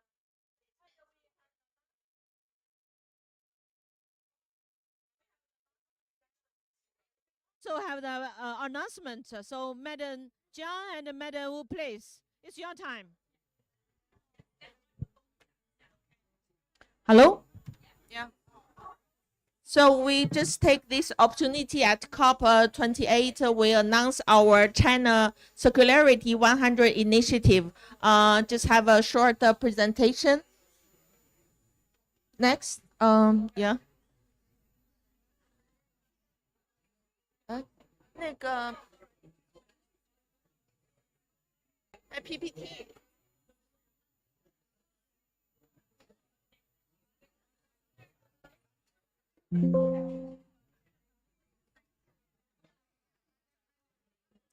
可以吧？ Yeah, here we announced this China Circularity 100 initiative towards carbon neutrality, enhancing accountability via traceability and creating value for circularity. So as we know that circular economy, as we're having this COP28 towards carbon neutral, and circular economy can play a key approach for carbon reduction. And now we see from UN plastic conventions, EU regulations, and the China-US joint claim on circular economy and a plastic convention, we see they're more important of circular economy in global governance. And especially circular economy will provide a solution for consumption products and renewable energy products, because this is circular economy. It's very relevant with supply chain. And also circular economy can provide economic value, and China has the advantage in this circular economy. So we have the target of by 2025, we will develop 100 case of regenerative and circular economy best practice, and by top runners, and by 2030, deploy traceability of circularity at least 1 million tons of post-consumer plastic waste in major industry sector, and by 2050 achieving 100% recyclable and 100 reuse of some critical materials in key industry like electronics and appliance, automobile and batteries, textile, consumer products, construction and buildings, and solar PV panels. So we have 4 actions, including enhance credibility and accountability via traceability, provide R&D in indicators and index of all these traceability and circularity. And second is create value added by circularity. The main target is to scale up the whole recycling sector and increase the recycling rate by high value market applications of recycled products. Third is empower and enable simple biases, like providing business innovation in recycled materials and models, and also pilot projects and expertise. And fourth is leading and champions actions and collaborations to provide the global dialogue and have all the stakeholders to close for the closed loop. So as a woman, Changhua and I will be the co-founder of this initiative as to take the lead. And we have the mechanism as we are the co-founder, and we set up already the Science and Strategic Steer Committee with the Institute as secretariat, and we have CINO EU, CINO US, and the ASEAN Special Task Force. And also we have experts and sector working groups. Yeah, but now so far they're all men in our science and strategic community in circular economy and sustainable development. So we will also have next year we will have these circularity top runners, which the digital platform on circularity and recycled products. So we are working on this circularity index in 8 sectors, as we mentioned, and we will develop the indicators in supply chain of recycling sectors and the ESG indicators of branding companies, and enabling power indicators for the equipments manufacturings. So we found digital technology is the fundamental. So we'll have the developed standards certification and with the database. So here are the first partners who will join our these initiatives, including these World Green Design Organizations, Sustainable Shanghai Green Development Centers, TOMRA, and Zhejiang Jiahua Special Nylon, and the Zhejiang Inrest Recycling. We hope will be more enterprises and partners to join these global initiatives. We thank you all, and here we have just have a group photo of all these together. we invite our friends.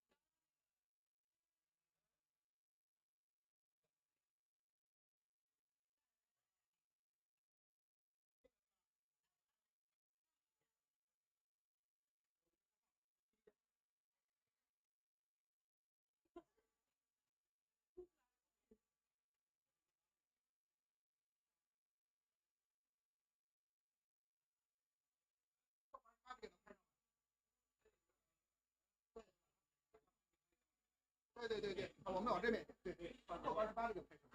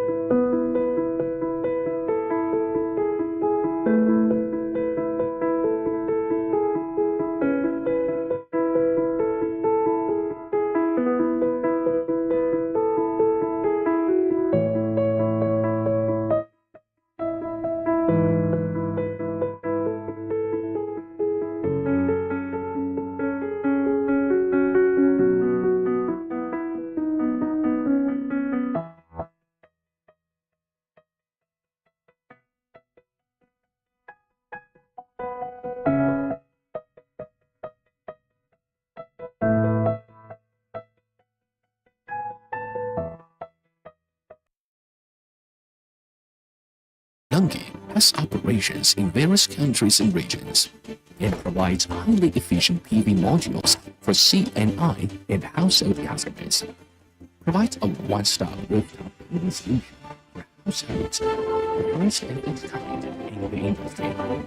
LONGi Hydrogen, by developing an innovative eco-chain for hydrogen technology and providing integrated solutions for green power plus green hydrogen. The planned capacity for 2025 is 5 gigawatt to 10 gigawatt. LONGi adheres to its light sustainable development concept, implements the solar for solar mode, and builds net zero factories to support climate action. LONGi makes the best of solar power with technology and works toward a net zero future together with global customers and partners. LONGi.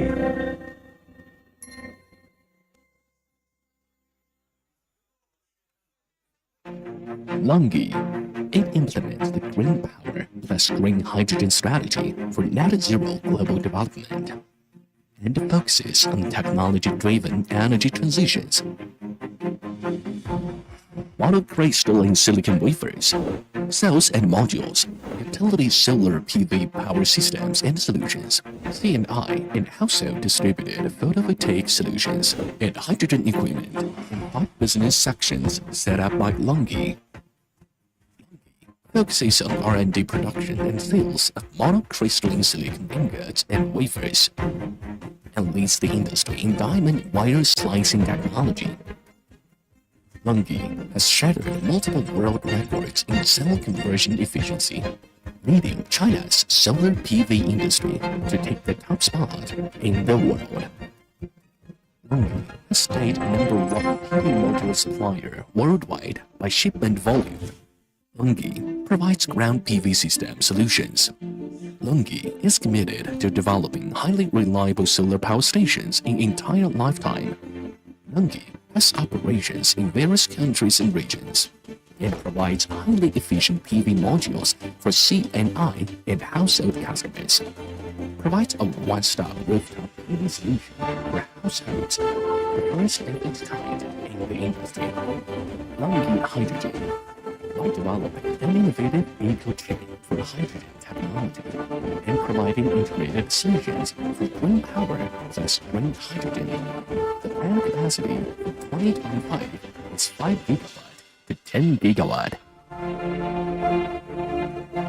LONGi adheres to its light sustainable development concept, implements the solar for solar mode, and builds net zero factories to support climate action. LONGi makes the best of solar power with technology and works toward a net zero future together with global customers and partners. LONGi.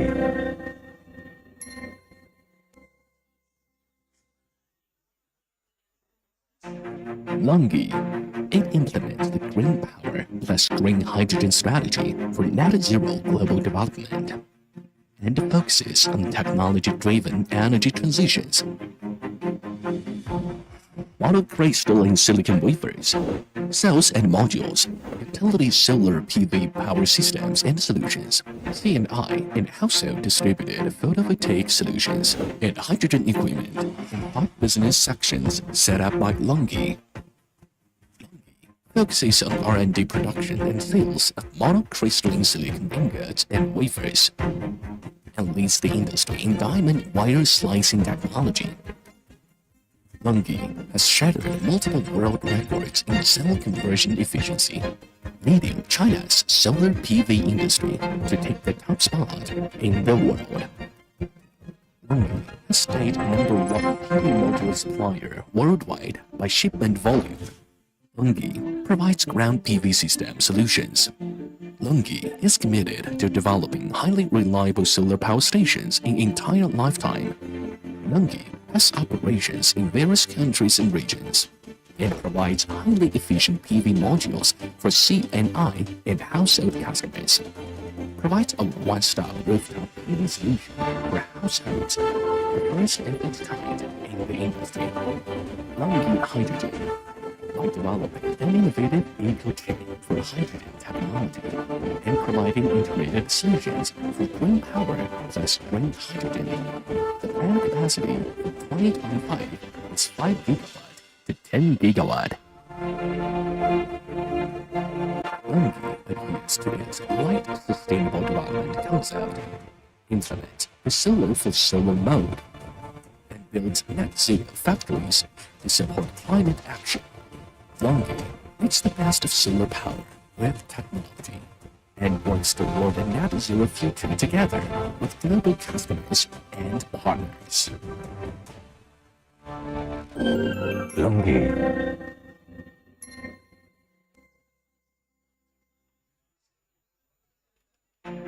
LONGi. It implements the green power plus green hydrogen strategy for net zero global development and focuses on technology-driven energy transitions.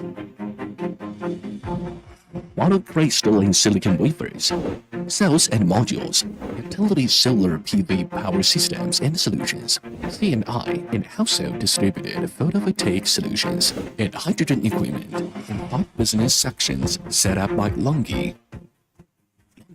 Focuses on R&D production and sales of monocrystalline silicon ingots and wafers, and leads the industry in diamond wire slicing technology. LONGi has shattered multiple world records in cell conversion efficiency, leading China's solar PV industry to take the top spot in the world. LONGi has stayed #1 PV module supplier worldwide by shipment volume. LONGi provides ground PV system solutions. LONGi is committed to developing highly reliable solar power stations in entire lifetime. LONGi has operations in various countries and regions and provides highly efficient PV modules for C&I and household customers. Provides a one-stop with its kind in the industry. LONGi Hydrogen, by developing an innovative eco-chain for hydrogen technology and providing integrated solutions for green power plus green hydrogen. The planned capacity for 2025 is 5 gigawatt to 10 gigawatt. LONGi adheres to its light sustainable development concept, implements the solar for solar mode, and builds net zero factories to support climate action. LONGi makes the best of solar power with technology and wants toward a net zero future together with global customers and partners. LONGi.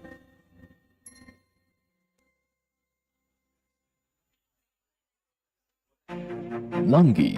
It implements the green power plus green hydrogen strategy for net zero global development and focuses on technology-driven energy transitions. Monocrystalline silicon wafers, cells and modules, utility solar PV power systems and solutions, C&I and household distributed photovoltaic solutions, and hydrogen equipment.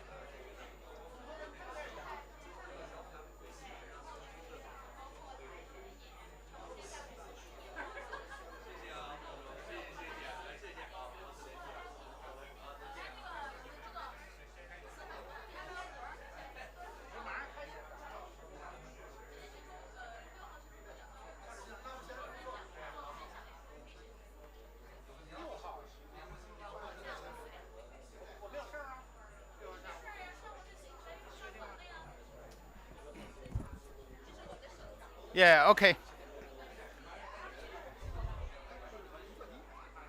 Please sit it and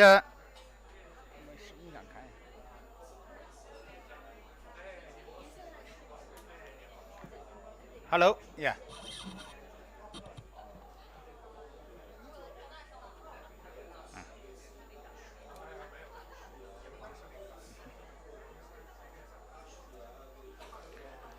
Distinguished guests, ladies and gentlemen, and good afternoon. Welcome to our forum. And I am today's host, and I am Talisman Huo, and come from LONGi.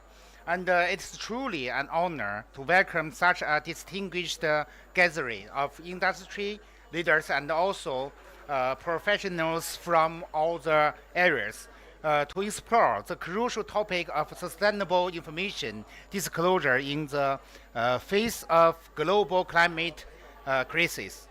Firstly, and following to today's agenda, in the opening sessions, we are honored to hear a keynote address from Mr. Hua Jingdong, Vice Chairman of International Sustainability Standards Board, who will provide us with the latest updates on the development of RSSB guidelines in the context of global climate crisis. Let's welcome Mr. Hua.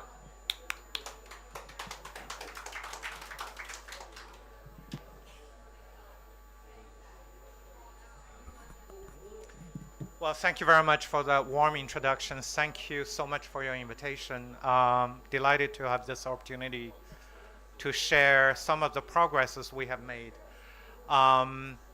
You know, the climate COP is very special for ISSB because we were born 2 COPs away in COP26 at Glasgow.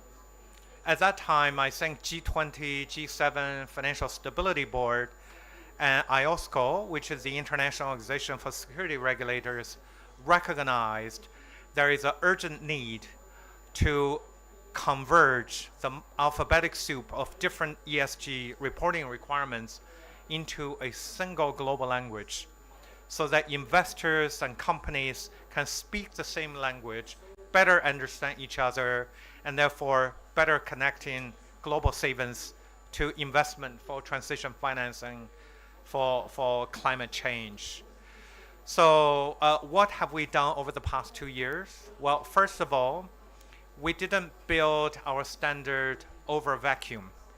We were able to recognize some of the best voluntary standards already widely used in the market. One of them was SASB. The other was integrated reporting. The third was CDSB. And of course, the Financial Stability Board's TCFD. These were the 4 principles or voluntary standards that became the basis for us to come up with our initial standards. Meanwhile, we recruited 14 independent board members, including myself, as a decision body. And of course, we had staff coming from those legacy organizations and the IFRS Foundation working together to come up with the first draft based on those legacy standards.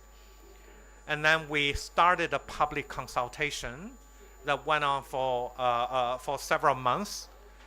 And we received over 1,400 very substantive feedback and comments on our draft. And then the board started working to revise the draft based on the feedback from a broad a range of stakeholders, including investors, preparers, public policy, decision makers, regulators, academia, so on and so forth. So by June of this year, we were able to finalize our first 2 international sustainability standards. So what we have done is that we have created a new single global language for companies to use to disclose their material sustainability risk and opportunities to make it available for investors to make decisions. So let me go into a bit of a detail on the two standards that we have come up with. S1, or Sustainability Standard Number 1, is what we call the general requirement on sustainability reporting. Think of our standards as a language, then S1 is the grammar of the language, the syntax, the vocabulary. It tells you how you should define what is material for the use of investors. It tells you the reporting cycle, which should be the same as your annual accounting disclosure. It also requires a company to disclose material information based on their capabilities, their resources, so on and so forth. So it provided both a high-level requirement, but also provided flexibility, recognizing because our standards will be adopted in virtually globally in every jurisdiction, our standard needs to account for the different stage of initial readiness. Therefore, some countries may start with a lower level, and some other countries that have already been reporting probably, can start with a more sophisticated level of reporting. So that's S1. Another important role of S1 is also to define what is material for investors, right? That is very fundamental. So I encourage you to go online to our website. It's all on the website. S1, in addition, says a company should disclose all material information on every sustainability matters, but also provided some relief, saying in year 1, you can focus on climate because of the urgency of climate. And once you get comfortable with climate, you can move on to other things, right? So that's S1. S2 is all about climate. So in S2, we require a company to disclose scope 1, 2, and 3 greenhouse gas emission. And let me emphasize, we emphasize scope 3. That is a value chain carbon emission. This is because investors have very, very strong demand for ISSB standard to include scope 3. Because without scope 3, it is very hard to assess a company's total carbon footprint. Okay? It requires company to disclose its transition risk and physical risk. Transition risk we define as the risk associated with public policy commitment by the jurisdiction. For example, if you are a company operating in a country where the government has already committed to Paris Agreement, let's say by 2050 you need to reach carbon zero, it has the implication on the requirement to the business, right? So that's sort of a policy transition risk. The second transition risk category is more called the technological transition risk. Because of the, for example, climate policy requirement, there will be disruptive new technology that may bring a major impact to your business model. So a company needs to analyze and to determine whether those disruptions would have material impact on their business model, their company valuation, their future anticipated ability to access financial market. On physical risk, it's easier to understand, right? It's about the changing environment and its impact, whether it's flooding, earthquake, cold weather, hot weather, so on and so forth. In addition to the transition risk and physical risk, we also require a company to disclose through their scenario analysis, their resilience assessment.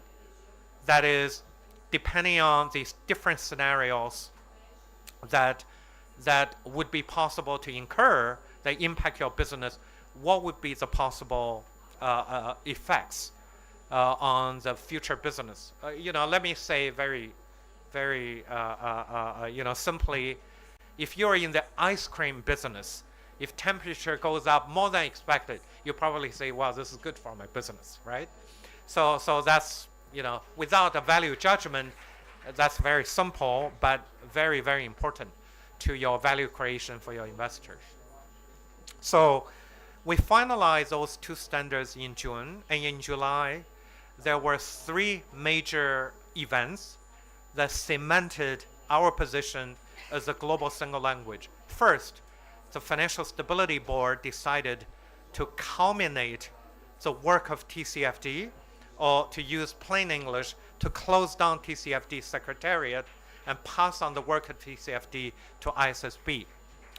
So this is very significant. Essentially, it says, and I know LONGi has been reporting under TCFD and many Chinese companies, if you're already reporting under TCFD, which is the overarching framework we're using in our standard, you are already halfway in terms of compliance with ISSB standard. Or alternatively, if you go directly to ISSB standard, you are considered fully compliant with TCFD requirement on climate anyway, right? Because FSB reflects the political and public policy will of the G20, this endorsement is very, very important to recognize our standard going forward as the global baseline for sustainability reporting. The second endorsement was from IOSCO. This is the International Organization for Securities Regulators. They have 130 members in IOSCO, representing about 95% of the size of global capital market, including China, US, and all the major economies. In June, they told their members that we strongly endorse the use of ISSB standard in your regulatory framework to require your listed company to begin a journey for mandatory disclosure. And this is a powerful endorsement. And now I think our job is to work with national regulator in terms of a roadmap and timetable, including with Chinese authorities in case of China. The third one, which I'll finish very soon, the third one is there is another standard board called the International Audit and Assurance Standard Board. They are making a new assurance standard called Series 5000. And they will be finalized just in time so that auditing firms will have the standard to use to assure companies' compliance with ISSB standard. I know it's a bit of a mouthful, but it is an important standard or assurance to ensure we start to minimize and eliminate greenwashing and sustainability washing, right? Finally, what I wanted to say is that many Chinese companies have already been reporting voluntarily under ESG. You know, you may be using GRI, you may be using TCFD. What is the difference of ISSB standard? Well, a couple of differences. The biggest difference is that in the past, our social responsibility ESG disclosure normally fall under a separate unit within a company that has no relationship with finance. Okay, so they are a separate reporting entity. It's more for ticking the box, tell your stakeholder how great I am. I'm a great company. But under our report, your disclosure under ISSB has to be signed off by chairman, CEO, CFO, controller, just like your annual accounting disclosure. So the level of rigor is completely different, right? Because you are subject to the force of capital market. And what makes global capital market work? Trust, accountability, transparency, and efficiency. So this is fundamentally very different. That's the first point I want to make. The second point is that many companies have concerns is that, oh my goodness, this is a new reporting requirement. It's a burden. Well, I just wanted to share with you two elements. Number one, it is not a burden in the sense that many global companies, including Chinese companies who operate beyond China, you already have to report under many different ESG requirements, right? I have heard from an American major multinational that they have to report under 300 to 400 different ESG requirements. Now, just imagine once they only have to report under ISSB, it's actually a cost reduction because it improves the efficiency, it makes decision making much more efficient for investors and for the company. But there is a second benefit, that is, don't view ISSB standard as just a compliance function or tick in the box. It is actually an enabling factor for a company to significantly improve their corporate governance, management, strategy on managing risk and opportunity related to sustainability. Because as you know, globally, ESG factors are becoming central when investors looking at investment opportunities, including UNPRI, which represents $130 trillion global investment, right? So I think this is where, let me recognize the leadership of Chinese companies like LONGi, like Lenovo, who are already reporting your scope 3, reporting under the draft ISSB standard. And I'm happy also to share that the ISSB has an office in Beijing. We have a board member, Leng Bing, based in Beijing, and also our office director, Zheng Wei. We're expanding that office. So with the Beijing office, we are very eager to work with you to make Chinese companies early adopters, global champions. The sooner you adopt, the sooner your ability to access global capital market, or if you already have access to global capital market, lower the cost of access to capital, that will happen. So with that, my apologies for going on a little bit long, but hopefully I have been able to share some major updates from ISSB. Thank you for the opportunity.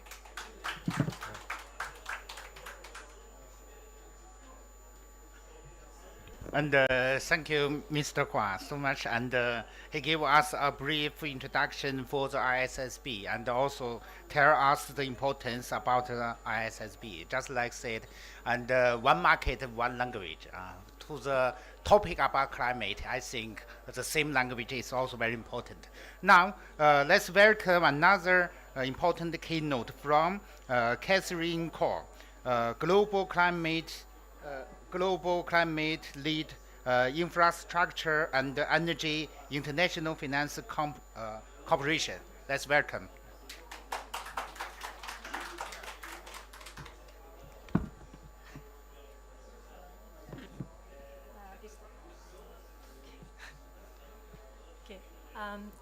Thank you very much, everyone. I'm Catherine Ko, Global Climate Lead for Infrastructure and Energy at International Finance Corporation, which is the private sector investment arm of the World Bank Group.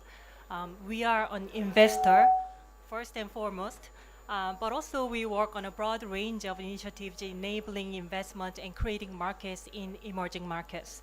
So it is a pleasure and honor to be with you today and provide our perspective on climate and sustainability disclosure in emerging markets. For us, tackling the intertwined challenge of climate, sustainability, and development is the key tenet of our mission. In order to rise to this challenge, we need to drastically increase the financial flows going into emerging markets that support climate and sustainable development. A key enabler to facilitate such deployment of capital is to first have common standards for disclosure, and second, help emerging markets build capacity for such disclosure. First, on the point about having common standards, it's been already said by Mr. Hua, this is a critical building block for mobilizing capital markets. We need to be able to speak common languages of climate and sustainability and have access to quality data that leads to right decision making. Hence, we welcome these global initiatives to introduce a harmonized set of sustainability reporting standards. And IFC works with many key actors in this space, such as ISSB, CDP, Carbon Trust, UN Sustainable Stock Exchange Initiatives, and the Sustainable Finance Banking Network. We also closely follow jurisdiction-specific regulatory and standard-setting activities, such as the ones led by the US SEC, which may have a significant impact on the state of global capital markets. But the second point, which is about capacity building in emerging markets, is equally critical to our mission at the World Bank Group. Climate reporting and data collection are challenging for emerging market companies. Many of IFC's clients, private sector and municipal entities in developing countries, they often don't record or report based on the metrics and targets outlined in these disclosure standards or have climate integrated into their risk management systems. The capacity to do so in the near future without substantial technical support and without the flexibility and proportionality in the implementation based on country and regional context seems unlikely for many. Additionally, ensuring its verifiability and assurance can be challenging for clients who do report such data. In short, emerging markets need a capacity building support, stock exchange, regulatory bodies and companies, all of them. So IFC has been a leader in providing such a capacity building support in emerging markets. For example, with the CDP and UN Sustainable Stock Exchange Initiative, we delivered a TCFD climate disclosure learning program in more than 60 markets, reaching more than 23,000 companies, which includes 12,000 companies in emerging markets. We are also supporting the development of the first ever IFRS S2 climate disclosure guidelines in emerging markets by the Bangladesh Central Bank. So going forward, as part of IFC's commitment to align all of our investment with the Paris Agreement goals by 2025, our investment companies, all of them, will have to have a robust plan to decarbonize their operations and our climate risk management system in place. What we observe in our work with our invest companies is that the impact of disclosure goes well beyond compliance.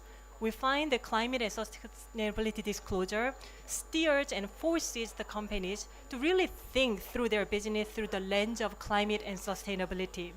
It is a guiding tool for companies to systematically scan risks and opportunities and create strategy and action plans that can transform their business and operations.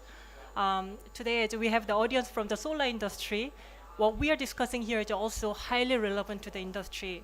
For example, if you're getting your power from hydro plants, water availability will be a risk for your business. And your climate and sustainability disclosure will help you and other key stakeholders to have the relevant information for decision making with regard to this key risk. But at the same time, for utilities in other countries where the power sector is dominated by hydro and water availability is becoming a challenge for them, they will look to employ more solar energy, not just for mitigation but for adaptation. And those markets will newly become an opportunity for you. So such information will become more readily available as those companies adopt climate and sustainability disclosure as well. So I hope that you can see both sides that come with disclosure. It is really beyond the compliance. So to wrap up my remark, climate and sustainability disclosure is a key enabler for scaling up climate finance, and IFC is happy to continue collaborating with ISSB, CDP, and other actors on capacity building for emerging markets. I also much look forward to listening to today's roundtable discussion. Thank you. Thank you for inviting me.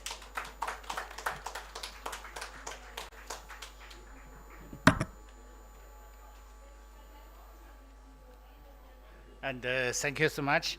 And next, we are pleased to invite Mr. She Haifeng, Vice President of LONGi Green Energy, to deliver a keynote speech, sharing the actions and experience of LONGi in sustainable development and information disclosures practice. Mr. She.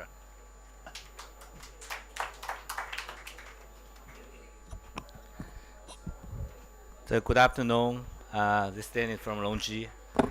First of all, I would like to thank very much for the speech from Mr. Hua and Catherine. So, very thoughtful and powerful speech. Because ISP is very new to me actually. During the speech, I really learned a lot. In the past, I thought, ISP just a standard, but now I know that it's very important also for the risk management and the strategic management of the company. So, I will learn more later. Yeah. So, yeah, it's a pleasure to meet all of you today at the COP. So we look forward to exploring the global standard and cooperative initiatives in climate information disclosure with friends, partners here and all over the world. sustainable disclosure can help business and stakeholders to be more aware of the potential challenges posed by climate change. It can also help companies to be better communicate their actions toward more sustainable practice. So let's first disclose a set of numbers: 0, 1, 2, 3 to wake up the sunshine afternoon.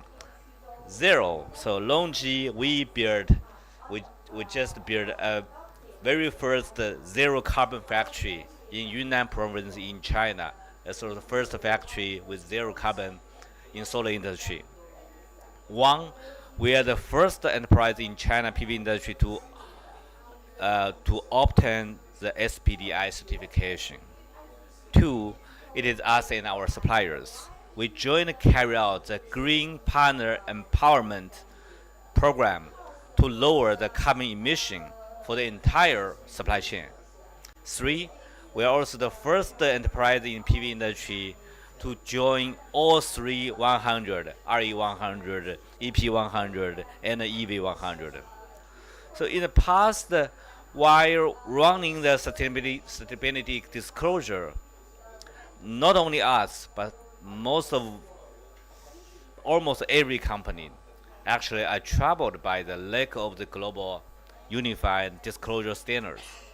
In June this year, we're happy to see that IFRS S1 and IFRS S2 were formally announced, finally providing a global unified reference for corporate sustainability disclosure, which is a true milestone of ESG and sustainability.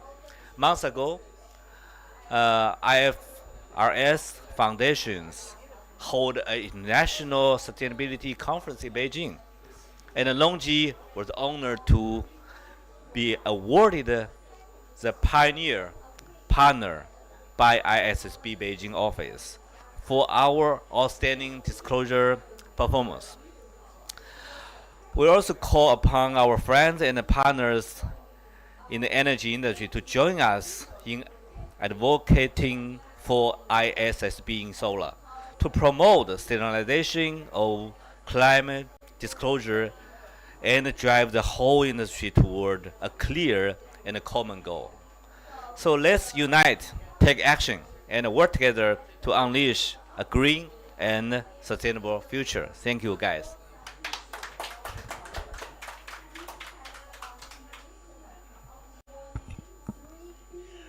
Okay, thank you, Mr. Shi. And next, I will reveal the significant milestone of LONGi as an early partner of RSSB and advocate for RSSB in the solar sector, emphasize LONGi's perspective. And now I will introduction and what we are doing now. And for LONGi, and it's very important, and for our ESG disclosure, and RSSB and have a new standard, and it's very important. We know now there are guideline number 1, also guideline number 2, which will help us to disclose our ESG effect in the future. And we can say LONGi gets the early partner from RSSB, and we feel very honored about this thing. And in November 2023, to accelerate the line of Chinese corporate sustainable information disclosure with international standards, RSSB held the Beijing International Sustainable Conference, the first large event in mainland China since the introduction of RSSB guideline. And LONGi received the Sustainable Disclosure Guideline Early Learning Partner Award from RSSB. And also, as the biggest and also advanced manufacture in PV industry. And LONGi also is a global leader in solar technology. And LONGi support RSSB guidelines as the baseline for global, consistent, sustainable disclosure. And proactively learning and understanding the RSSB guideline, LONGi takes the initiative to fulfill the responsibility as an early learner partner, hosting the Solar Plus Pavilion here at COP28. And we also want calling for and the first and the impact of global climate risk on the business and capital increasing event. And in response to COP28's call for accelerated climate action as a leading enterprise and in the photovoltaic industry, we support RSSB in establishing a market infrastructure in global, consistent, and compared climate-related information disclosure. And also, the photovoltaic industry is a crucial sector supporting global energy transition and addressing the climate crisis. With the photovoltaic industry involving global supply chain, companies in the upstreams and downstreams of photovoltaic industry should actively learn about and also understand and participate in the sustainable disclosure efforts, taking actions to strengthen their own ESG and climate risk management. And thirdly, we expect RSSB guidelines to maintain smooth communication with other sustainability standards, existing standard setting bodies and government regulation agencies. This will effectively reduce the information disclosure cost and enhance the effectiveness of photovoltaic industry companies, collectively promoting the implementation of global sustainable development guidelines in the global photovoltaic industry. And lastly, we hope RSSB will provide more capacity building, training, and guidance support to globally photovoltaic companies joining building a favorable ecosystem for sustainable information disclosure in the photovoltaic industry. And that's all. And we hope we can, with RSSB together, and to make our ESG more professional and let our clients understand LONGi well. So next is the panel discussion, and we will invite some important guests together to discuss the topic and benchmark global standards, RSSB, and sustainable information disclosure in the photovoltaic industry. First of all, we want to invite Mr. Hua Jingdong, and Vice Chairman of International Sustainability Standards Board, and Ms. Wu Furong, China Program Director of CDP, and Mr. Zhao Lijian, President of Carbon Trust China, and also Mr. She Haifeng, Vice President of LONGi Green Energy. And we invite the four guests together to discuss and also share their valuable experience and insights. Please sit here.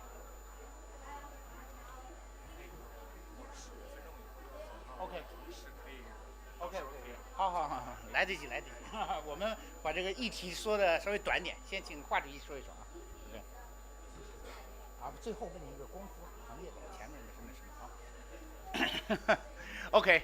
Today we have three topics, and I think the first topic we want get some professional information from CDP, from ISSB, and also from the Carbon Trust.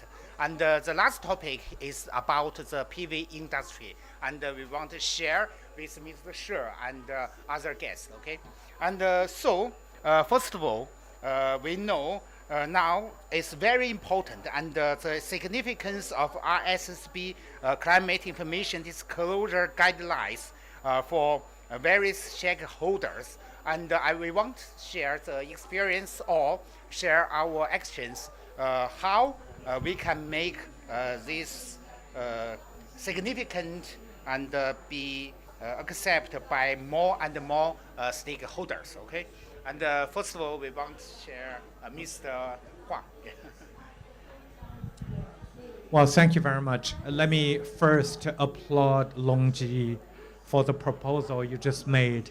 You know, as a global leader in the renewable energy in solar PV industry, your own commitment and your call for the whole industry to rise up, to be early adopters of ISSB standard, not only the company, but the value chain, I think is significantly impactful in bringing better practices in attracting investment into this important sector. Let me, in the same vein, also acknowledge Flora and the great partnership we are doing, both globally and in China, on two fronts. Globally, the 25,000 plus companies under CDP have committed to be early adopters of our S2 standard. Just imagine, these are internationally important multinational companies, and that itself sets a momentum and provides role modeling for the rest of global companies, you know, to adopt our standard, but also the whole value chain behind those 25,000 companies, as LONGi is also doing with your supply chain value chain, which I also applaud. But equally importantly, this unique partnership with CDP China through our Beijing office on how we do capacity building, supporting SMEs in the value chain, you know, to be ready to be capable of you know, of reporting under ISSB, starting with China, then use that to serve as a role model for the rest of the world. So very, very exciting. I just wanted to acknowledge the great partnership that we have, both with LONGi, but also with, you know, with CDP. And congratulations on the award that you received in Beijing, fully deserved. So I just wanted to, in addition to what I said, very quickly add a couple points.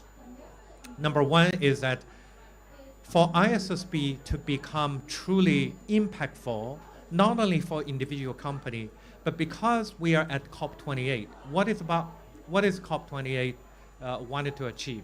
That is massive investment in the global south so that we can maintain 1.5 degree, right?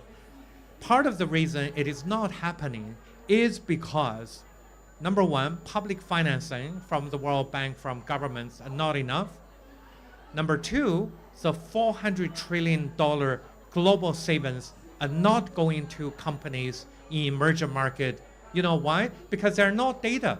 Investors need information, needs data to make informed decision. As we say, better information is better decision. You know, you need information for making decision, and many developing country company don't provide that information because they are at a loss, you know, using what kind of standard to provide. Now ISSB, for the first time, is given global south companies a globally accepted baseline to report their sustainability information.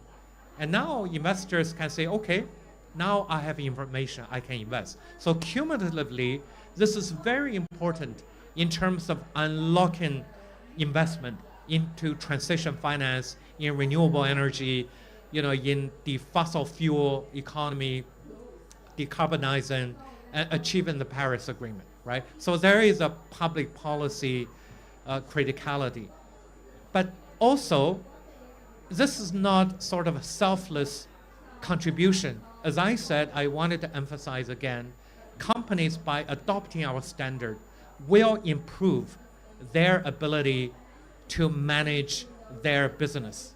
Because what we require under our architecture, which is TCFD informed, is the fact that we want the whole board to get involved. The board needs to understand, okay, my company, what kind of sustainability risk and opportunity we're under. And then ask management, what are your strategies? What are your action plans to systemically identify every sustainability risk and opportunity so you can manage, and then come up with targets and metrics so that you can measure progress, right? If you do this systemically, of course your company will become more sustainable because you have anticipated, mitigated risks, and embraced sustainability opportunities. So I just wanted to emphasize these two additional points to, sorry, my long intervention already at the beginning before I pass on the mic to my colleagues. My apologies, I may have to leave a little early because I need to rush to another session. But, you know, thank you very much. Okay, thank you. And thank you, Mr. Hua. And before you leave, please, we take a picture together, yeah? Okay. First, okay, yeah.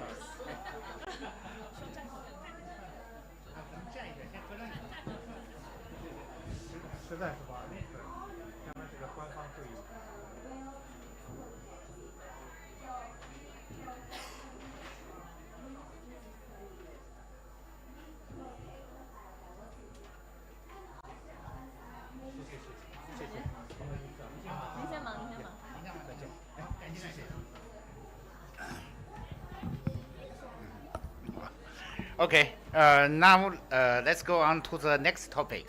As we know, CDP is one of the initiators of SBTI, and before ISSB, and I think CDP's standard is very important in the ESG. And now we know, and there will be some collaborations and also some impact about the new standard, maybe with CDP and also with Carbon Trust and some other organizations. So we want to share some ideas about is there more collaboration or more impact about the new standard? Okay. Thank you for the question, and thank you for having me here. As some of you may know, during last COP26, CDP and the IFRS Foundation has jointly announced that CDP will incorporate the ISSB S2 climate-related standard into its questionnaire from 2024 next year. So this alignment has multiple implications to multiple stakeholders. First of all, for IFRS, as Chairman Hua has just mentioned, this means accelerated early adoption of ISSB climate-related standard by more than 23,000 companies in the world this year, accounting for 2/3 of the global total capital marketization. So this is a large amount and faster adaptation. For CDP, we continue learn and improve. This is one of our core values. As many of you may know, since 2018, our questionnaire has been fully aligned with TCFD, and by aligning with ISSB S2, we continue to keep our questionnaire and disclosure system aligning with the mainstream global standard. The third, for investors, I think we have touched this before. For investors, this alignment has largely improved the consistency and comparability of data, climate-related data for them, to help the investors to make more informed choices, as Chairman Hua just mentioned, which will facilitate the investment, facilitate the transparency, and then the investment to the south about climate change. Last but not least, for the disclosure companies, I think the 23,000 companies disclosing to CDP, for them, this will largely reduce their disclosure burden because our system has been continuously aligned with the mainstream disclosure requirements, including ISSB S2, and a few couple of months ago, we announced we will align with TNFD in the future and to align with ESRS as much as possible a few weeks ago. This is COP26, so in this COP28, I think the day before yesterday, the same building, I think, the two parties has announced a new partnership. I'm still waiting for the official newsletter to be released, but I'm allowed to share. A core part of it, which is about capacity building. Many of you have mentioned capacity building many times. During the new partnership during COP28, I think one major part is about capacity building in China as well as in emerging market. You have mentioned the need for capacity building, and I'm happy to share with you it's already planned. And we have very detailed plan for 2022, online and offline capacity building. Actually, CDB has been doing a lot of capacity building for TCFD before. For example, last year we still under the UN Sustainability Stock Exchange Initiative to train companies about TCFD for the Hong Kong listed and Shenzhen listed companies. So looking forward, we will likely to support ISSB capacity building starting from China, but not limited to China. And I think LONGi has been disclosing to CDP for 6 years. Yeah, and you are early adopter of ISSB. I think we will collaborating with financial institutions like the IFC, World Bank, early adopters like LONGi, and especially the Beijing office to work together on the capacity building. As Chairman Hua mentioned the day before yesterday, that standard setting has been finished to some extent, and the focus now is capacity building. Thank you. Okay.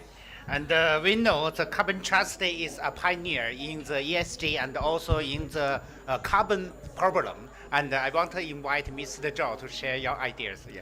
Thank you. Thank you very much.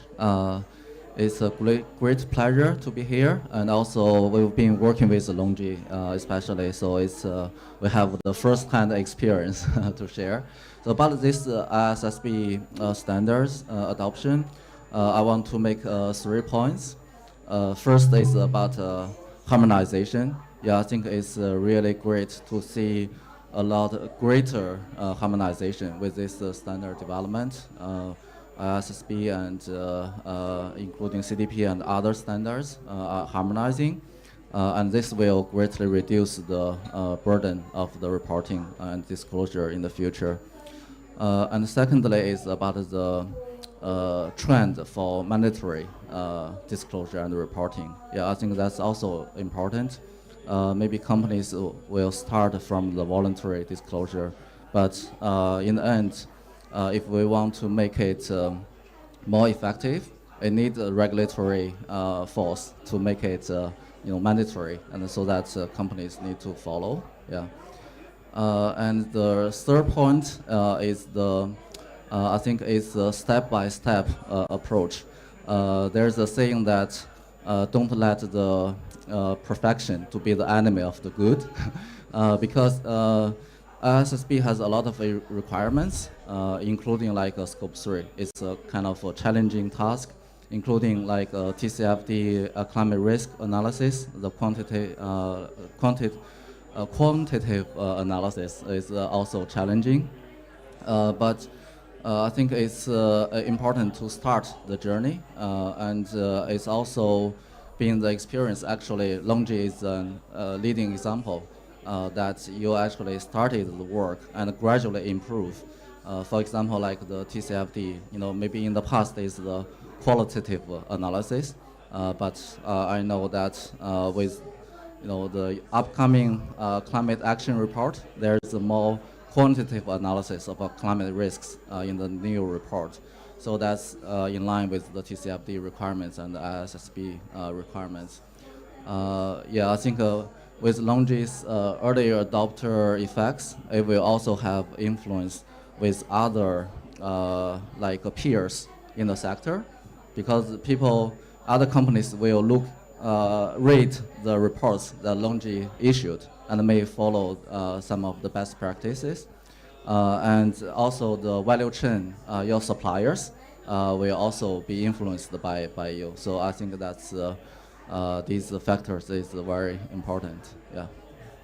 Okay, and this lady is from RSB and his colleague of college of Mr.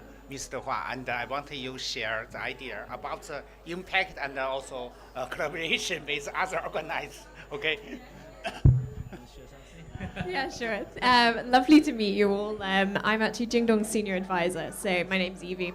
Really lovely to meet you. Unfortunately, he had to drop out for a different event, but I think from what both of you are saying, it's incredibly important. If I start with CDP, we're incredibly excited with the capacity building partnership that we've got that's being spearheaded by both of our China offices.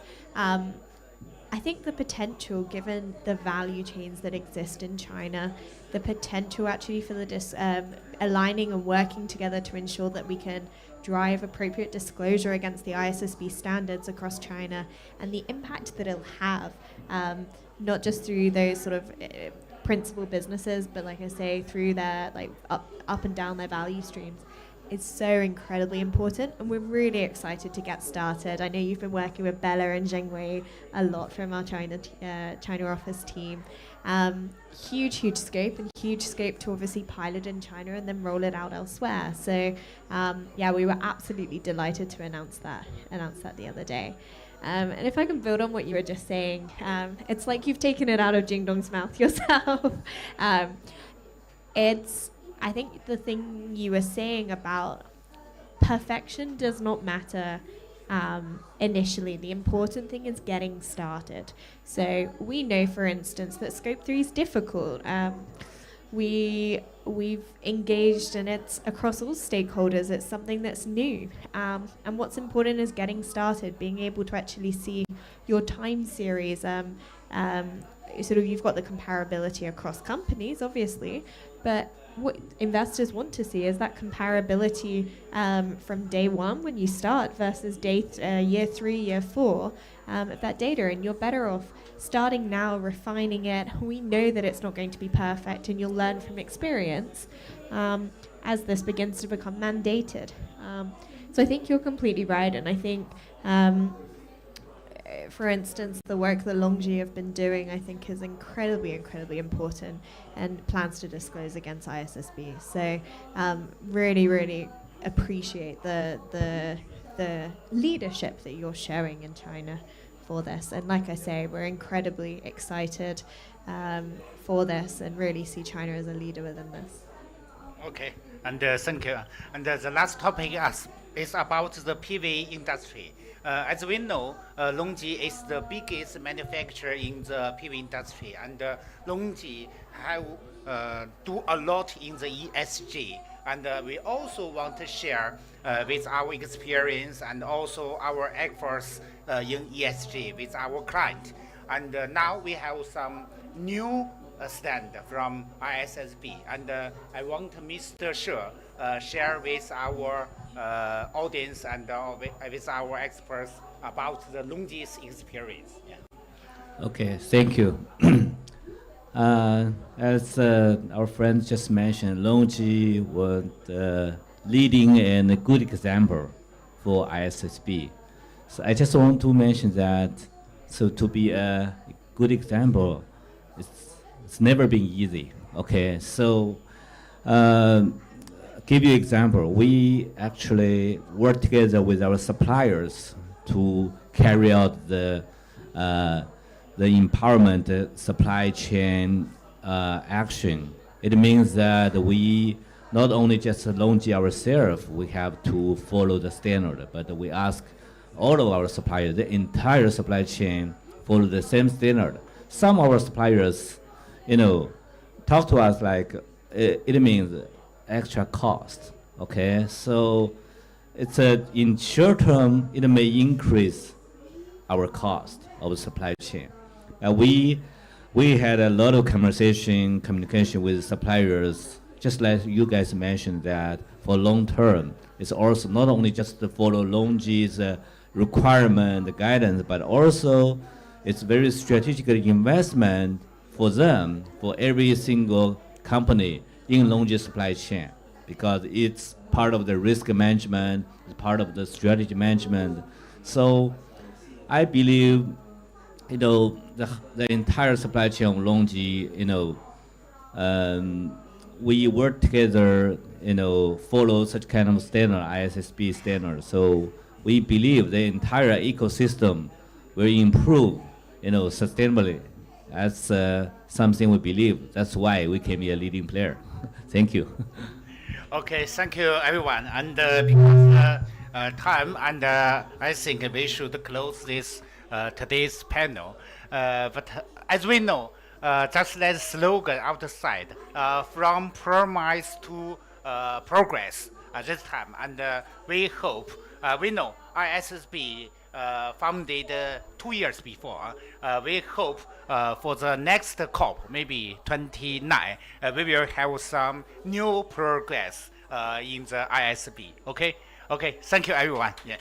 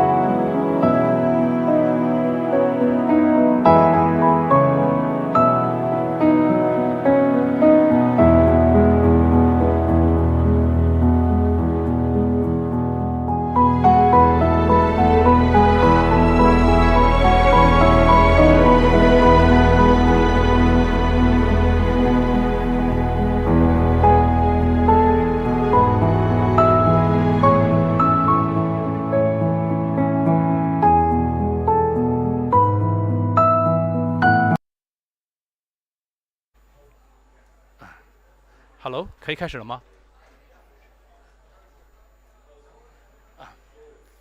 ？Ready， 可以开始吗？这个要摁吗？开始了啊！Welcome everyone， 欢迎大家来参加这次这个 Solar Plus Pavilion Event。这个 event 的名字叫这个 Accelerating Global Energy Transition and Cooperation， 加快全球清洁能源转型和合作。啊，今天非常荣幸的由这个LONGi给咱们提供这个场地啊，所以我们可以一起来讨论这个全球怎么加快促进这个能源转型这个议题。所以呢，我们今天这个议题的话呢，因为我们这个 panelist 一会儿我会介绍 panelist 啊，他们都代表了一个非常在很多领域他们都有代表，是一个非常 broad 的一个 participation 啊，他们有这个咱们有 NGO， 有 business， 还有这种governments。还有这个 research institute 都来参加咱们这讨论，主要是回答这个下面几个问题，就是 how can global communities speed up clean energy transition， 然后呢 how to facilitate global collaborations on decarbonization efforts， 因为知道这个现在就是中国在这个清洁能源的发展是非常快的，从这个 solar panel 到这个 battery 到 wind turbine 到这个EV electric vehicle。所以呢，这是一个中国的经验怎么能够这个向国外进行这个中国模式的一种分享和介绍啊。我自己来自于能源与交通创新中心啊，我们实际上也是在这个 clean energy 这个 transition， 特别是在这个 energy sector 跟 transportation sector 上，我们做这个主要是在这个能源和交通上的一个清洁能源转型，我们做了大量工作。所以今天呢，非常的高兴能够请各位嘉宾来讲啊，我们先请这个咱们这次的这个赞助方LONGi的这个霍岩总给咱们做一个发言，谢谢，来，请霍岩总。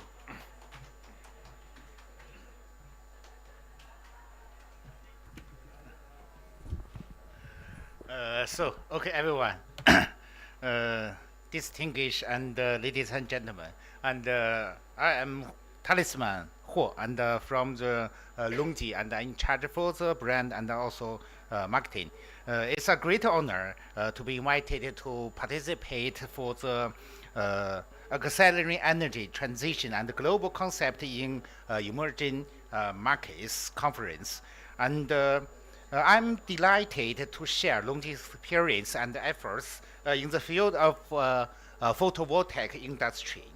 And as we know, emerging markets refers to countries and regions that are relatively developing in global economic, and with active economic activities and industries development, but are still in the early or middle stage of the development and transformation.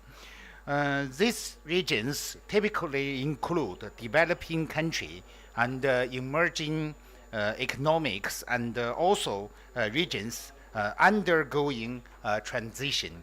And in the past, many emerging market regions heavily relied on traditional fossil fuels. However, with a growing focus on sustainable development, these areas are actively driving the transition of their energy structures, increasing the share of renewable energy. And with the continuous progress of economic development and urbanization, the demand for the electricity in emerging marketing regions is steadily increasing, and making the need for reliable, sustainable, and also economical energy solution increasingly and urgent. And in recent years, aimed at the global trend of carbon neutrality, many emerging market regions have introduced policies and regulations supporting the development of renewable energy, including clean energy targets and subsidies and incentives to accelerate energy transition. As a major renewable energy technology, photovoltaic provides emerging markets with a clean, reliable, and also cheap solution.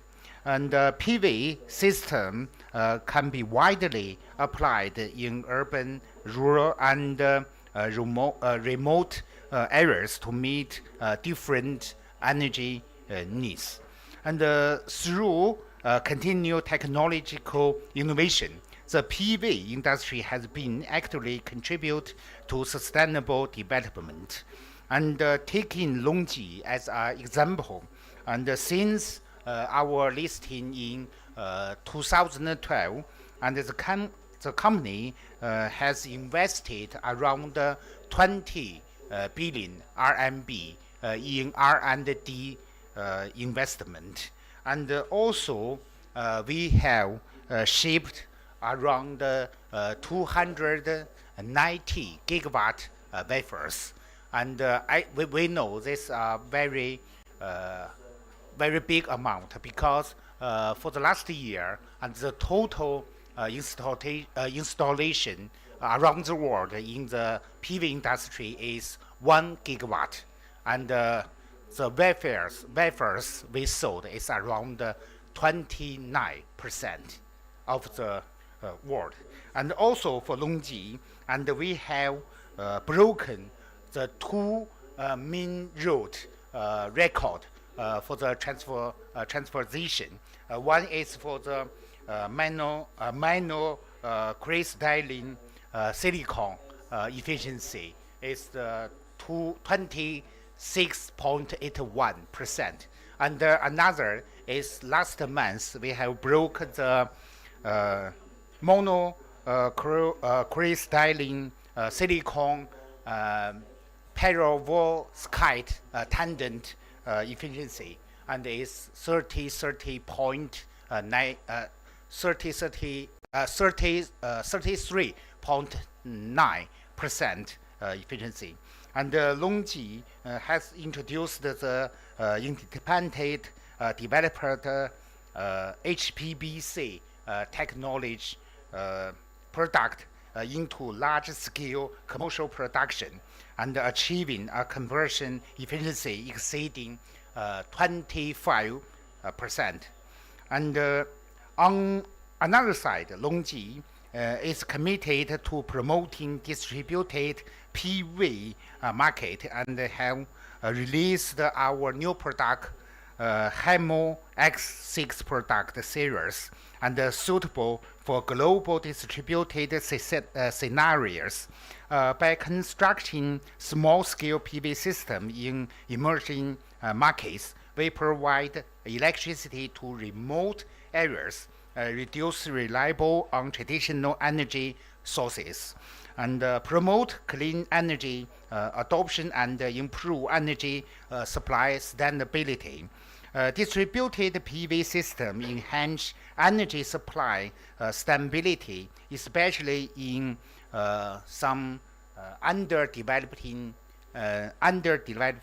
area, and we can contribute to an improved quality of life for local person, and also promote the local energy. And the enter of the PV industry has brought opportunity for technical cooperation, and through collaboration with international enterprise and organizations, emerging market can access the latest PV technology and manage expertise, driving the development of local industry.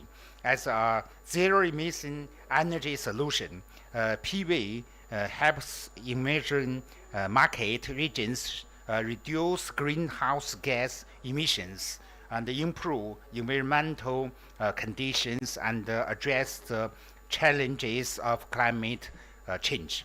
In conclusion, the application of PV in emerging market regions provides sustainable and economic energy choices, while also driving local economic development and energy transition.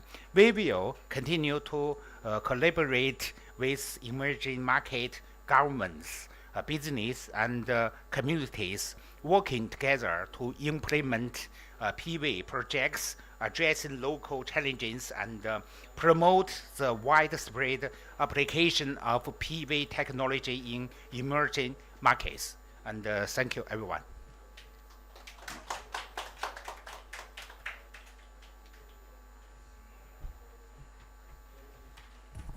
Thank you, Mr. Hoare, for the great remark. We are very impressed about LONGi's achievement. And I think what LONGi has achieved in relatively short period of time is reflective of what China as a whole has achieved, especially in the renewable energy development. And LONGi was born in Xi'an and middle west of China. I think the panelists, I think Dr. Zhou Nan is also from Xi'an, and myself spent very stretch of useful time in Xi'an. So Xi'an is a great city and has achieved the great green energy development. So thank you very much. I think next I will introduce the panelists on the stage. So we will have a conversation. And so first I would like to call for Dr. Zhou Nan from the senior scientist from Lawrence Berkeley National Lab, U.S. Department of Energy. Welcome, Dr. Zhou Nan. You can see here. Second on the stage, Mr. Zhai Yubo, General Manager of Sustainability from New Link. And so next is Haoran Zhang here. Oh, okay, Haoran Zhang, he is a Senior Strategy Manager of Green Finance Forum of 60. And now let's welcome Weikang Wang, Senior Fellow, Tencent Carbon Neutrality Lab. Last but not least, Wang Wenwen, Program Lead, China Clean Transportation Partnership.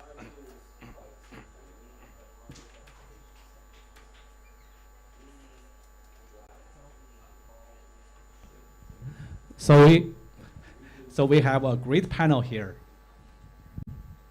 And so I think I want to each of you first to introduce your own work. And so what do you do and how you work contribute to China and also global clean energy transition. Let's start with Dr. Zhou Nan. Well, thank you. My name is Nan Zhou, and Senior Scientist at Lawrence Berkeley National Laboratory. I've been working in the lab for 20 years and started really working China's energy efficiency policies and analysis collaboration with many institutions in China. In the last 5 years, and I also expanded my research portfolio to include many other emerging economies such as Indonesia, Chile, Argentina, and a few other countries. My work in the beginning and focused more on projecting China's future energy and future, and also evaluating emission and various technologies and the policies that can help and reduce the energy use and decarbonize the energy system in China. I also focus more on the building energy efficiency. I led the U.S.-China Clean Energy Research Center Building Energy Efficiency Consortia for 8 years. That was the bilateral presidential program focused on building energy efficiency and with the goal of advancing the technologies in the building sector for both U.S. and China and aiming to achieve a net zero energy building.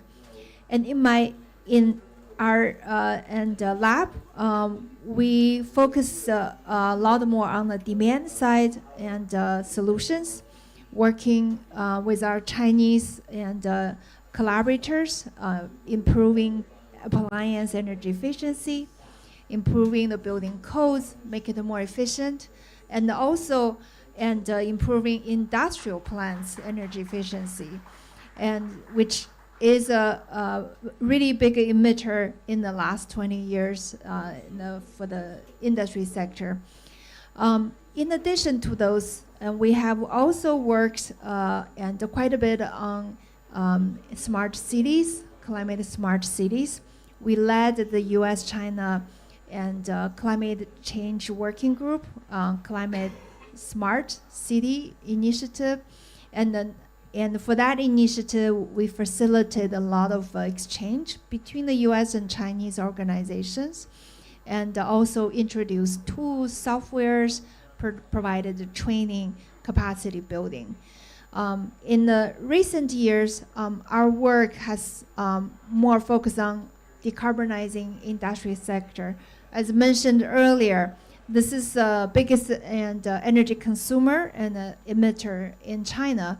And the industry sector accounts for about more than 60% of the energy and emission. And it's also the sector is hard to abate. For building sector, we have a lot of technologies that are ready to be deployed. And there are also net zero energy buildings being built and piloted, and that could also be scaled up. For industry sector, particularly those and heavy industry sector, and they use a lot of high temperature heat, and which is very hard to decarbonize, because normally we can use electrification and using renewables to generate those zero emission electricity that could be used in the demand sectors. But for these heavy industries, because they requires high temperature heat, that's sometimes above 1,000 degrees Celsius, close to 1,500, and it's very difficult.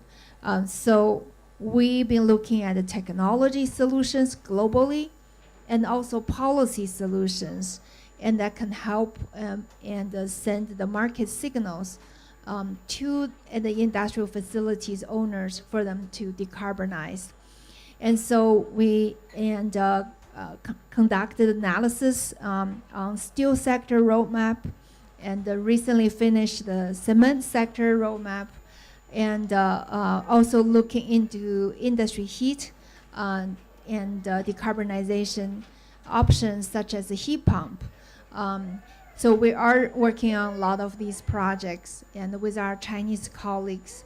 And in addition to those industry sector, we also maintain the collaboration with colleagues and building energy efficiency, and then also developing standards, codes for the net zero energy buildings. And there are many area of research we're doing. And most of our work was done in collaboration with our Chinese colleagues.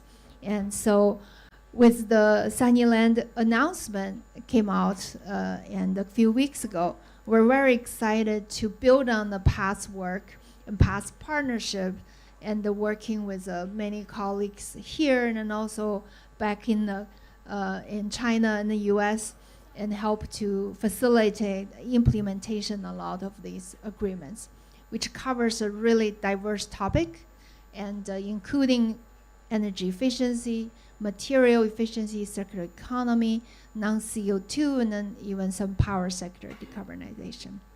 So that's a China work, and we've been doing.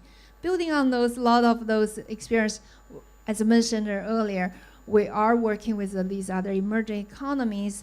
Actually, we found a lot of these tools that we developed in the past, analysis we've done, even approaches we use, like working with Chinese institutions, improving standards, could be quite applicable to these other countries.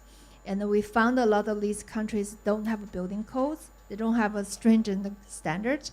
So we could just use a lot of those materials, and we developed and updated and also provided recommendations, very similar to what we did with our Chinese colleagues. So that's just a very quick introduction of our work.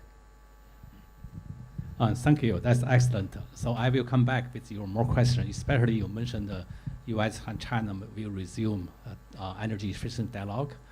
I think as a part of this, the Sunnyvale agreements, so definitely I want to go back with that.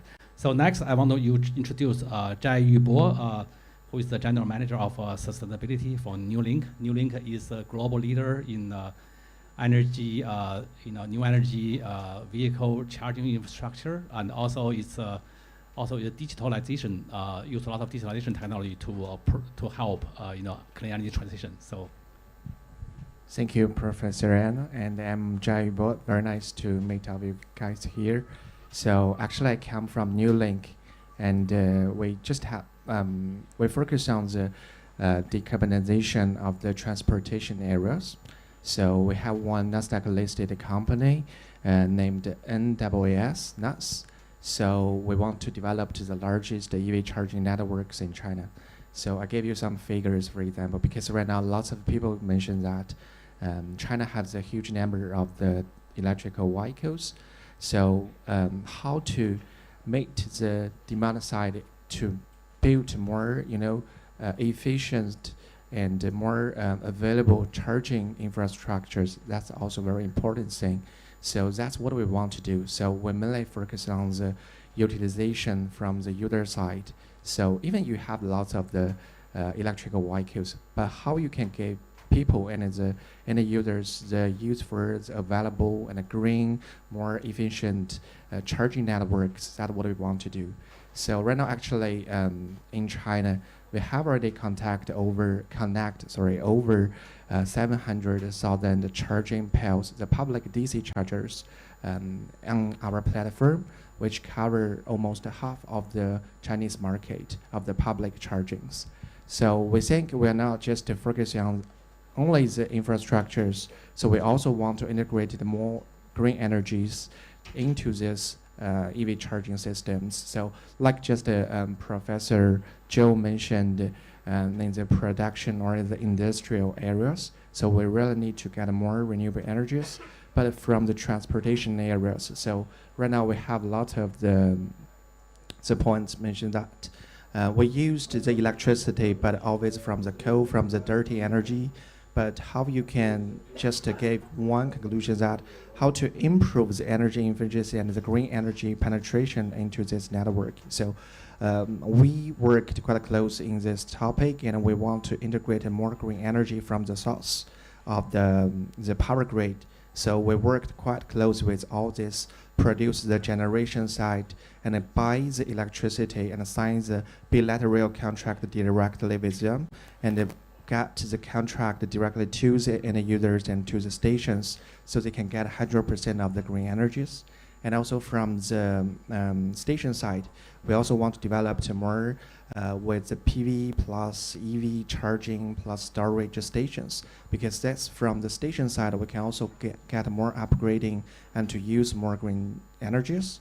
And from any user side, so we want to get more relationship or the quite close relationship with the end users. So for example, on our platform, we created the carbon credit account for each end users. So let us to know if you use the EV charging, you can know how much of the emission you have already reduced from your utilization of the EV charging. So from the production side, the station side, and then to the end user side. So we really want to integrate more green energy into the transportation areas, and then we want to use more technology to facilitate the energy transition in the transportation areas. Yeah, thank you. Maybe we should have another speaker. I think we will. So I will come back with you more question about how you working with emerging market and yeah. So now we switch gear to the green finance. So I think Zhang Haoran is from the Green Finance Forum. Maybe you can tell us a little bit more about the Green Finance Forum. I think one of the biggest topics of this COP28 is about how we come up with the climate finance. Maybe you can share your thought. Thank you so much, Professor. And my name is Hao Ran. I come from an independent think tank based in Shanghai called Green Finance Forum of CCT. And we are focusing on the area of ESG, carbon market, and climate financing things.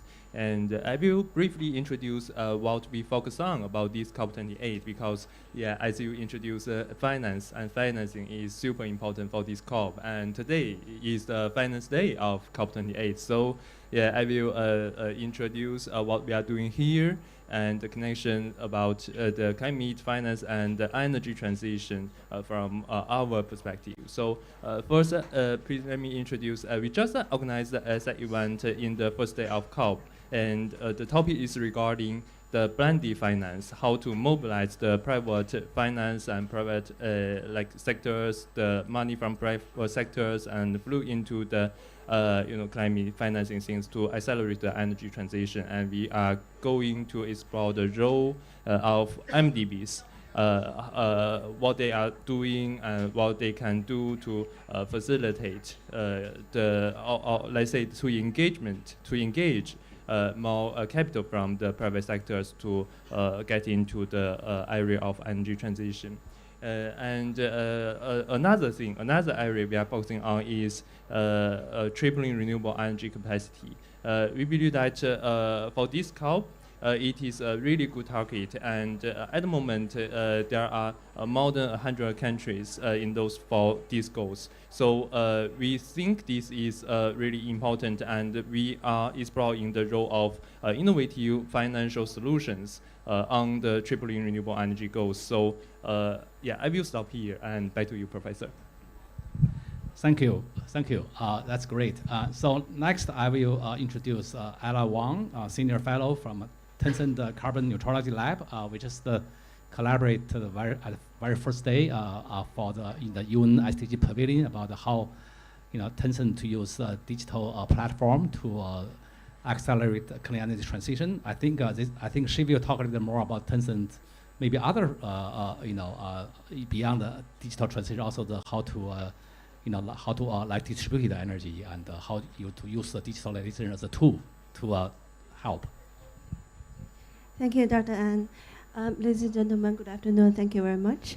I'm Ella Wang from Tencent, which is, I hope you have learned a little bit about it. It's an internet and technology company. We are really trying to leverage our digital power and resource connecting power to facilitate and accelerate the energy transition and the low carbon transformation. So as Dr. An mentioned, we have been launching our digital platform to accelerate the connections between among the stakeholders to really facilitate climate innovation technologies. And also he mentioned about some other projects that we have been working on, really focusing on financial models and business models that we can really help those projects to be built up on ground, which could better facilitate capital flow into this kind of projects. So one case that I could maybe provide is in Shanxi province in northern west part of China.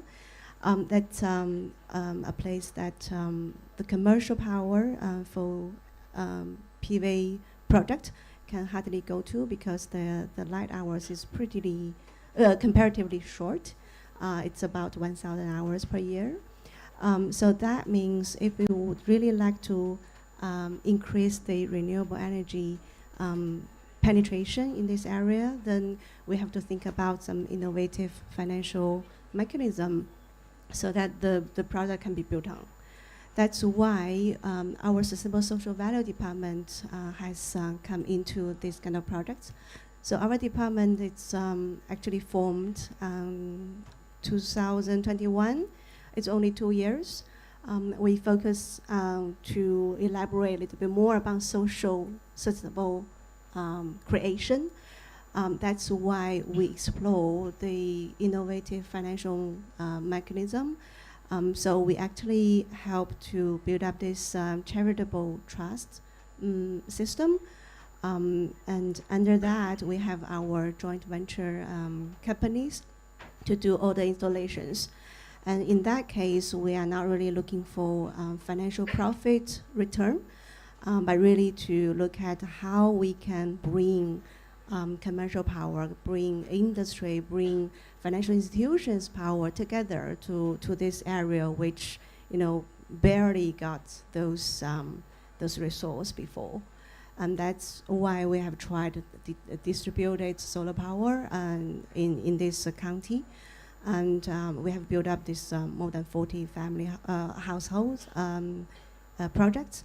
And for the next phase, we aim to build up on 1,000 households with more commercial industry partners to be engaged and work together.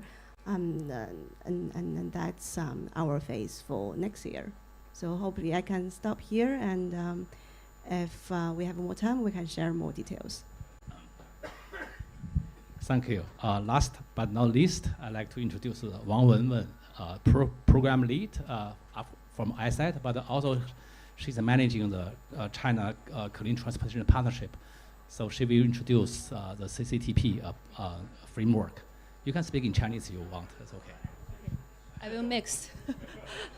Hi everyone, I'm Emma Wang from Innovation Center for Energy and Transportation. I'm here speaking on behalf of China Clean Transportation Partnership. We serve as our organization serves as the secretaries of this partnership. Our partnership is a non-profit, non-governmental, voluntary partnership. The platform fosters cross-sectoral and cross-regional cooperation, knowledge sharing, joint research, and communication by engaging with top research institutes, universities, and think tanks in the field of transportation, energy, climate, environment, and sustainable development. Our top priority is to accelerate the pace to decarbonization the transportation area. We have now 29 members in our partnership, which of them are most from Chinese institutes and universities, and some of them are international NGOs. We are encouraging the cooperation with international organizations and international universities, and we will organize the workshops and the salons and forums focusing on the low carbon transportation topics. And yeah, I will just, the introduction is here. Okay.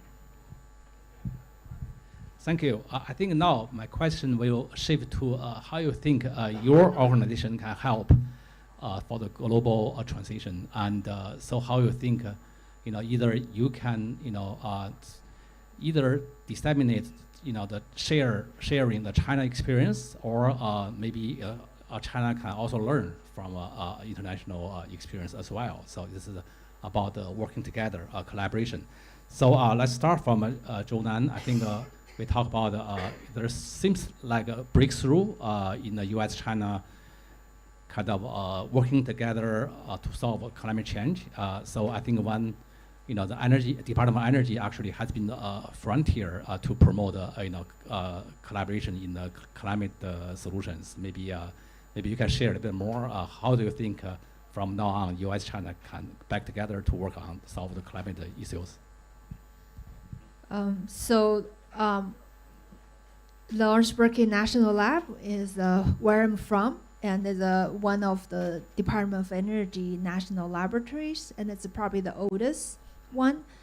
Our mission is to deliver science to the world to address the most critical challenges the humankind are facing, and we think climate change is one of them. And so in the last 30 years, 35 years, as I mentioned earlier, we've been working with many organizations, partners in China and elsewhere, and to develop and deploy scientific solutions that can help the countries improve the efficiency and also transition to a clean energy future and combat and climate change issues. Because it's a very challenging issue, I think that's where we come in. We are not a private sector companies, and you would be really commercializing and deploying products tomorrow. And for national laboratories, we work on cutting edge and scientific solutions, whether in the past it's more hardware technologies, these days it's more about analysis, softwares, and a lot of these energy management practices, policies, and a lot of these research. And so our approach has been really coming up with and technical solution to address and the questions that come from the country, or we call them our stakeholders. And just a very simple example, if we say they want to transition to a renewable energy future, at the same time, we face challenges such as energy security, the intermittency of the renewables, and also there are also integration with buildings, with vehicles, electric vehicles, and industrial facilities. And those are really technical issues. And that's where our colleagues and in our lab and been working and really relentlessly to address similar challenges and in the US or in California where we're situated. And actually a lot of the challenges are similar to what the Chinese are going through. The good and news is that because California is really pioneer in setting up ambitious targets and pioneer a lot of these policies, we also have a lot of lessons. And so that those lessons, successes, can really be shared with our Chinese colleagues when they're going through the transition. And just a quick example, a few years ago, I was introducing California's experience about really scaling up the renewable and phasing out the fossil fuel by 2035, very aggressive target. And as we were doing that a few years ago, we had a wildfire and we had a lot of power outages that last for days. And we were really using candles and for a number of days and had no lights, all of those. So our Chinese colleagues were asking, does this set you back from this clean energy targets you have? And because it's a very challenging issue, and the people don't have electricity to run their electric vehicle. They can't use it for cooking if it's an electric stove, right? So it's about the people's life.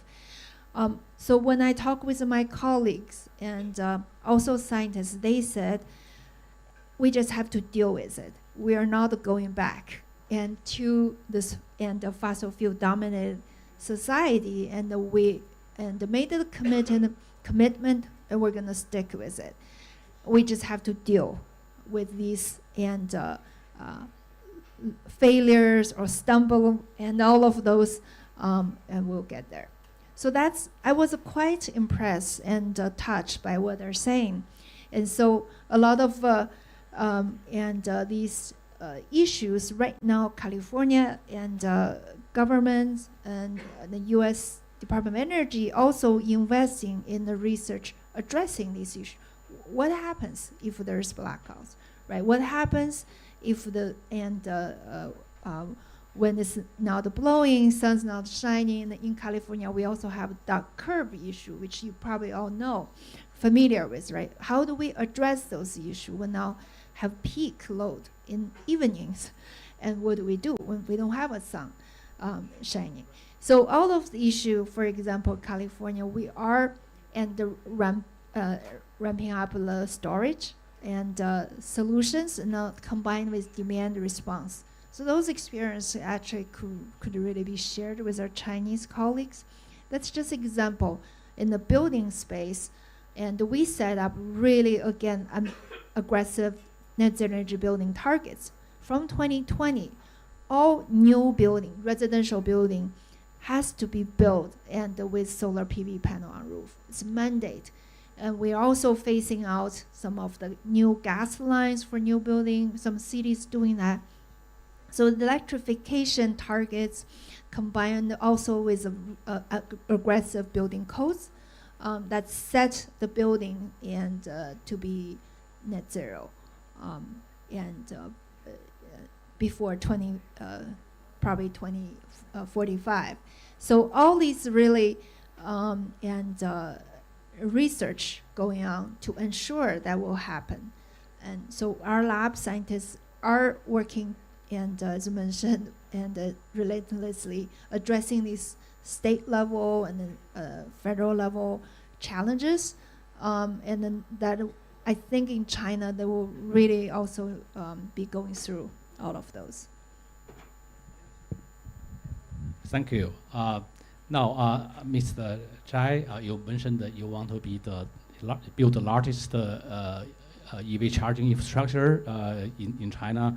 How your experience in China can be kind of transferred globally, especially in the emerging market? I think I understand that you mentioned that you are building operations here in UAE. Maybe you can tell us a little more about your experience.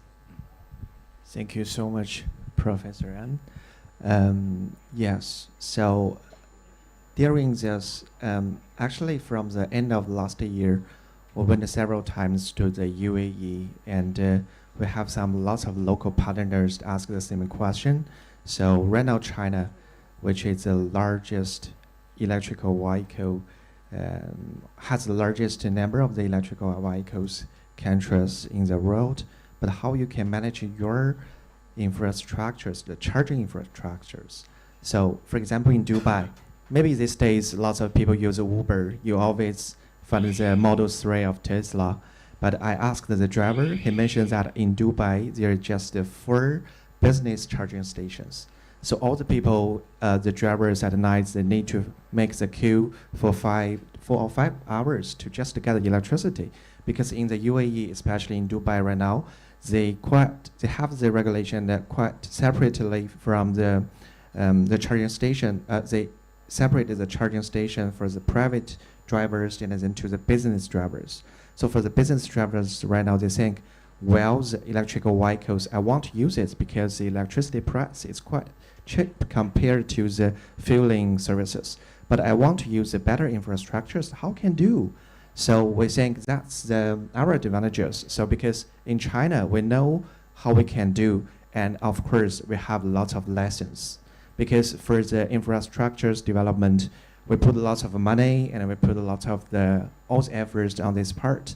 For example, in China, at the beginning, we built lots of the unused charging piles. So right now, if you are on the rail highway, but you can find some charging stations, it's not usable, or it's useless, or they need to put more contribution to build the new high power or high qualities charging stations. So right now we think we can use more digital tools, digital services to help the owners, the site owners, to find the right location to build the charging piles, to build the infrastructures network, more efficiency. That's quite important. You cannot just put the charging piles where you want, or you just find across of the road, you just put the charging stations 1 or 2, but that's no meaning maybe for the business car drivers, because for the electricity, most of the consumption of the electricity in transportation areas really, comes from the business cars. So we need to make one better and healthy infrastructures networks for them. So that's our experience we want to do in the UAE. So right now, and also from the beginning of this year, December, during COP28, we also worked with Dubai Chambers. They have one China Innovation Center locally here. So we built one showroom and expansion hall. And we worked with different Chinese partners to show what kind of the products that we have in China and what kind of the technologies we want to use in the transportation areas. So I think we can do, just like one hub to welcome all the foreigners, the local partners here, and also want to share our expertise and the lessons to them. Yes. Thank you very much. Haoran, I think you mentioned, I think in China, people talk about the green finance, they talk about, incentives to stimulate energy transition, and how to, to make enterprise easier to adopt, upfront costs. But here, I think in COP28, people more talk about, how to help the climate finance to help less developed countries, to overcome the barriers. Also, there are a lot of talk about the loss damage fund, which is, require developed country to dedicate, loans and fundings to less developed countries.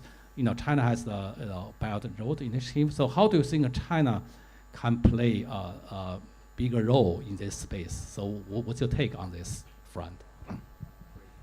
Yeah, thank you, Professor.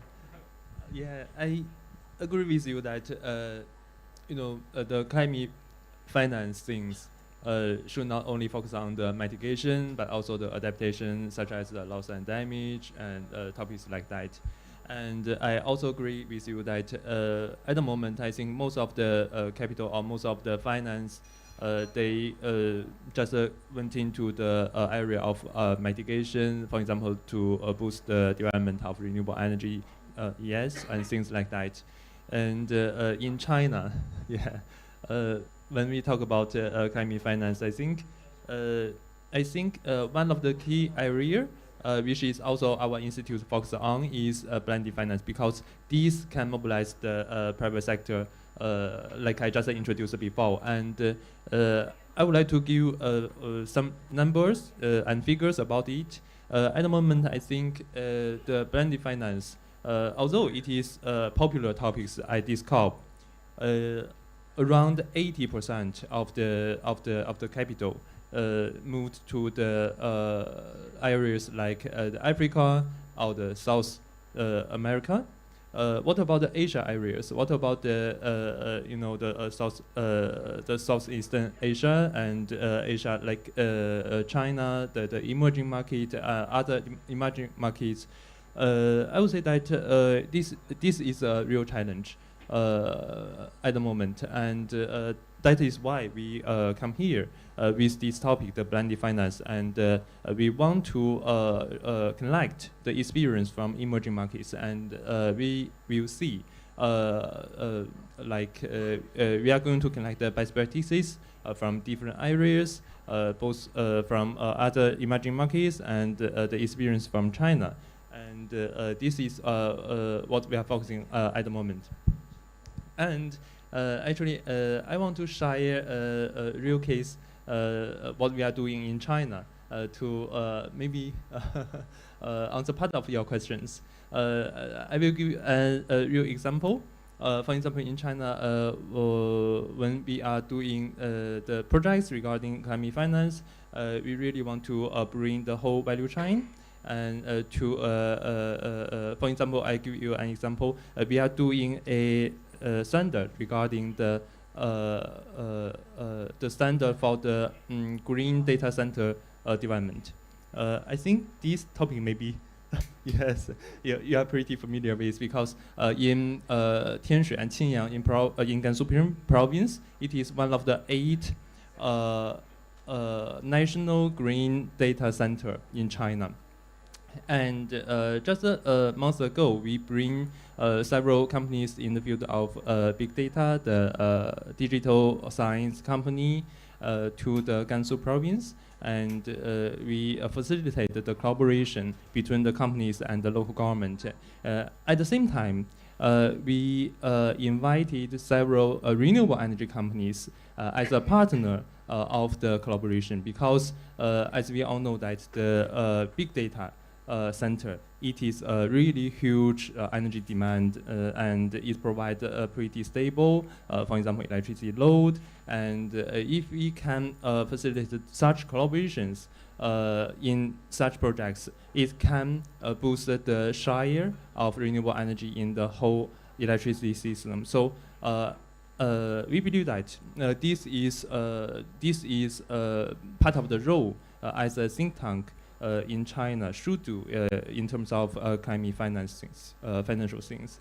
Yeah, regarding the adaptation and topics like loss and damage, personally, I really believe that's a huge challenge because the money is there. Yeah. So we need to seek additional money to get into the area, and we need to discuss how to distribute it, like the climate finance. So yeah, I'm also looking for the good answers, and in the past few days I attended several different events, and I look for I'm also reading the reports and everything that's released by the COP28, and I'm looking forward that with different partners we can facilitate the topic. So yeah, thank you. Back to you, Professor.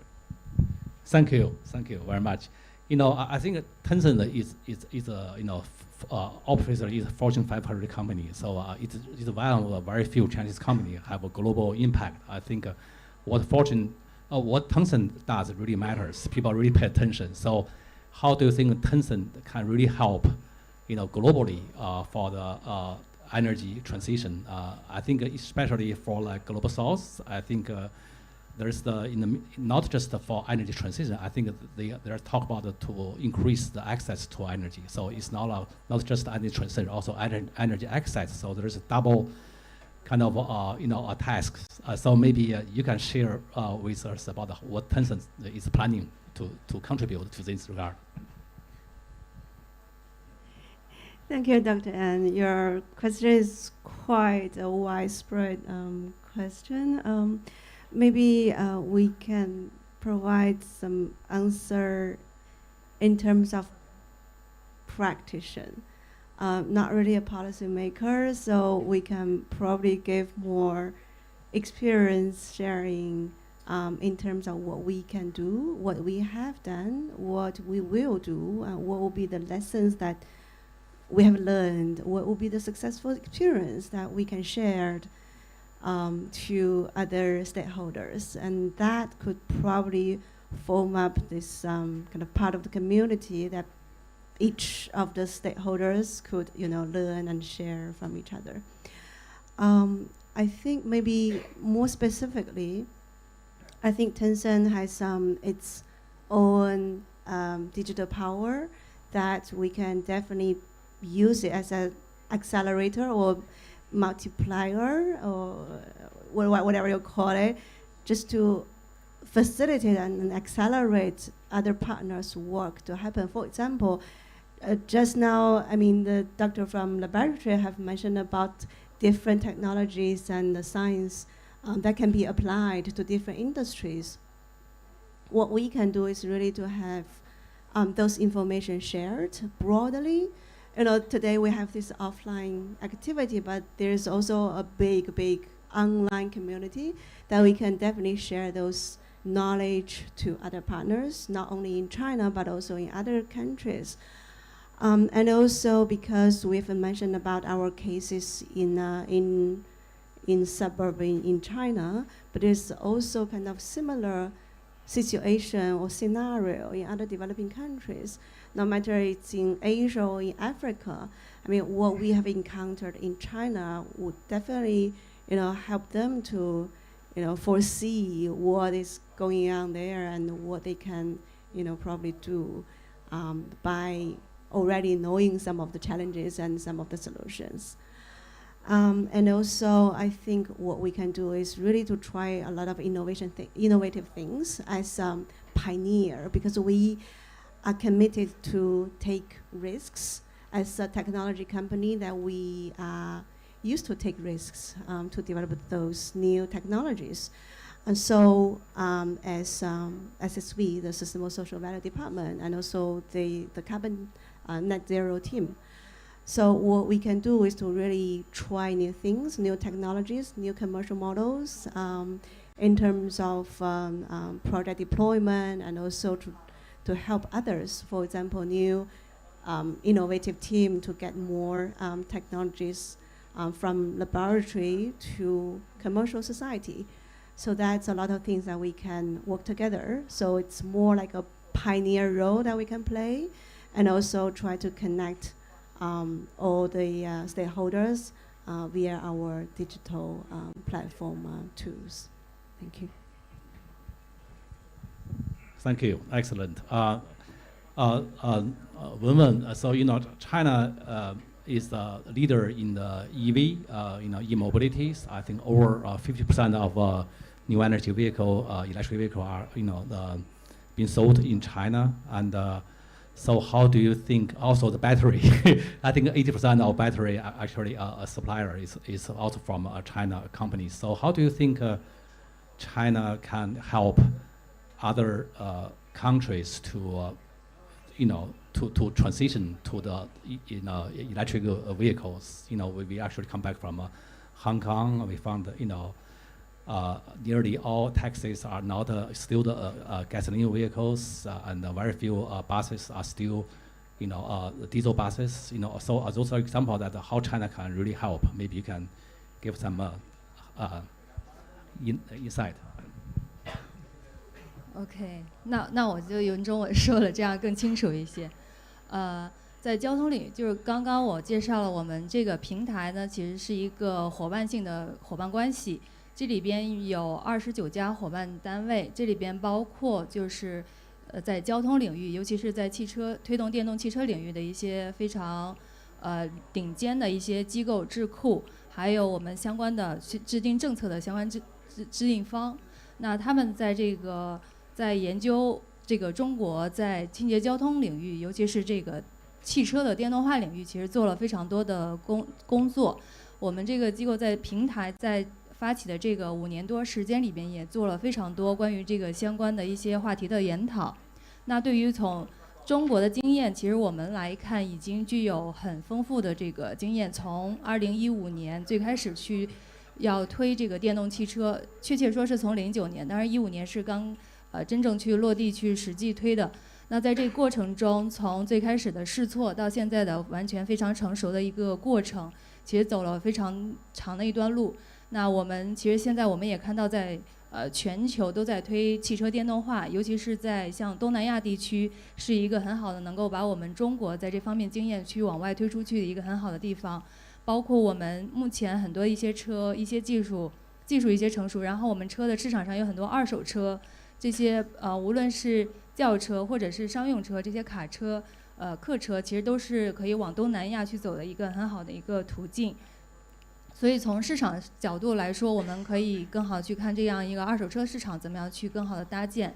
然后那从技术合作方面，我们也觉得像刚刚翟总说的，无论是从车的技术也好，从充电这个方面的技术也好，都可以去能够很好把我们中国经验传递出去。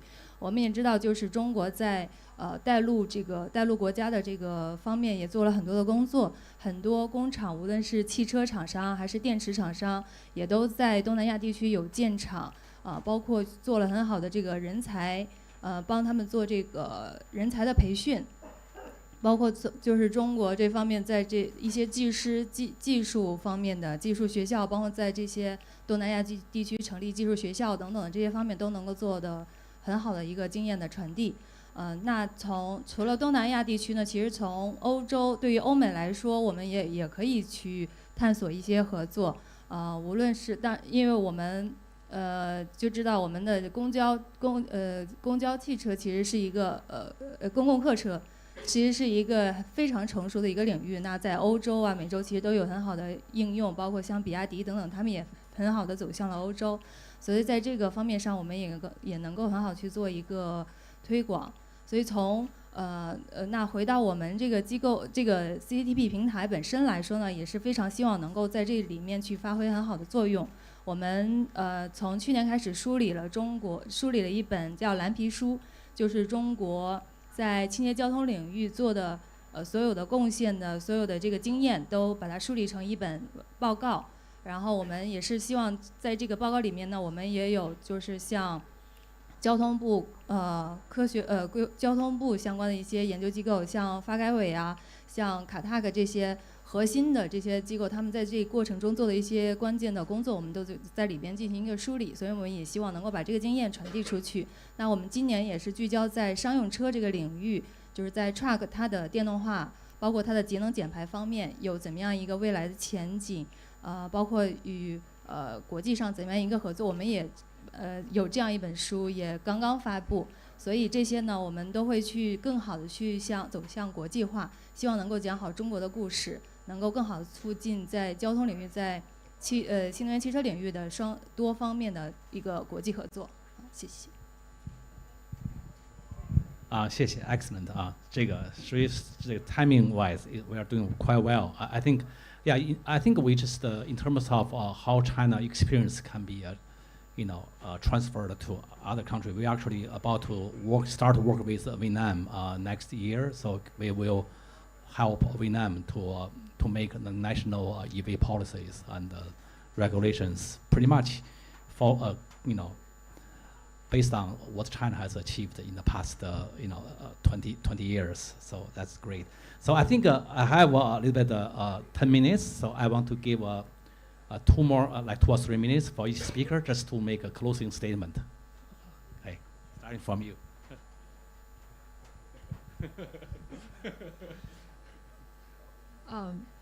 As I mentioned in the beginning, so climate change is really a challenging problem. And we are actually on the worst case scenario. And for reaching our goal, limiting the global warming potential to 1.5 degrees C or 2 degrees C, we're not on track meeting any of those. And to address these challenges, I don't believe any country can just by themselves and to tackle this problem.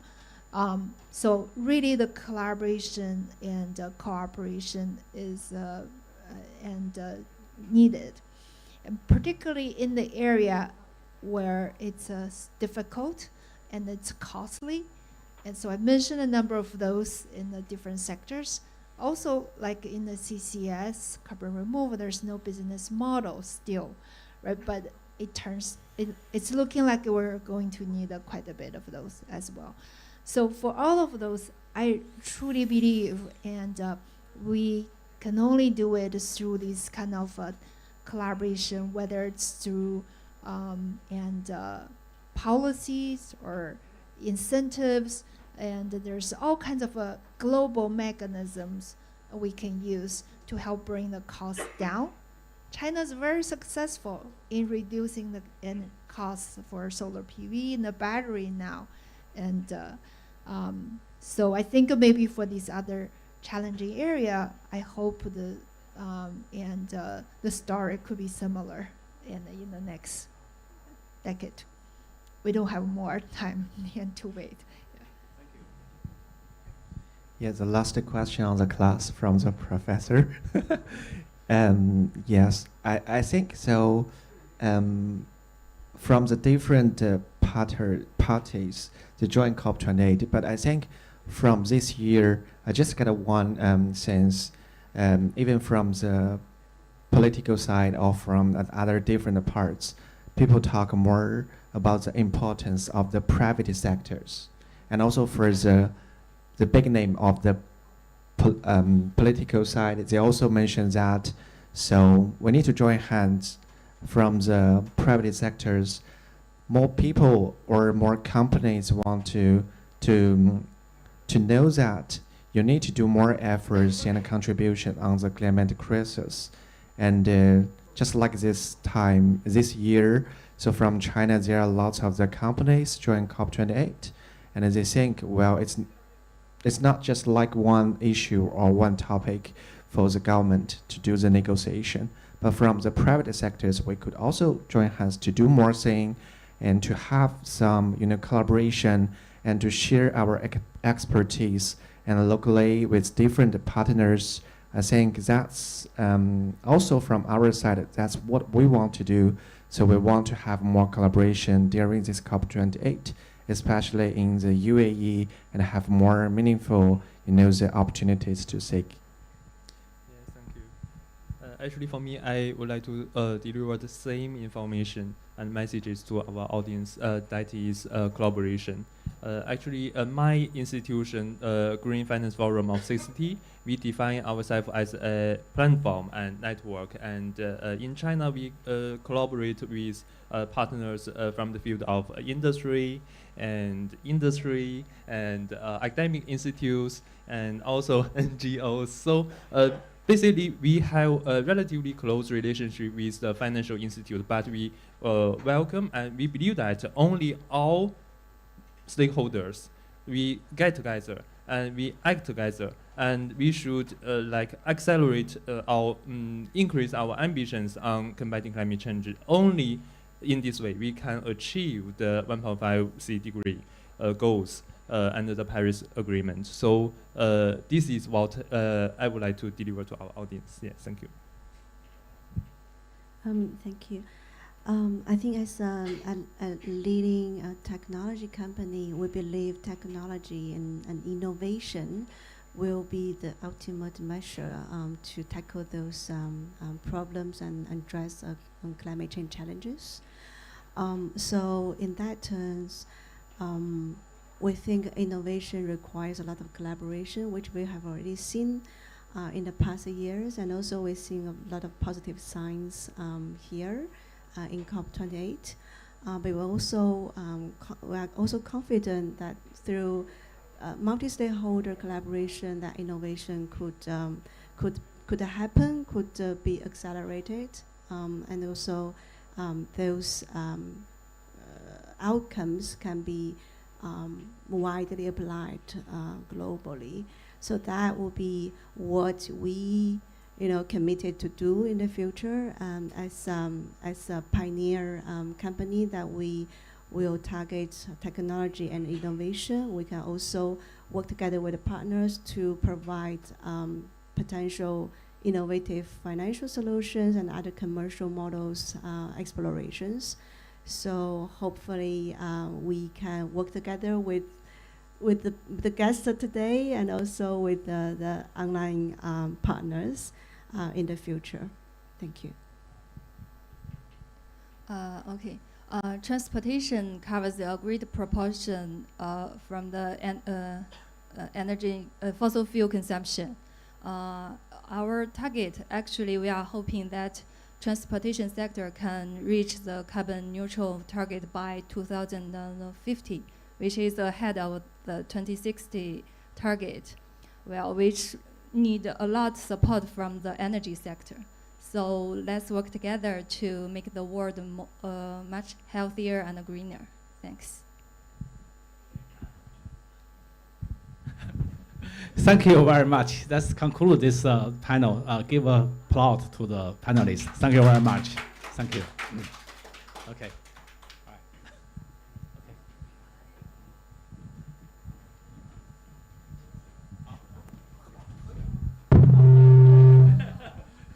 Okay. All right. That's good.